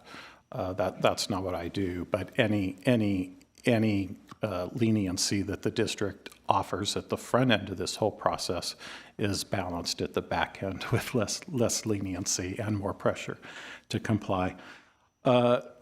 There continues to be suggestions that this is an expansion of the plant or an expansion of combustion at the facility. That is not the case when we look at it based upon historical use. In the slides today that we have shown, we show that two things, one of which is we were looking at about a 79% reduction in fuel consumption from what's allowed at the plant today. The other thing that chart was showing, though, was that there was also, I think, about a 30% reduction from what historic 2019 and 2020 average operations were. I do want to point out that the 2019 operations may be a little bit out of norm to the low side because of downtime at the plant. That may not have been a normal operating year, but even under those circumstances, we are looking at a 30% reduction. That translates to reductions in emissions also, as Mr. Young had indicated, and as our slide 22 indicated, and as the topical response and the final EIR indicates. Health risks are being greatly reduced based upon historic actual health risks. When we look at health risks, again, we are looking at that local population, which was other comment that came in tonight. We are looking at those actual health risks at those nearby receptors. These are not regional issues that we look at. There was also a statement made that comparing to historic baselines is not the point. From a CEQA perspective, that is what we're obligated to do. We are obligated to take a look at what historic actual emissions were and take a look at the changes in emissions and assess whether or not those impacts relative to the changes are significant. In all cases, we were able to demonstrate that project impacts are less than significant. I do want to point out one other thing, though, about those impacts and relative to baselines. For things like health risk, for things like the ambient air quality impact analysis, we're not looking at an increase or a decrease. We're looking at the new project total. So when we take a look at health risks, which were less than 1 in a million, and a cancer incident rate of 0, we are not looking at a change. We're looking at what the new project would look like. The same would hold true for when we look at air quality impacts, localized particulate concentrations, localized NO2 concentrations, and localized CO concentrations, where we're not taking any credit for what might be out there today. We are looking at the new project in its entirety. I believe those were the bulk of comments related to air quality. Thank you. So Mr. Young, who's next? Mr. Young? Yes, Madam Mayor. I guess I'll go next. I don't have them in order, so forgive me. I guess for clarification, the original EIR was not rejected. It just was not certified. So there's a big distinction between not certified and rejected. Hydrogen was not analyzed because it's not part of the current project. However, I would like to say that both Alternative 7 and Alternative 8 have pathways to hydrogen. Shoal is also not part of this project, so we didn't analyze it. I guess we're talking about progress of renewables. We have a geothermal project, and that geothermal project is been delayed for 6 or 8 months now because of supply chain issues. So the renewable infrastructure is definitely being adversely affected in being able to get these up and running. There's a difference between median and mean, or median and P95 with regard to load. Median is 50%. We would look at that through a COSA on what we would expect, and through the bell curve at a P95 is a 1 in 10 event, and that is required by us to do our load, our forecasting on, and that's predicated on the loss of load expectation, which is a 1 in 10 weather event, which means that you're allowed to have 1 day of outages every 10 years. So that P95 is what we do for planning, and the median is what we do and what we expect to get in a shorter-term COSA. Let's see. So some people indicated that you could fill batteries any time of the day. That's not true. We have certain amount of transmission, and that transmission, part of that transmission during the day is being utilized to cover load. So the excess transmission or the unused transmission for load would be able to be used to charge the battery. So I just wanted to clarify that. One of the big issues that they've talked about, or there was a statement that because the Aliso Canyon issue, we shut down our power plant, and that's just not true. The Aliso Canyon issue is more of a complicated issue. We don't use, or we have not subscribed to storage at Aliso Canyon. So if we plan on burning 5,000 MMBTUs of gas tomorrow, the SoCal Gas Company delivers 5,000 MMBTUs of gas tomorrow for us. So we use the gas that we purchase. So it's putting it into the pipeline and taking it out of the pipeline. We don't use the Aliso Canyon storage facility. So that's a very big concept that was made to sound like because of Aliso we have an issue. Mr. Chan also indicated that we have a gap during construction, and we do have a gap, but he alluded to the fact that we weren't going to meet our requirements for reserves and load, and that's just simply not true. We will procure the load, the needed load, or the needed energy to meet our load, and we will have the required reserves in hand for us to actually be a member of the bulk electric system. It's not like we can or don't want to, and we don't have to. We will make sure that we have the necessary reserves. And I think that's all I have.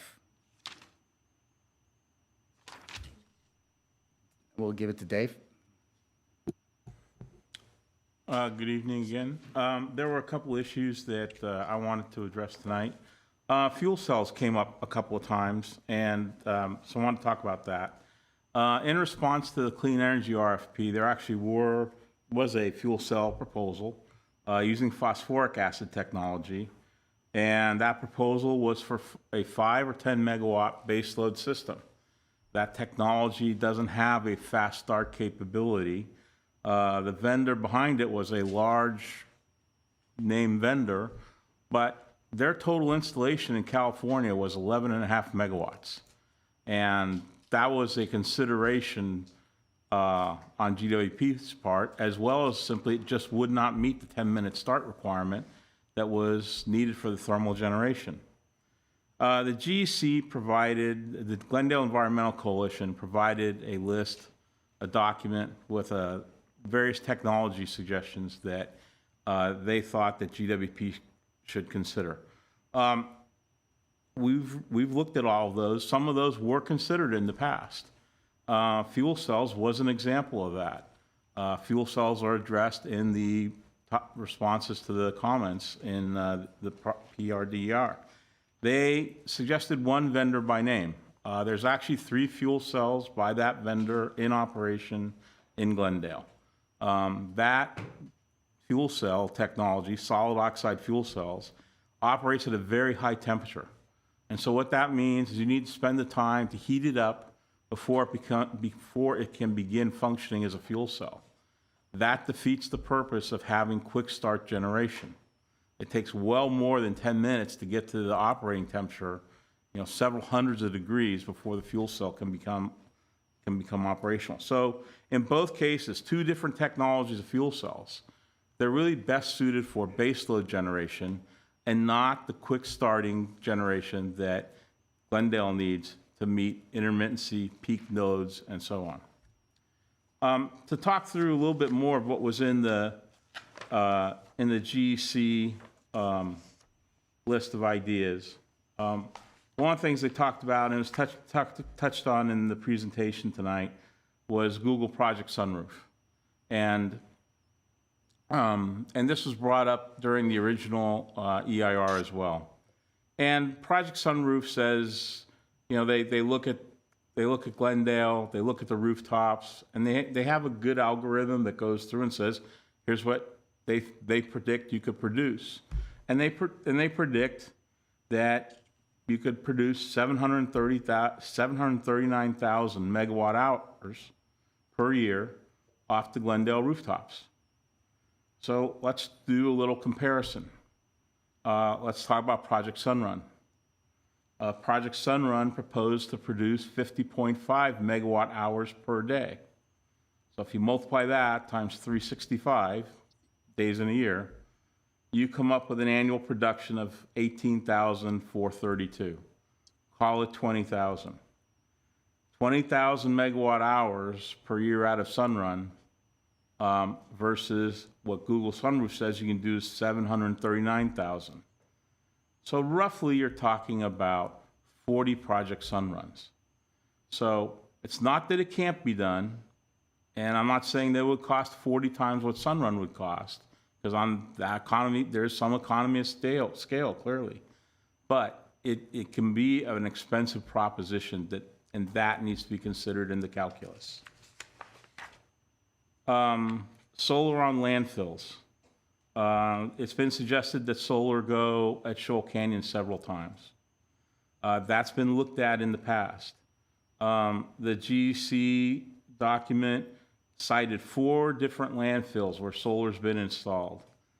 Each of the 4 articles they cited made the point that the solar was installed on closed and capped landfills. And there was an article in there about one of the technologies that was being proposed. And it makes the point that you can't penetrate the cap on a landfill. And their anchoring system for the solar panels was designed with that in mind. So it's not a question that shoal can't be used for solar. It just can't be used at this point. It needs to be wait till it's closed and capped and it's finished settling, then it's appropriate for solar. So that's really a large future solar project for Glendale. We just don't think it's suitable right now while the landfill is still in operation. Flow batteries were suggested. 3 different vendors were suggested using 2 different technologies. One of the vendors has a total worldwide installation of 50 projects totaling 33 megawatt hours. That's a pretty small footprint compared to what Glendale's looking for. Additionally, using their technology would require 455 units. And so the fuel cell, the flow batteries alone would consume half the available site. The second vendor, and that was just to do the 50 megawatt, 200 megawatt hours. The second vendor is I'm going to say like close to a startup mode. Their technology would require more than 1,000 units, could not find or any installed projects. The third vendor uses redox technology, and that again would require 500 units at the site, and it's more space than is available. The other thing to point out with the flow batteries is that they have a round trip efficiency that is in the same as in one case and less than in the other 2 cases than the Tesla batteries. And so what that means is that in order to get the same output out of the battery, you need to charge more energy. So that increases the load demand on GWP, the amount of electricity that must be supplied. An iron flow battery was suggested, and that vendor has 8 megawatt hours deployed commercially with an IPO that was scheduled for the end of last year. Again, due to the size of these units, it would consume more than 50% of the available space. Gravity-based storage was suggested as a technology. All 3 of them were startups, one with a conceptual design one looking to go public later this year. 2 of the 3 would entail large and significant excavations, because these are, in 2 of the cases, rock plugs that would be going up and down in a large shaft down into the ground. When you look at the geotechnology of the Grayson site and the large depth of the overlaying soils before you get down to bedrock, and that's a significant undertaking, as well as needing to factor in that you have groundwater and the LA River are not too far away from the Glendale site. The third technology was above ground, but again, it's a startup, and there's no prototype, no commercial example out there to look at. And then there's been a suggestion a couple of times about there's a project in South Korea where the fuel cells were stacked. And that's correct. I've seen pictures of the conceptual design of that, where they build the fuel cells it's like a 3-floor, 4-story tall building. That's possible. You just got to keep in mind that fuel cells are, relatively speaking, heavy devices. We're in a high seismic area. I'm not saying that can't be done, but that could be challenging, building a 4-story building with pretty heavy industrial loads stacked into the air. And I believe that finishes my list of items. Thank you very much. Thank you. Any others? Any other comments? And we'll... Yes. No. Oh, yes. Yes. No, I mean from staff. Yes, Mayor. Yeah, Mr. Stickman would like to address a couple of comments. I'm sorry. Go ahead, Mr. Stickman. Thank you so much. I appreciate your time. I'm going to address 4 points that were raised in some of the comments. The first will be the cost of potential penalties or damages for failing to provide reserves. The second will be whether this is really a policy choice on our side, or if we're required to meet these reserve obligations. The third is a comment that LADWP's letter doesn't mention N-1, and then finally the claim by the Sierra Club that the reliance on N-1 is inaccurate and that Glendale's use of it is an unlawful violation of CEQA. So I'll take that one last because it's going to take a little more time. But with regard to the first issue of the cost of penalties and damages if we fail to provide reserves, I'll again refer back to LADWP's letter, which states, and I quote, "If any penalties are imposed on LADWP and or mitigation required of LADWP as a result of Glendale failing to A, set aside sufficient reserves, B, deploy its reserves, or C, curtail load and thereby shift these responsibilities to LADWP, LADWP on behalf of its ratepayers will seek full redress from Glendale for the cost of those penalties and or mitigation, the value of transmission and power utilized by Glendale plus applicable penalties, along with damages recovered by LADWP ratepayers associated with the curtailments." So those could be significant. Obviously, we can't predict what the damages would be, but you could see that a significant event that caused significant outages could cause quite a bit of damage. Also, there could be NERC violations and penalties, and those can go as high as $1 million per day per incident. So those figures are quite significant, and they shouldn't be understated. Regarding whether it's a policy choice, I don't believe this is a policy choice at all. I think as detailed in the presentation, a failure to provide the adequate reserves would violate our agreements, which LADWP made very clear, which is why they're talking about penalties in the prior quote. It would also violate California Public Utility Code Section 9620. And then finally, it would violate the terms and conditions of our longstanding course of performance under these agreements. One event, I guess, is worth noting. Imperial Irrigation District had an outage not too long ago, and the result was an investigation occurred, and they determined that there was a failure to meet certain reserve requirements and to do certain maintenance, and the result was several $1 million in penalties. So it's not unheard of for this to occur. So just something to keep in mind. On point 3 regarding no mention in the letter of N-1-1, I think it's pretty clear what LADWP was saying in the letter, and I'll quote the sentence. The gentleman from Sierra Club read part of the sentence, but he didn't read the whole sentence, so I'm going to read the whole sentence. The whole sentence says, LADWP must therefore be assured by Glendale that it is carrying sufficient reserves for its load service obligations that could become the most severe single contingency, MSSC, for the BAA. And this is what wasn't said, and whether Glendale plans to place whether Glendale has plans in place to curtail load, i.e. blackouts, should that become necessary, or to secure reserves from third-party suppliers beyond what the BASA is providing. What the BASA is providing is reserves sufficient to cover the N-1.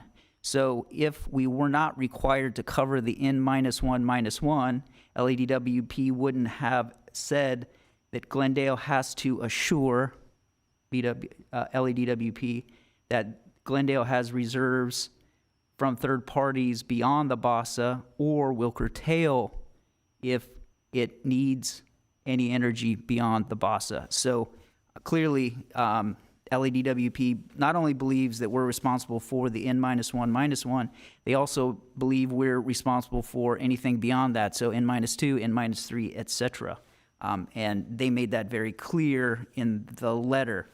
Finally, on the point that was made on at least 2 occasions in the presentation by the Sierra Club, claiming that the N-1 is inaccurate and that Glendale's use of it was unlawful and a violation of CEQA, well, that's simply wrong.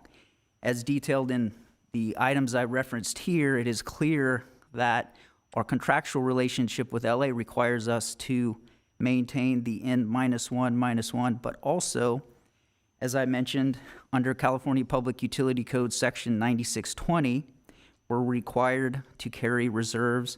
And again, I quote from 9620 in pertinent part, it says that we're required to prudently plan for and procure resources that are adequate to meet our planning reserve margin and peak demand, and operating reserves sufficient to provide reliable electric service to our customers. That is a legal obligation under the California Public Utility Code. Now, it's important to have a very clear understanding what that means, because I don't want the takeaway to be that that's a nebulous concept.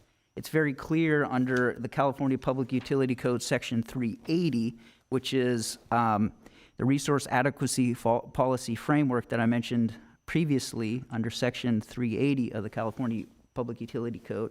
It details what is required to meet the 9620 prudent planning and procurement requirements. We need to have System RA, which is the adjusted forecast plus 15% planning, the the annual 1 in 10 weather year, and the N-1 contingency. And why that's important is because local RA is a term of art, and local RA doesn't mean resources outside of Glendale. What local RA means is a resource that is located within the LA basin and is verified as deliverable under peak load conditions. Those are the only types of resources that can qualify to meet local RA obligations. So even if we wanted to rely on resources for that particular obligation under this section 9620, we couldn't do so. So it's not unlawful. In fact, it's mandated, and therefore to suggest that our reliance on it is unlawful is just incorrect. That's it for me, Mayor. Thank you. Anyone else from the team? Okay, all right, then I will open the discussion to my colleagues. And Madam Mayor. let's come to some sort of Councilmember Agajanian. Thank you. I would like to appreciate all those 61 people that came forward to express their opinion first. And I want to go back to what we have here. We import 85% of our electric energy, a mixture of clean energy, including hydro, geothermal, thermal, solar, and others. Fortunately, we have restricted transmission capacity into LA Basin. New transmission lines are extremely difficult and costly to build, especially in an urban area. As we make efforts to reduce carbon emissions from all sources, we need adequate and available electricity so that we can transition to transportation, building electrification, energy demands, and away from fossil fuels. Repowering Grayson is an essential step of ensuring a reliable and resilient electricity supply for Glendale. The existing power plant first commissioned in 1940s and is well past its design life, frequently breaks down and does not produce energy efficiency in that purpose. When I came here, when I went to, previously I visited Grayson and then I became council member. I went there few times and I was surprised because when I was going to university, I was a student in college, university in 1970s. The equipment, what I saw is equipment which is older than equipment which I was seeing in 1970 in Grayson. So, however, the South Coast Air Quality Management District rules require that the Grayson units are retrofitted to meet new emissions standards or shut down by December 31st, 2023. So this is right in next year. We have an average electrical demand load of about 110 megawatt and a peak load of more than 330 megawatt. Even as has been said here in 2017, went over 346 or 350 megawatt. Even with energy efficiency programs, demand is likely to grow with additional electrification of vehicles and buildings.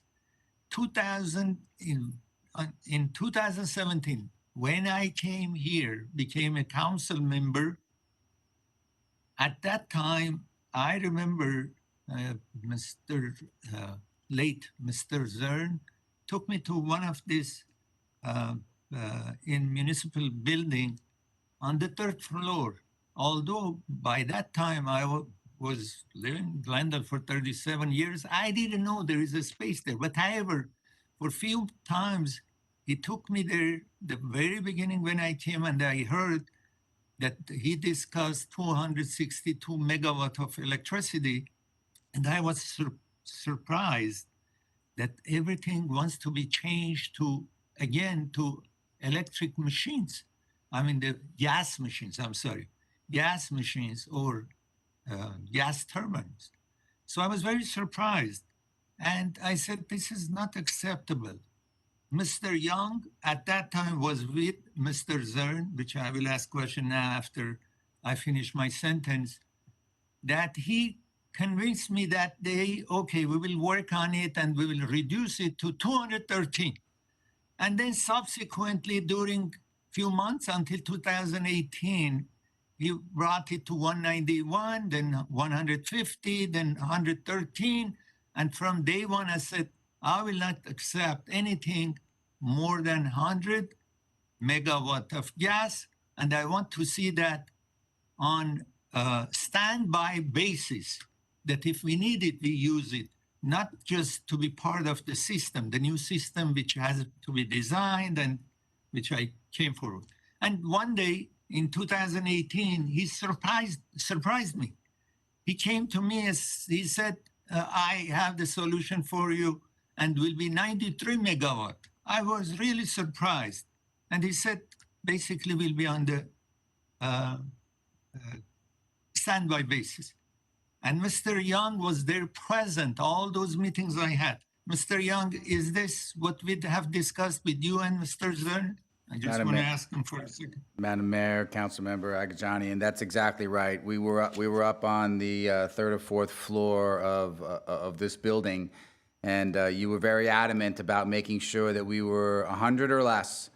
And as the development of batteries and the advent of the DER programs, we were very happy to let you know that we were able to achieve that, and I believe that alternative in 7 and 8 actually do what you indeed asked us to do, and thank you for pushing us to get that done. And thank you. However, in 2020 and what we have now, alternative 7, which I was happy with it, to tell you the truth. This is what from day one I wanted. Anyway, new replacing units 1 to 8 with 5 reciprocating internal combustion engines, total of 93 megawatt, is what I wanted to see.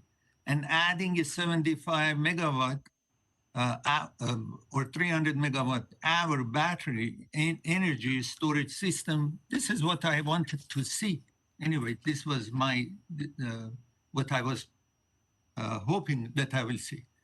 Anyway, I see now there is alternative 8 also, which removing the units, old units of 1 to 5, and I don't see any reason to refurbish those units because they're so old, and bring it somehow will be cheaper, but 330 million will do it. But I think alternative 8 is not a good alternative in my opinion.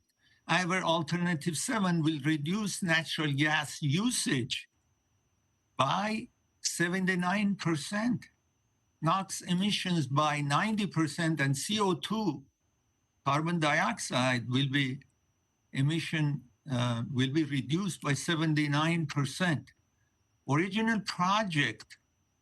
The original project cost 514 million, and alternative 7 they are saying is 389. I didn't go through the figures, but I believe it's correct. And alternative 8 is 330, but I'm not happy with the alternative 8. And if we don't certify the EIR, even with 72 megawatt of transmission in 2027, we will not meet reserve requirements, and no large-scale battery storage will provide this. Then we have to buy on the open market with price uncertainty. We don't want uncertain situation every year. The weather gets hot, more hot, and will be difficulties we will face in the future. Unit 9, which is 48 megawatt, will be the only available unit.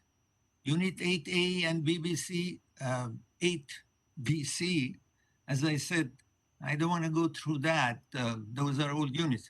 Although we currently use 64% clean energy. Based on what I know, we are doing better as far as clean energy now from surrounding our cities. They don't have 64%. We are doing basically okay now even. We have been on top of the curve in relation to others. And our commitment to a low carbon future through reliable, affordable, and sustainable clean energy is what I want to see. Based upon the assumption made in 100% clean energy study, it is feasible for GWP to achieve 89% clean energy by 2030 and 100% clean energy using hydrogen fuel that the Wartzilla engines can run on in the future. And as we know, it has been reported, we're going to have using at most 14% of the time, we will use this machine, the gas machine. And they come only when we need them for basically the way I understood after trying to question and that understand, they come on for 10 minutes. It will not going to be on, this gas machine will not, or gas turbine will not be on for a long time. I also want to point out the GWP Commission also unanimously recommended approving the EIR and selecting alternative 7. These are people we ask them to go and study more. There are very capable people who evaluated the facts, and based on evaluating facts and drew on their own experiences. One of the commissioners has extensive experience in environmentally friendly energy solution. Another manages the infrastructure of Glendale City College. I mean, these are the people, and the others are knowledgeable people, they are there. They all came to the same conclusion that Alternative 7, who are Glendale Water and Power Commission, the best plan, they say this is the best plan for Glendale. The decision is difficult, of course. We all want 100% renewable. Who doesn't want it? I mean, sometimes they come and they talk to me as if we are against to have clean air. I don't want the clean air. But it has to be feasible. It has to be reasonable based on what you want to spend. But we have decide on a case by cases. We cannot just decide on ideology without the facts and science. We have to support and look through science and to support our decision, in my opinion. Now, they were telling me this N-1 always bothered me. I mean, I have to tell you, until 2 days ago, to have a reserve of N-1 and N-1-1, I don't know why. I had some reservation. I never could accept it.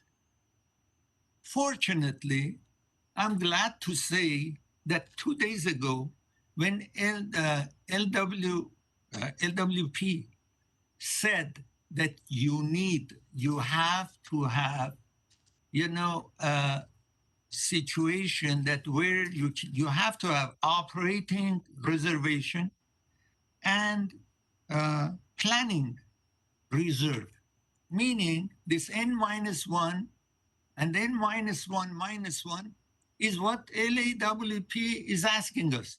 To me, as an engineer, that's kind of a strange, of course. You want to have 140 megawatt of reserve for 340 megawatt of electricity is strange. I have designed buildings. I've been involved with mechanical, electrical, and the structure of a building, large building, including San Diego Navy Medical Center, a large building. And we had to have reserves, we had everything, but I never seen such a big reserve. So that's why I was worried all the time. But the letter came in, LAWP asked us to do it. So I see that we have no choice than to provide that 140 megawatt of reserve. Although until 2 days ago, I had, as I said, I had some reservation for that. Now, however, we came to the point now that I have to recommend, and I would like to move, of course, I will wait until everybody will express their opinion. I recommend certified EIR and selecting alternative 7. That makes financial sense at least to me. But I want to direct the staff to seek council's approval sometimes in the future of any items related to issuance of bonds. The reason I want this, because 3 council members that I'm supposed, 2 of them I interview soon. I interviewed before most of the council people, elected officials, including mayor of city of Los Angeles, Mayor Garcetti. I interviewed him. I interviewed his father even. So with that, I want to wait to see the staff, our staff, to seek and talk to the council members. Although, as far as I know, with my experience, which I've been with as a TV host and commentator, I met all these politicians. As far as I know, city council members, they have no influence on LAWP. And the Mayor Garcetti is leaving. So I would like to give time, like 4 months, to see what they're gonna do for us.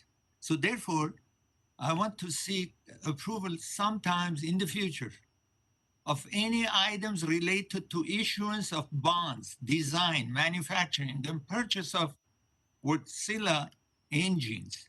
I want us to have a clear understanding of the cost as was presented to us in the COSA. That's why I would like to move the item based on giving short period of time to our employees to get involved with LAWP and clear the matter for these gas engines, and then approve entire thing if we don't get an answer from LAWP or anybody who wants to help us, like council members, which to me, I don't know what kind of influence they have on others. But as a respect to them, they wrote letter to us. For that part of it, I'm willing to wait for a few months. However, I would like to, as I said, I'm repeating myself, alternative 7 and certifying the EIR is what I want to move. Thank you, Madam Mayor. Thank you. Madam Mayor? Councilmember Brotman, go ahead. Okay. Okay, let's see. Where do you begin? Yeah. Well, actually, before I start, let me just touch on that last point about LA City Council. And I don't know whether they're going to come through or have the influence to really make a difference. However, remember that there is a subcommittee of the LA City Council that governs LA Department of Water and Power. It's the Energy and Environment Committee. And 2 of the people that wrote this letter are on that committee. There are 5 members of that committee. So 2 of the people are on that committee. So I don't think that's irrelevant. I think that that committee can make a difference in directing LA to work with us. And I think ultimately it's a matter of cost. And I think we really need to look at a comparison. What is it going to cost if we purchase reserves from LA at not the favorable rate that we get under the OAT tariff, because I don't think that's going to be an option for us, but under a kind of a different and probably higher rate structure? What's that going to cost, and how's that going to compare to the Wartzillas? I think that's a basic fact that that we need to flesh out, because I think ultimately it's a matter of cost. It's not a matter of availability as far as LA is concerned. But anyway, that was let me get to kind of back to where I wanted to start, which is with a little bit of a preamble, that to say that, I've gotten to know Mr. Young very well over the last 2 years now, and he's a good man. He cares for the city of Glendale. He cares for GWP, and nothing I say should be seen as an attack on his integrity or his motivations. There's been that perception before, so I want to make that very clear. He's not an oil and, some evil oil and gas man. He's not a climate denier. However, he's a utility professional. He's grown up in the utility world, and the number 1 job for a utility professional is and always has been reliability. That's the holy grail. So it's understandable that in planning, he will always want to err on the side of caution. The old belts and suspenders concept, but maybe in this case, 2 belts and 2 pairs of suspenders. But we as council members represent the public. We represent the people of Glendale. And the people of Glendale care very, very deeply about the environmental cost of our energy system. And they're expecting us to address both reliability and environmental sustainability, and to keep rates reasonable. So that's the job that we have to do. I personally, as you all know, I come at this from an environmental perspective first and foremost. I'm deeply, deeply concerned with the climate emergency we're facing. It is the existential issue of our time. And every ton of CO2 that we dump into the fragile atmosphere matters. We can't control what everybody else in the world does, but we can control what we do. And I believe all of you, all of my colleagues share this concern. That's why we joined the climate mayors, the Race to Zero, and Mayor Devine, why you raised the issue of the 2030 clean energy study a long time ago. So we've made these statements. The question is whether we will stand by them. And all this means is that we are weighing a more complex set of factors in our decision than GWP has to. And we don't have to think GWP is wrong to believe there's a better approach to the problem. I want to make that clear. Another point, I want to really give my colleagues on the last city council and GWP a lot of credit for how far we've come from 2017. Then a 260 plus megawatt power plant proposal with no battery storage and no distributed energy resource programs or local clean energy programs. Now just over 90 megawatts with a major battery component and some significant distributed energy resources. That's a big change. I will say that if you go back to the record, back in 2017, we heard the same people that are presenting now say, you know, anything less than the 260 megawatts, anything less than the 4 Siemens units is simply not enough. That's what we heard. And we heard that batteries aren't going to cut it. And we're hearing the same thing today. We're hearing anything less than the 4-5 Wartzilla is simply not enough. Well, I've seen that movie, and I am not going to accept that on face value. So, but I am proud of the council for stepping away from that mistake now, I guess 4 years ago, and for GWP for stepping up and doing the hard work. The decision, though, for us isn't the existing or historic status compared to the proposed project, or even the original project compared to the current project. The decision before us is whether this is the best we can do. And I don't think it is. So let's remember the council direction in 2019, following the presentation of the IRP. Council asked GWP to try to reduce gas as much as possible. And there's been a game changer since 2019, actually a couple game changers. One is the ELAN project, 25 megawatts of solar and storage.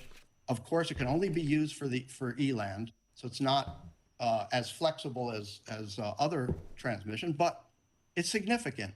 And more significant, the 70 plus megawatts we're getting on the Southwest transmission line. Those are game changers, but yet we're still seeing the same 5 Wartzilla internal combustion engine proposal. There's been no reduction despite that. And I have to ask why. Now, GWP's analysis, and it was shared with me, shows a gap of about 50 megawatts starting in 2027.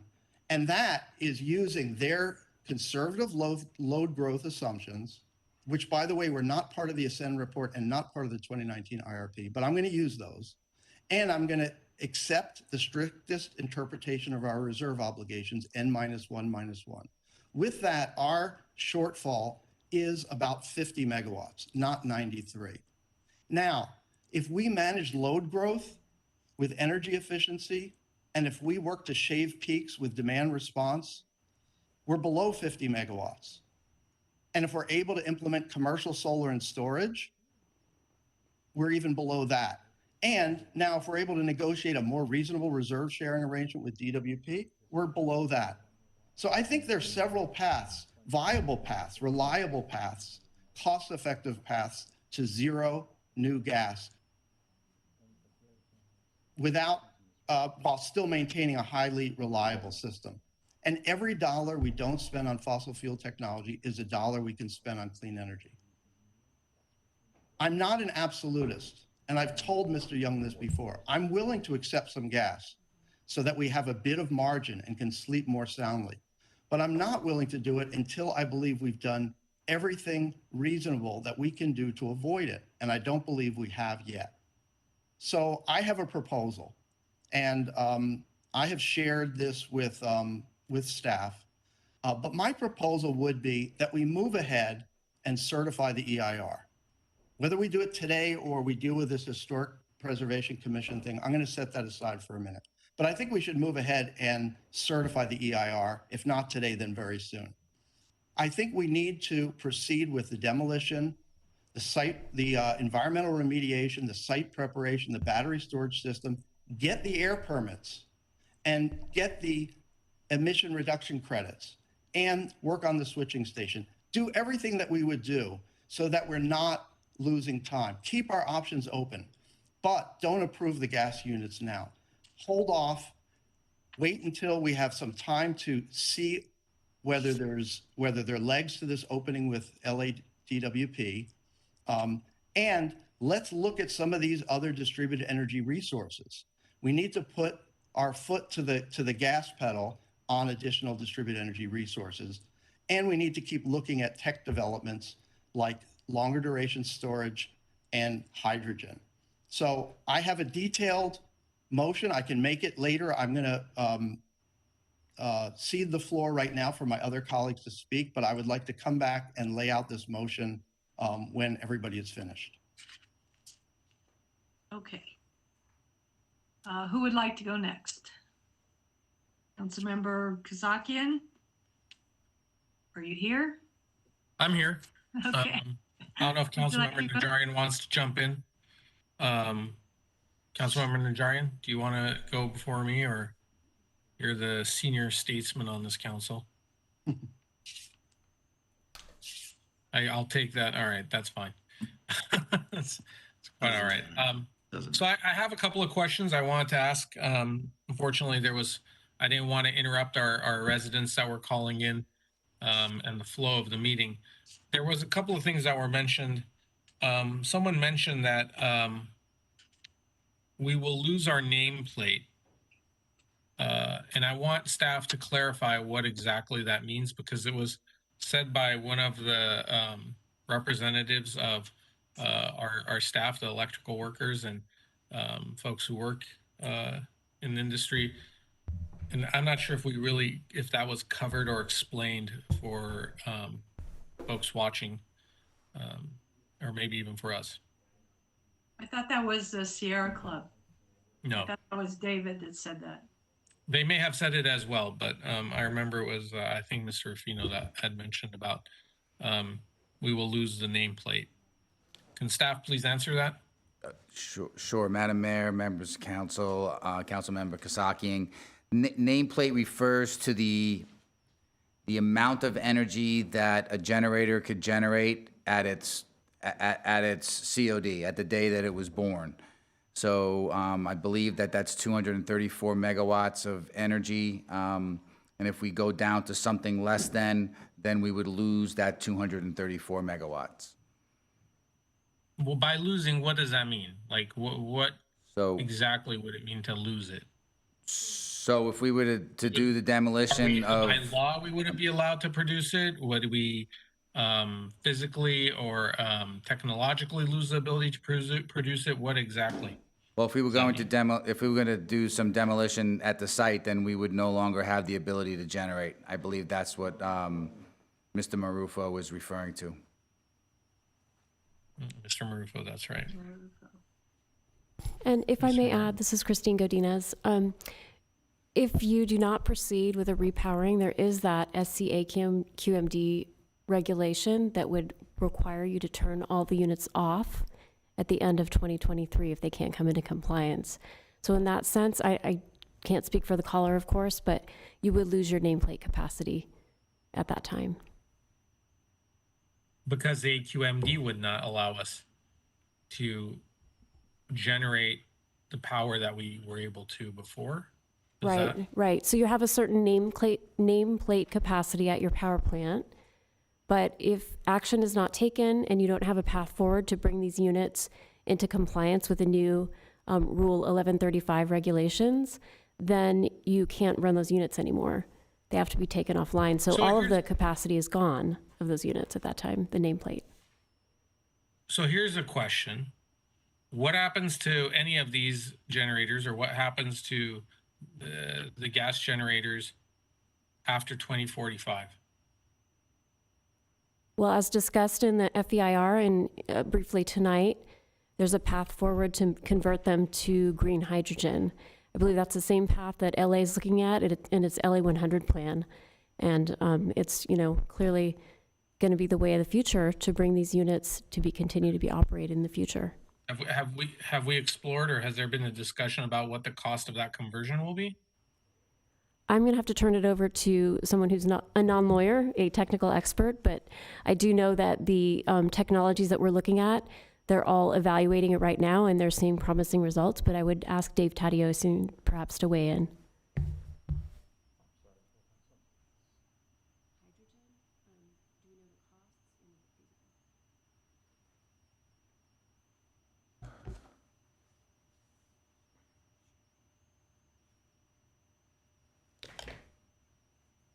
Good evening, Councilmember Kasakian. So on hydrogen, the Wartzilla engines, they currently have a development program. Their goal is that by 2025, they will be able to burn 100% hydrogen. All right. What that looks like in terms of the engines we're getting, they will have some capability to burn hydrogen. Wartzilla has to do their development work. And to what extent the modifications will be needed to our engines to get to 100%, we don't know yet. We don't understand the costs. What we've been told is the existing engines could probably get to 30% hydrogen. Okay. The reason I ask this, because it's not very clear. It's not guaranteed. What is guaranteed and what we do know is a $300 million or so upfront expenditure for technology and a process that by 2045, if we're correct me if I'm wrong, will be deemed obsolete by the state standards. Is that correct? You want to touch on some of the... I think the letter of the law of SB 100 does dictate that no more fossil fuel will be burned after 2045. Tomato. That's essentially, my big concern here is that I understand the issues with nameplates. I understand the issue with, I think I do, by the way. This was quite a plateful to try and digest and understand. And even though it's been ongoing for a while, kudos to anyone, especially those folks who called in who understood portions of this or even half of it, because it's still... some of this is still murky even to me. But the issue I have is us spending this money for something that will be deemed obsolete in 2045 by law, for a return for something that to have a capacity, to have reserve and be able to produce enough power that is based on an agreement that we're saying may be in dispute, is not in dispute. We have attorneys who disagree on this on either side, and the potential of Los Angeles saying that, at least 3 council members, or whatever the case. I don't want to get into that. Let me just shift gears for one moment here and ask the following. So when we're talking about these worst case scenarios, is there an instance in the last however many years, let's go back 50 years, besides the peak usage, I know that you showed in 2017 with the chart what you expect the moving forward demands to be on our system, but has there been a catastrophic instance? What is the longest that we've been without power in Glendale? Or even during the Northridge quake, do we know? Even in the Northridge earthquake, it was hours, not days, but some places experienced days outage. We were fortunate enough to be able to be the first city back based on having a power plant. I don't know what the general rule was or what was the average outage time during the Northridge earthquake on other various cities. Okay. And then so let's say 2045 comes, and by then everyone has to, cold turkey, go clean energy. What happens, one of the issues right now is the transmission is a challenge, right? We do not have the ability or the access to transmission to be able to bring in more clean energy.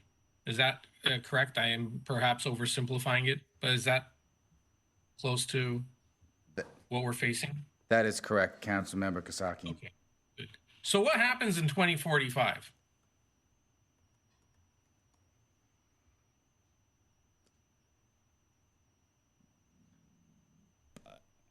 I don't know. I mean, we had some issues with outages throughout the state last summer, and the governor bought 4 diesel generators and put them strategically across the state to actually keep the power running.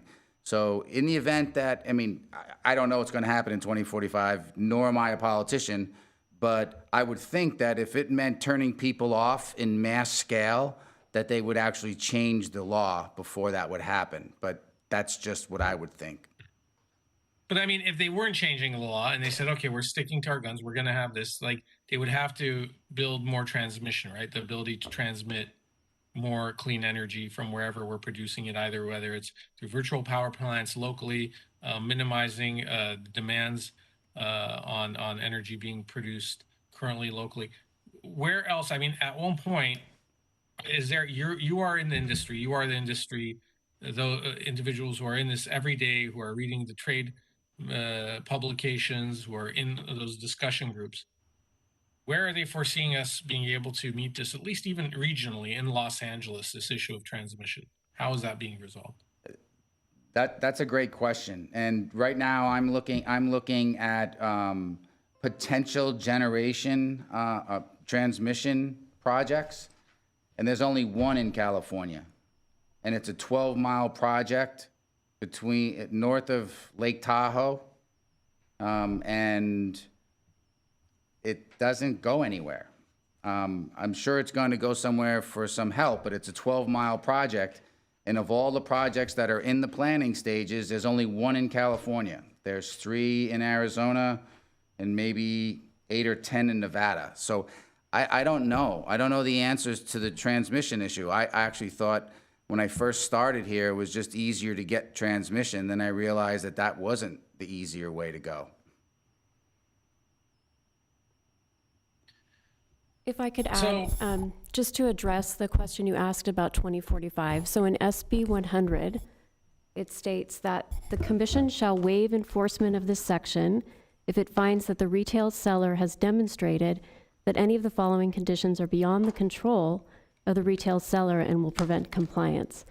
And then it lists a series of things, including inadequate transmission capacity, whether the retail seller has undertaken in a timely fashion reasonable measures under its control and consistent with its obligations under law to develop and construct new transmission lines or upgrade existing lines, whether we've taken reasonable operational measures to maximize cost-effective deliveries of electricity from eligible renewable energy resources, etc.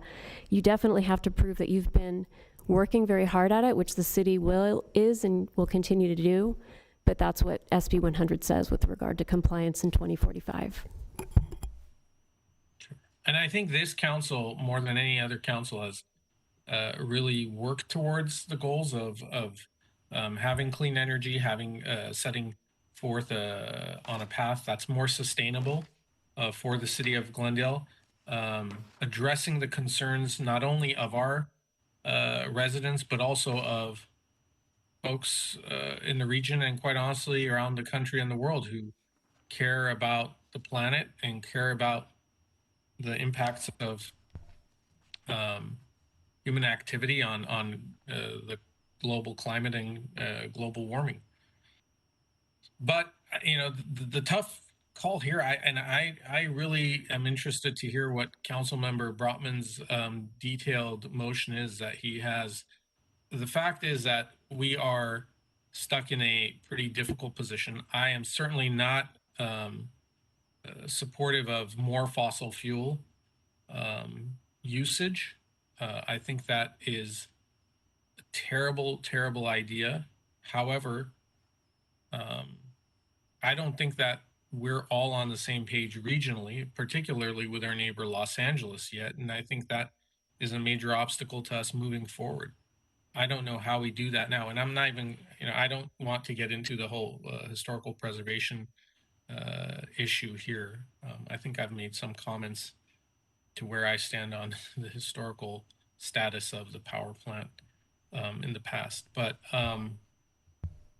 I want to hear from my colleagues before making up my mind on this. But I certainly don't, I'm not excited about the prospects that we're faced with given the positions that we're put in. Thank you, Council Member. Thank you. Council Member Najarian? Thank you.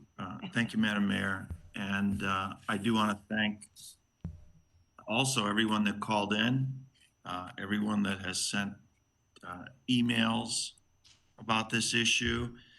Thank you to the Glendale Environmental Coalition for giving me a briefing about, I don't know, it's been about 3 weeks ago, and as well as the Sierra Club and Byron Chan for meeting and explaining their position.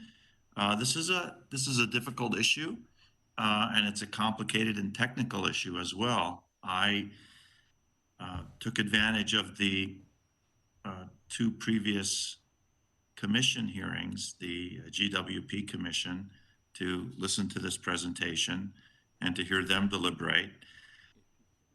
And then also with the Sustainability Commission, again, heard the presentation, heard them deliberate.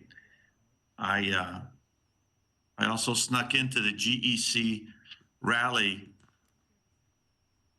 last weekend, and I tried to go incognito, but Mr. Brotman called me out, and my point in attending, was not to necessarily to be seen or let anyone, know that I'm whatever, running for election, but just to listen to them. And I appreciate all the comments, not by just the members of the GEC that spoke, but also by the elected officials. And Mr. Kasakian was there, and Senator Portantino, and of course Dan Brotman was there. And there was a lot to talk about and a lot to think about. So, I mean, just a couple things that are important to me in making up my mind and getting to where I am at the moment. I think one of the major factors that we have to determine is whether we accept the N-1-1 reserve requirement or whether we reject it. I know Byron Chan from the Earth Justice has a different opinion. I know he's, we spoke in our meeting, and again, he spoke this evening about the having the the N90 requirement, which would be 80 megawatts of reserve. And then we heard from our attorneys. I do believe that N-1-1 is where we need to be. Now, is that too much of a reserve? I don't know, but I don't think we can adjust that ourselves. We are required to keep that, so that's an important factor. I wish that Well, before we bash LADWP, let me rewind the clock back. Let's go back to 2015 when I was mayor and Steve Zern was still with us.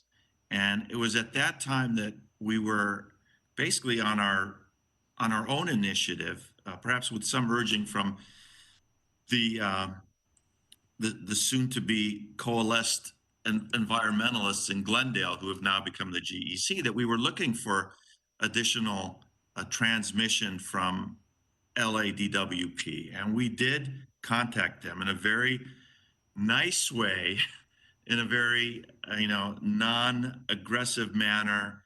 And they were the ones at that time. I remember on the steps, we had a ceremony on the steps of City Hall, not Glendale City Hall, LA City Hall, with Mayor Garcetti, a couple of his council members, and myself.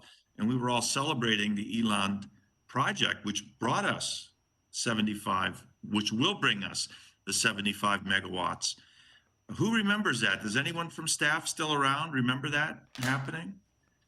I do remember that. 2015. Yes. This was 2 city managers ago. I mean, so this was a little bit back there, but for whatever reason, whether it was our persistence, whether our cajoling, and I'm on another board with Mayor Garcetti, whether he felt that he owed City of Glendale something. We were very fortunate to get that 75 megawatts from LADWP. So it's kind of easy to bash them. Part of me was ready to bash them. Wow, those guys, those son of a guns, why aren't they giving us more power?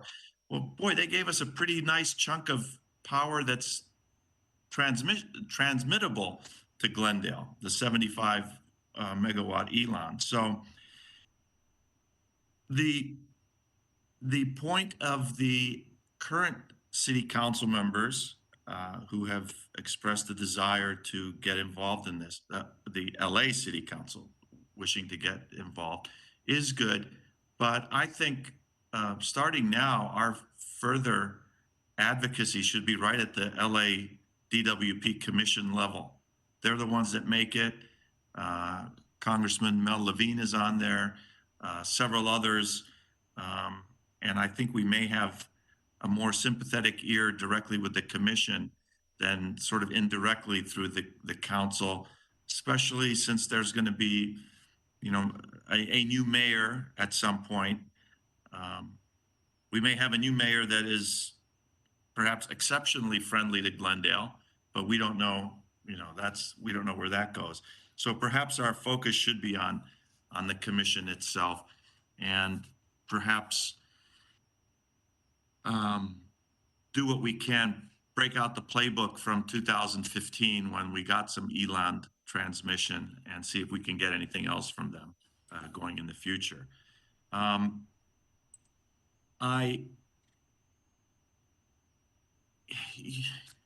Part of this is how much risk are you willing to accept? And each of us in every part of our life carries different levels of acceptable risk in everything that we do. Clearly, we've heard from the advocates who only want renewable power say that they don't want any fossil fuel burning at Grayson. And it's clear that they are willing to accept a greater risk of non-reliability, of reduced power in the event of incidents, whether they're weather-related, earthquake-related, terrorist-related, or whatever. I'm a little more risk-averse. I feel that it's my role to keep more of a reliable source of energy for our city than it is to be totally non-fossil burning. And that's just me. I feel that's a responsibility that I have. In my analysis, if I had to push a button today, right at this moment, I would be more inclined to confirm and adopt the EIR and go with the 5 Wartzilla units. However, I do accept the fact that technology is changing, that we are, as a council and as an agency, starting to think outside the box in many different ways, whether it's peak load reduction. We're talking now about fuel cells. We're talking about the hydrogen capabilities of these Wartzilla engines. We're also talking about, we're firming up our Sunrun deal. That was last week's discussion. We'll see how much of our power is going to be affirmed with them. There's also other items that are out there. I did, in an attempt to really understand the entire picture, I did have a discussion with Dan Brotman, who I think is probably at the forefront, at least in this council, at the forefront of the analysis. And he's really done a lot of legwork. And I don't know, he was interviewing AQMD staff members, and he's going out to the LA City Council members. He's really doing a lot of work. So I did have a discussion with him recently, and I think some of his ideas are certainly viable. And that's what he was alluding to. I'm not going to get into what his motion is or isn't. I'm going to let him say that. But I'm in favor of certifying the EIR. I'm also in favor of pausing, as up to the last minute before there's any action taken on purchasing any internal combustion engines, if at all, 1, 2, 5, whatever that is. Every day we're getting increased efficiencies in the photovoltaic cells, increased technology advancements with the hydrogen, many other things. So that's where I'm at. Yes, on the EIR, I'd like to hear the final details of Mr. Brotman's proposal that perhaps we can get behind, and then I think that'll perhaps be a separate vote, a corollary, if you will, or an amendment to the EIR issue. So that's where I'm at, Madam Mayor, and I'll let everyone else continue speaking and give you my vote at the appropriate time. Madam Mayor.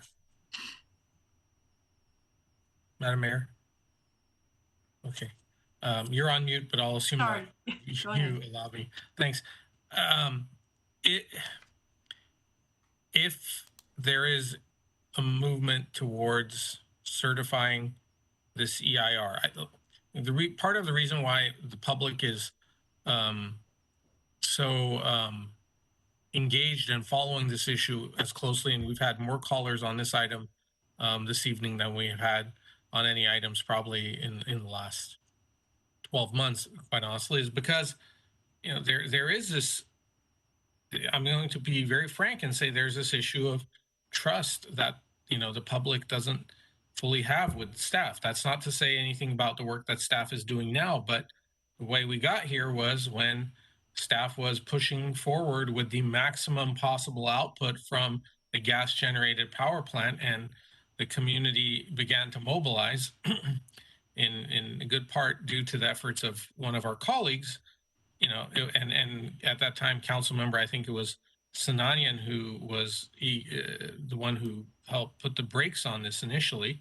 Now, and then after that, we came back with a more scaled version, and now there are the current proposals with the EIR before us. I mean, it's no wonder that the public may be skeptical about what the ultimate intentions of what's going to happen with Grayson are. If there is any movement towards this, I would urge us to put very clear, explicit language in place, limiting what can be done at that plant and making any type of gas equipment use as a last resort, even if the EIR is approved. And we have to clearly delineate what order we generate power in from what source. I think if we can do that, and if we can legally obligate ourselves and commit ourselves to that in very strict language, maybe there's a path forward, but one that prevents us from being sued from the big bad neighbors that have held us to a certain unrealistic standard, and one that also does right by our residents and by future generations of Glendalians by ensuring that we continue to commit ourselves to clean air and a clean environment. Thank you, Councilmember Kasakian. I have at least one question. Now, Councilmember Najarian has alluded, and I believe Councilmember Gajanian alluded to us delaying the 5 Wartzillas and possibly maybe doing 3 or 2 or whatever, if there's a study done and, find out later on. So my question to staff is, and I guess, I don't know if this would go to legal or to Mr. Galanian, how is this delay going to affect, or will it affect our bond rates or our bond ratings, our future bond rating? I mean, we're going to, we haven't committed to 5, but we've probably put the word out. How will our bond rates be affected? Bond ratings? Is this going to cost, we just did the COSA, and the Grayson repowering is not going to cost our ratepayers anything. They will not have their rates raised. However, if we decide to change this plan on the number of Wartzillas, will the COSA change? Will they have to pay more for their in their rates? Madam Mayor, it's a rate hike. multifaceted question, and probably Ms. Godinez and Mr. Young can chime in. But just to lay the groundwork, so the project is proposed all-inclusive in terms of putting it together and financing it. So there was going to be one bond issue to pay for the 5 Wartzillas, all of the site work, all of the demolition, the Unit 9 separation, the Tesla battery, if I haven't mentioned that. And so if the Wartzilla component were to be separated out, there are some legal issues with issuing bonds for the entire project at once. So maybe I'll have Christine talk about that, and then Mr. Young maybe can talk about some of the, or Mr. Taddeus, and some of the timing challenges with doing it in phases like that. Okay, Ms. Godinez. Madam Mayor, so if we were to defer a decision on what to do with the Wartzilla units, that could be, it would make it difficult to issue a bond, of course, because we wouldn't know exactly what we were bonding for. So it poses the problem that we wouldn't be able to really define the project and know what, with reasonable certainty, we intend to pursue. So when you get a tax-exempt municipal bond, you have to have, under the tax regulations, a reasonable expectation of spending at least 85% of the sale proceeds of the issue on capital projects, of your capital project funds within 3 years. So given that there's, perhaps some uncertainty about, do we want 5, do we want 2, do we want none, what are we doing with Wartzillas? You couldn't establish that reasonable certainty that you'd spend at least 85% of your proceeds. A variant of concern, the World Health Organization's what was that? I'm not sure what that Sorry. was. Additionally, if you were to divide up the bonds, let's say you did a bond for the battery portion, you also would have the issue of needing to define what the term of time you could have those bonds outstanding for, because the useful life of a battery is going to be potentially less than 20 to 25 years, right? The capital asset, because those do eventually need to be replaced, even with a long-term maintenance agreement. So that's not capital at that point. So you would potentially not be able to have a bond for the same amount of time as you would have if you had a longer-term asset included in the financing, like Wartzilla engines. So these would also, these are not things that are insurmountable, but it definitely makes it more difficult and complex to do the bond financing, potentially more expensive. Particularly looking at interest rate changes that could be coming. And what about our rating? Does it affect our bond rating? Madam Mayor, I think that the issue is if we were to issue the bonds for the entire project, but not start or complete the Wartzillas, what that does is potentially makes those make those bonds non-taxable. And so not only does that affect the interest rate they end up paying, but ultimately, yeah, if they convert from taxable to non-taxable, that does affect our bond rating. Or it certainly makes it more challenging to get bonds in the future. But Madam Mayor, if you're talking about our bond rating as a utility, as an entity, and what you know the rating agencies would say, perhaps that's what your question was. Can I clarify? Is that what you're asking? Yes. Okay. I think it would really, it's an open question what the rating agencies would say. I know that in our recent rating presentations, the fact that we are moving forward and planning to provide for reliable power for our utility at a cost-effective rate is something that weighed heavily in our maintaining our very good rating. So I can't say for certainty how they would react to a non-decision or a deferral of a decision to a future time, but that is definitely something that could become a factor in those rating agencies' consideration of Glendale Water and Power and the city of Glendale as an entity. So something like this, if the delay would cost us in a lot of couple of different ways as far as the bonds and are concerned. My other question was about the COSA, and in the COSA that we just received last week, Grayson was not a factor in rate increases. If we delay this and we get all this repercussions from the bonds, et cetera, and probably prices going up, will that impact? Can we still guarantee that there will be no rate hike because of the Grayson repowering? I think the answer, and I think Mr. Young was going to say something, but the answer to that, and really the previous question about our bonding is there's a lot of unknowns with splitting up the project like that. It is, the COSA was based on a project where the project was built at once. And if you are looking at doing two separate bonds, we just can't say right now what the cost of that's going to be. And we don't know if it's going to cost the ratepayers a hike? Can't tell yet? We don't know. Don't know. Okay. Miss, can I ask a question? Yes, Councilmember Abedanian. Okay, maybe Mr. Garcia said, Mr. Godinez said something. Let's say if the offer is, or if I say I recommend certifying the EIR and selecting alternative 7, but direct staff to seek council approval sometimes in the future of any items related to the issuance of bonds. So we didn't do anything now. Design, manufacturing, purchase of the this Wartzilla engines. Is that something can be done?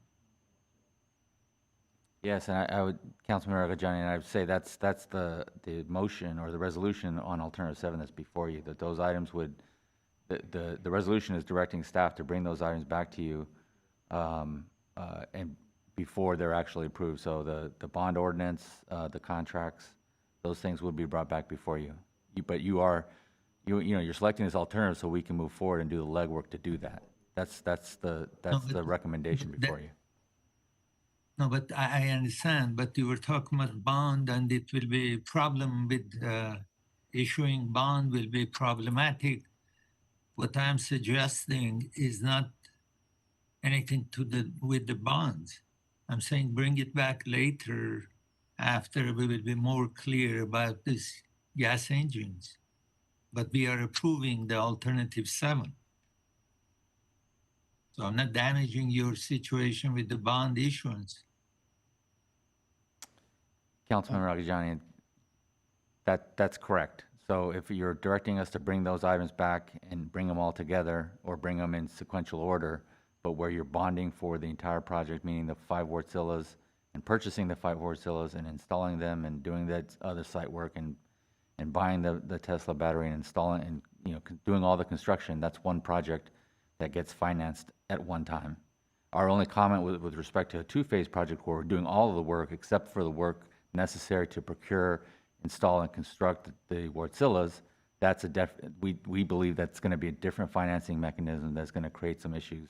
And we can't answer definitively what the cost impact of that's going to be, what the rate impact is going to be. And in addition, I think at some point we would want to, if that motion makes it to the floor, I'm sure we have some timing concerns with phasing the project in that manner that I'm sure Mr. Young or his staff will want to address at the appropriate time. Madam Mayor? And there could be a change in the bond rates. I mean, they could go up and it would be more costly, correct? That's correct. But again, the answer is we don't know. We can't give you the answer. We don't know. We don't know. Okay, Councilmember Brotman, go ahead. Yes, I would like to lay out my my proposal for this. Well, I would like to make my comments, so which would we rather do? You want to go ahead? Go ahead. If it's okay with you. So Sure. because I think, I'd like to try to find a middle ground here. I don't think we can do nothing. I don't think we can wait.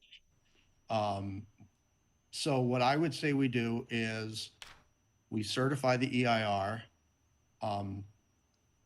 either tonight or in a few weeks if staff is going to come back with some more information for us. But let's just say we certify the EIR. We approve a modified alternative 7. The modified alternative 7 would have us go ahead with things that I don't think we can waste time on. So I think we do have to go ahead with the demolition and the environmental remediation at the site. We have to go ahead with the site preparation and do it in a way that allows us to easily add Wartzillas down the road if we find we need them. I don't want to get us into a position where we find we do need them and then it's a lot of complex work to get them installed. So I want to get moving on that. I want to get moving on the battery system, switching station, get all the permits and the emission reduction credits that we need for the full suite of Wartzilla units. But in this alternative 7, or modified alternative 7, we are not approving any Wartzillas now. We're saying up to 5, subject to future council consideration. How the bonding works, I think staff needs to come back and tell us. It may have to be in 2 phases, because I do think it's important to not just wait. That would be the basic structure of a modified alternative 7. In the meantime, direction to staff would be, number 1, work with LADWP to either purchase additional reserves or see if we can redefine our reserve obligations. And I think in that, we can't just leave it to GWP and LADWP. I think we have to step in and try to use our political capital to try to make something happen there. So that's number 1. Number 2, I would like to see staff go back out and look at procuring up to 50 megawatts of additional distributed energy resources, including city-sited solar and storage, commercial and industrial solar and storage, which has not been done yet. There's a lot more we can do in demand response with incentive and pricing programs, especially to shift EV loads so that we can get ahead of the growth of EVs. I think we can go much deeper with energy efficiency, and we should look at other things that I know GWP is already looking at: residential storage, community solar, microgrids. There are a number of things there. That's number 2. Number 3, I would like to see staff come back and tell us the cost and feasibility of updating 8A and 8BC emission controls to meet Rule 1135. That's something that seems to be a possibility, but it hasn't been analyzed. And I would like staff to look at some of the emerging technologies like long duration storage and these 100% hydrogen engines that Wartzilla apparently is planning to put out in 2025. If we can get those and we can do hydrogen, then maybe we have met our needs. And I would like to see staff return to council, let's say before the end of 2022, so we can assess progress, and then we can decide, Do we need all 5 Wartzillas, or do we need 2, or do we need none? Whatever the number is, let's do it. And at that point, if we need some, and I somewhat suspect we will need some, I will support that if we do these other things. So that's basically my proposal. Okay. Now, Madam Mayor. Now can I give my comments? Oh, sorry. Yes. I was going to say Go ahead, before. Mr. Galata. Go ahead. Just for another process, before council starts taking roll call and votes, I would like to invite Mr. Tatosian to clarify some of the items that Councilmember Brotman would like to see in the modified alternative 7, after your comments, if you like. Yeah, well, I'm just going to make one comment before you have him speak. I think Mr. Brotman just read off the GEC suggestions, and I had promised them that we would meet after we take this vote and go through each one of their proposals, each one of their selections or suggestions, so that we can put staff onto that path. So I don't know that we needed to give, to say that, this is what he wants to do. We've already said to them that we would do it. Staff has committed to that with me and with them. And so I don't know that we need to go through all that. If you feel you want to, please take the time. You have the floor. Well, that would be my motion if there's somebody that wants to second it. Well, we don't even need a motion. We've already put that into play. It's already going to be done. Your suggestions on all the steps, everything that you want staff to do, the GEC suggestions, I've already talked to staff. We're going to meet with them and go through all of those. And so eventually they will be done. So it's not, I don't know that it's necessary that this is what you'd like to see done. It's going to be done. Well, I mean, I don't know about, okay, I don't know about any GEC suggestions. This is what I've developed, and this would be what I would like to see done before we make the decision on whether we are going to purchase 5, 3, 2, 1, or 0 Wartzillas. I'll be ready to second that, but only after I hear from Mr. Tatosian to see what the time frame is. It's a lot of good ideas, but I'm not sure we can fit it all in. I'd like to hear from him or whoever has a comment on that.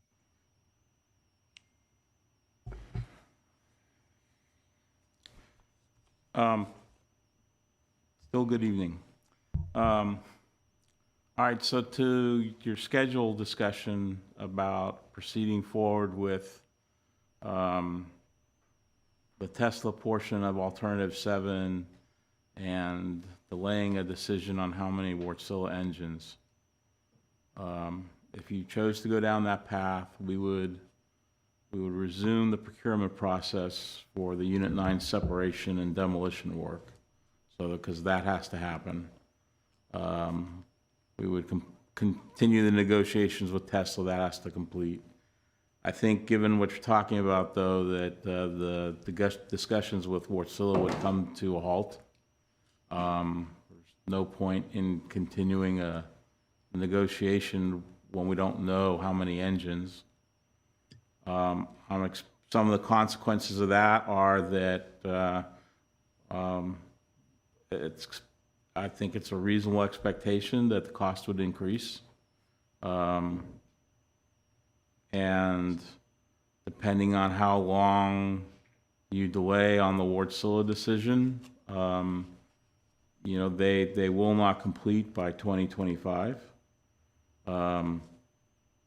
The consequences of delaying the engines there's a couple of things that come into play. One is that depending on how long it goes, changes in codes can become an issue. That was an issue on this project. As things moved along, the California Building Code, and in particular, the American Society of Civil Engineering Code changed.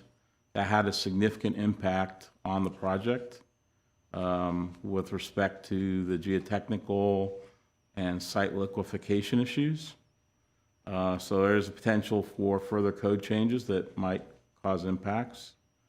A larger concern is that GWP needs to as they had reserves lined up to cover the construction period for the original repower with LADWP, they would need to do that again. And I think that my own personal opinion is that not having clear direction on where you're going complicates the process to obtain reserves. And what you're doing is that you're pushing the need for those reserves over a longer period, which further complicates getting those reserves. We have to remember that there are other things going on in California. The planned shutdown of Diablo units in 2024 and 2025, the OTC requirements, increasing penetration of intermittent resources. Those are all driving everyone for reserves. And so those are all things. You had mentioned, Mr. Brotman, when we spoke to you about a potential 1-year delay in the Wartzillas, and that turns out to like at least a 9-month delay in getting into into late 2026. So that means another summer without having local thermal generation. You would have the batteries for 2026, but you would not have the Wartzillas.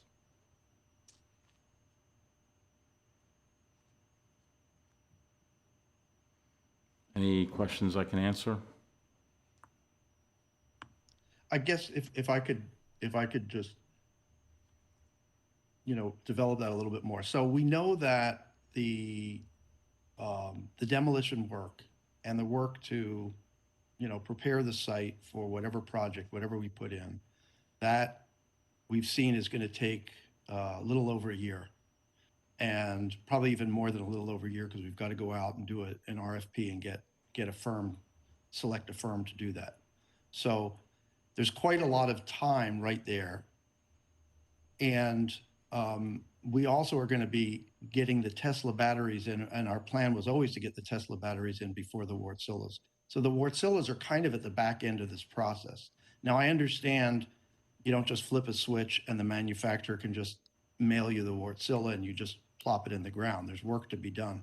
But what I would like to see us do is as much of the preparatory work as we can, short of actually entering into a final notice to proceed and purchasing those engines, but doing the site preparation work so that we are losing as little time as possible. And if it is taking us one more summer, we need to go out in any case, and we're going to need reserves to cover the time period when we are putting in the project. In the original scenario, we were going to have a couple summers there where we need support. What this would possibly mean is another summer on top of that. So we need to go out to whatever agencies we were going to procure these reserves from, probably LA, maybe Burbank, and have those discussions with them, and and see if we can acquire those reserves, which we were going to have to do anyway. So I agree with you on the third summer of reserves. It's not, the Wartzilla scope did not include just the engines. Along with the engines, it's all the other equipment that comes with them. The gas train, the other big item is the GSU transformers, the big step-up transformers. Those are at least a year-long lead item. And there's engineering that needs to be done before you can order the equipment. So the plan was always, the demolition we have in the schedule as being 14 months duration. The demolition RFP is basically, it had been issued and then it went on hold. It's out on the street, but it's waiting for a decision on what we're gonna do. So yes, you say we're gonna do alternative 7. So we'll restart the RFP process. The goal was to get a demolition contractor on board, contracted by the end of this year. They need time to get material and be ready to go. In order for that to happen, the Unit 9 separation work, that was to start in November of this year. That process was put on hold as well because we didn't know which alternative affects their scope. And that contract needs to be in place by no later than the end of August because there's procurement in their scope for new switchgear that takes time so they can install it starting in November, December timeframe. And then March, we were going to start demolition. Unit 9 separation would be done. Unit 9 can operate on its own. Then we start demolition for 14 months. That period of time, that provided the air cover schedule-wise for Wartzilla to do their engineering and long lead procurement so that as soon as the demolition contractor was done and released the site, they could immediately mobilize to the site. When we push out Wartzilla, what happens is, yeah, we still get the demolition work done on the same schedule. We get Tesla done on the same schedule, and then we stop. And we're leaving a site that is rough graded. It's been improved. It's been rough graded, but all the Wartzilla work involves a lot of pile driving because it's all the heavy rotating equipment. So the plan had been to do all that pile driving right at the very beginning, and now we're going to do it after the Tesla equipment is installed. There's some, it's probably okay, but there's some concern with that. I mean, we're going to be vibrating the site with equipment sitting out there. That was something we were trying to avoid. So I'm not saying it's unworkable, but it does clearly further complicate the project. Madam Mayor? Yes, Councilmember Agajanian, go ahead. Can you postpone this to next week? At least we will consult better to review it until next week to see what we want to do, because now it became very complicated issue now. Can we postpone it to next week? We have no meeting next week. A week after. What's the difference? You want to postpone it for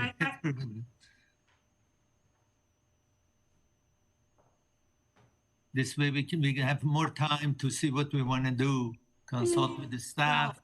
If I haven't had a chance to say anything tonight, and I just want to say one thing right now.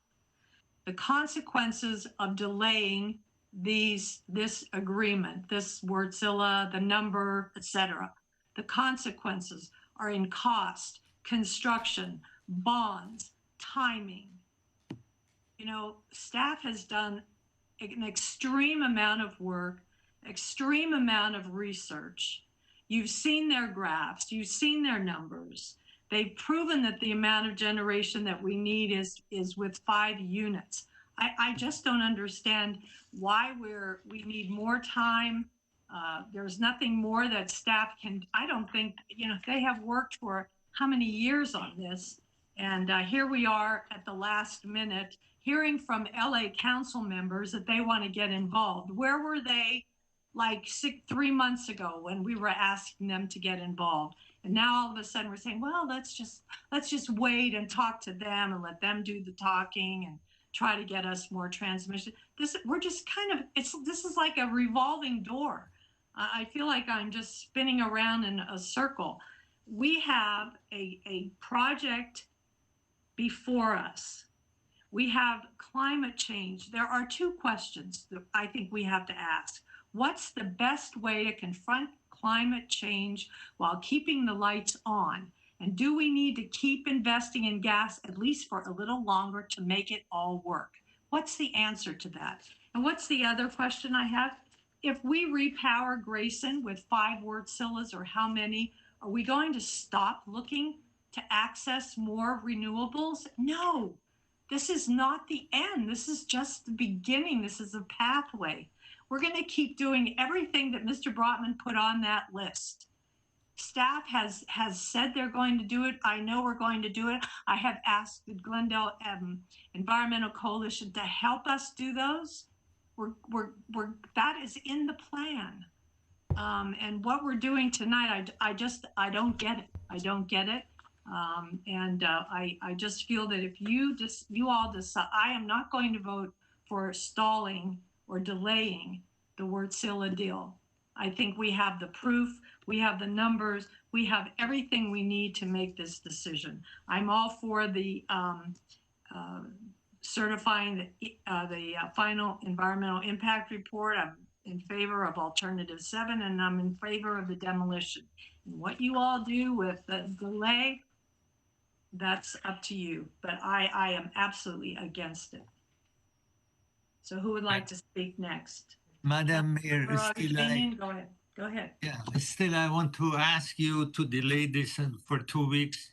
We come back and we decide then if that's what we want to do, we will vote and we'll do it. Let's have some time and. Well, how do my colleagues feel about that? Or your colleagues? Well, may I? Yes, go ahead, Mr. Brown. If we are going to delay for 2 weeks, that would create an opportunity to run this through the HPC, do a special meeting, clear up that issue. Very easy. We're just asking for an advisory opinion. At least that's clean. We come back in 2 weeks. In that period of time, staff has been able to develop a new resolution for the modified alternative 7, and we can vote on it. Only thing is, our city attorney said that we cannot do that, or we're not going to do that until we okay the project. Am I correct, Mr. Garcia? I mean, here we go. We're going around in another circle. Mayor No, Devine. it's just, Madam Mayor, it's just 2 weeks and we'll be better. Everybody will come down and will be more reasonable and we'll do it. Then we do it the way you want it, or whoever would offer something else, we'll do it. Or my offer is still on table. So everybody would be.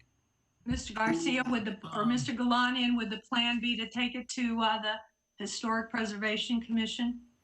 Madam Mayor, members of council, again, my comments were regarding whether or not we had to take it to HPC to improve the environmental and issue the demolition clearance. And as I indicated, it's premature for that. But if council wants to direct us to take it to HPC, then that would be the direction. But again, our only opinion was that we were not required to legally. So it's a policy decision for the council. Madam Mayor, I just wanted to delay it for 2 weeks. That's it. I didn't offer anything else. Just delay it for 2 weeks. Councilmember Najarian, Councilmember Kasakian. Well, okay, so there's 2 issues here. One is, do we want to send it back to HPC? And I've read the legal opinions by both sides, and the logic of going to the HPC before we've picked a option that would require the demolition of the plant is, I mean, it's not logical. I think that their discussion on the plant and its removal would be untimely until council makes a decision on an alternate and approving the EIR, which would cause the plant to be gone. And I mean, that's the first part of my analysis. The second is, you know, I don't have an objection to a delay, but I want to, you know, again, I mean, we're going to have 2 weeks of, you know, it's been a very active period for several months now leading up to this. And I'm afraid that in 2 weeks, it's going to be even more, you know, aggressive lobbying from both sides, or maybe, I don't know if there's 3 sides on this thing, but you know, my issue is that if we can trim down perhaps the items that Mr. Brotman has in his modified alternative 7 to something that's doable, that's concrete, that not going to delay this project. I'm not against that. Some seem to be rather open-ended when we talk about, the pursuing the commercial solar and ideas for reducing peak load. I like those ideas. We should be pursuing them anyway, Right. but I'm not sure we should delay a vote on the the Wartzilla engines until that's done, because that could take a year or more. We don't have that time. If it's a matter of getting down to brass tacks with LADWP, we can put out a 30 or 60-day limit on that and say, by 60 days, if we've got extra reserve coverage from them, that's a game changer. But if not, if they keep stringing us along or they need more time, then I think it's not fair. We do need to make a decision on that. That's the only thing that I'm thinking of at this point. Madam Mayor, I don't know. It seems like there's more people that want to punt it than who want to hear or finish this evening. And absent of the HPC issue, quite honestly, I'm ready to cast my vote this evening, but it's entirely up to the rest of the council. And Mr. Brotman's let's call it the motion, can't that stand separately from approving the EIR and alternative 7? And then his motion would be a directive that we could work on to staff in terms of what would be the trigger point for the procurement of those Wartzillas. I mean, that's what we're talking about here, essentially. Councilman Najarian, yes. However, I mean, as currently drafted, Alternative 7 has some specific direction for staff to do. So if council wants to include some trigger points before we bring those items back, that's where we would need the direction. And I think that's what Councilmember Brotman was suggesting. And if I might, I'm happy stripping out all the stuff, the further direction to staff, all these things, and just asking for, just putting up a motion for this modified alternative 7 and certifying the EIR. And that's with all of the consequences that come with that, on the cost and the time and the construction and the. I don't think those consequences are established. Those are speculative, and those need to be looked at. Is there a motion or is there a second? Well, so that should be a separate discussion, though. I mean, those are, we need to find out if everything that Mr. Tateosian just said, and that's the first I heard of that. In all my briefings, I didn't realize that a slight delay would be so critical in the construction, in the bond financing, in the vibrations with the machinery there. I would suggest let's have a discussion on the Brotman motion, keep that as a separate motion, which would be precursor to us procuring the Wartzillas for 2 weeks. Let's put that for 2 weeks, but let's do the EIR and alternative 7, have the Brotman motion in 2 weeks, where we can, as he said, they're not foundation. The foundation hasn't been laid yet for those rather dire circumstances that Mr. Tateosian was discussing. Wouldn't that get us to the same place, but taking a step forward? Mr. Garcia, would that do it? Or could we do it that way? Madam Mayor, Councilmember Najarian, if the council is amenable to that, that's something someone would have to propose a motion on the EIR and a motion on the alternative 7, and then give us separate direction on the suggestions by Councilmember Brotman, and we can bring those back to you when you would like us to. Okay, so we can accept a motion for 8C1 and 2, and then have another motion for Mr. Brotman's suggestion on the delay. You could. I would suggest doing 8C1 first. That's the EIR, and then that way there might be a difference of opinion on 8C2. Okay. All right. Do I have a motion on resolution certifying the FEIR? I would move the item based 8C1. Thank you. Second? There a second? I'll second. Roll call? Councilmember Agajanian, Yes. Brotman, I'm going to say no for now. Kasakian, No. Najarian, Yes, but I wish we were unanimous on it. Mayor Devine, Yes. And then the second, approving the alternative 7. Is there a motion? I'm for the alternative 7 is, I would like to say, but I brought an issue of, I said, let's approve the item 7, but I want to direct staff to seek council's approval sometimes in the future of any item. We are going to do that, Councilmember Agajanian. That's Councilmember Brotman's Madam Mayor. motion. That's Madam gonna Mayor, come later. Yes. let me clarify. What Councilmember Agajani is suggesting is already part of 8C2. It's a motion to approve alternative 7 and then direct us to bring the different items back, including the contracts, the bond documentation, for council approval in the future. That's already part. So if that's what Councilmember Agajani has suggested, I know that's different than what Councilmember Brotman would like. So. Oh, I thought he was dealing with the Wartzillas as well. Okay, all right. So go ahead and make your Councilmember motion. Agajani, correct me if I'm wrong, but I that's what I heard was just all the pieces of 8C2 of alternative 7, the bonds, the contracts, that those will come back to council, and that's the direction. That's what's in the proposal. But the initial recommendation was based on the fact we need to get started. 8C2 gets you started on those things, and then they would have to come back to the council in the future.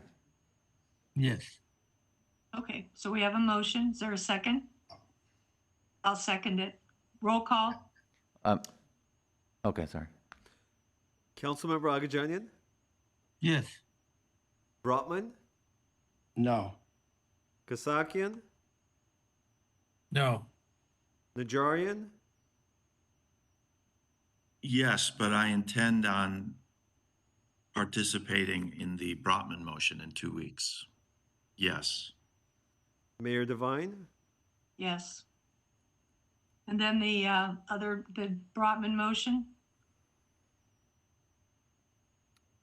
I will support it being brought to council. I don't know if that's a second, but I will support that coming back in 2 weeks to discuss those, the details of that. Mr. Garcia, does Councilmember Brotman have to make the motion? Well, he would have to make a motion if if the council wanted to discuss and debate it tonight, but if you want to bring it back at the future meeting, but I think we would need clarity on what it is we're bringing back. That's right. Councilmember Brotman? Well, I'm confused now because my motion was for a modified alternative 7, and council just voted on alternative 7. So No, ask us to bring back in 2 weeks your idea of delaying the Wartzillas. I believe that was the. Yes, with the details, as I understood it, with all the details that Mr. Tateosian talked about that were so negative, let's say, for this project going forward, to flesh those out. And if necessary, your motion would be an amendment to alternative 7 in 2 weeks. Right. That's how I understood it. And Yes, that's correct. something we could do. I would just note that somebody other than Councilmember Brotman would have to actually make that motion, because since the motion was adopted, you can make it, Councilmember Najarian, because it's amending a motion that's already been adopted. So somebody who voted in the affirmative would have to move it.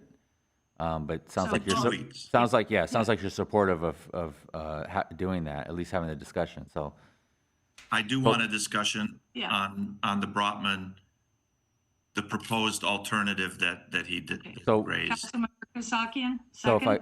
if I could just briefly, what I'm hearing from Councilmember Najarian, and then that way the council can discuss it, is to bring back a motion, and it might be a resolution on March 1st, to consider amending alternative 7, the motion that you just adopted, 8C2, that would put some restrictions on the procurement of the Wartzilla engines in the manner that was discussed by Councilmember Brotman, including moving forward on all the components of alternative 7, except for putting a hold on the procurement, construction, and installation of the Wartzillas, as well as looking at the additional DER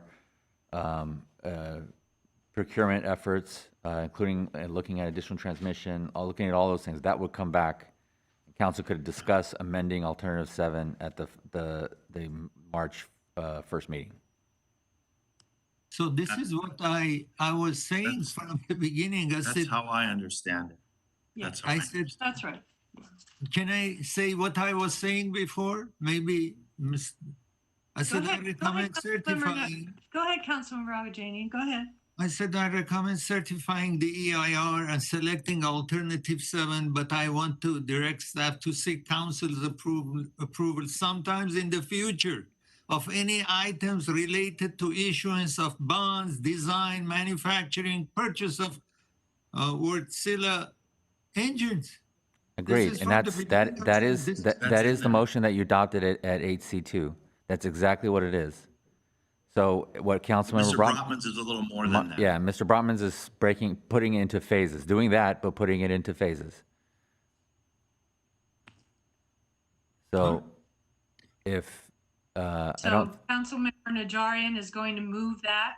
Is there a second? Yes, yes, I'll move that we have that motion brought before us in 2 weeks. Okay, and do we need a second? we would need a second to have council, for us to bring it back, and then we'll bring it back. Okay, is there a second? And can I second that, or Yeah. I'm not able to? You can second it. Oh, Okay, well, I'll second it. second. Do we need a vote? No. Okay, all right, thank you. Okay. And we'll Why do we not need a vote on that? Because it's just, it was direction to bring an We're item just back. agendizing it. We're just agendizing the item. Okay. You can vote if you Okay, want. what's next, If you want to Mr. vote on it, you Janine? can, but it's not required. We have the direction to bring it back. Fine. Okay. What's next, please? Next is oral communications. Discussion is limited to items not a part of this agenda. Council may question or respond to the speaker, but there will be no debate or decision. The city manager may refer the matter to the appropriate department for investigation and report. Madam Mayor, I do have one caller. Okay, let's hear it. Thank you. Edwin, I don't have your last name. You have 5 minutes. Go ahead. Edwin? Edwin? Edwin?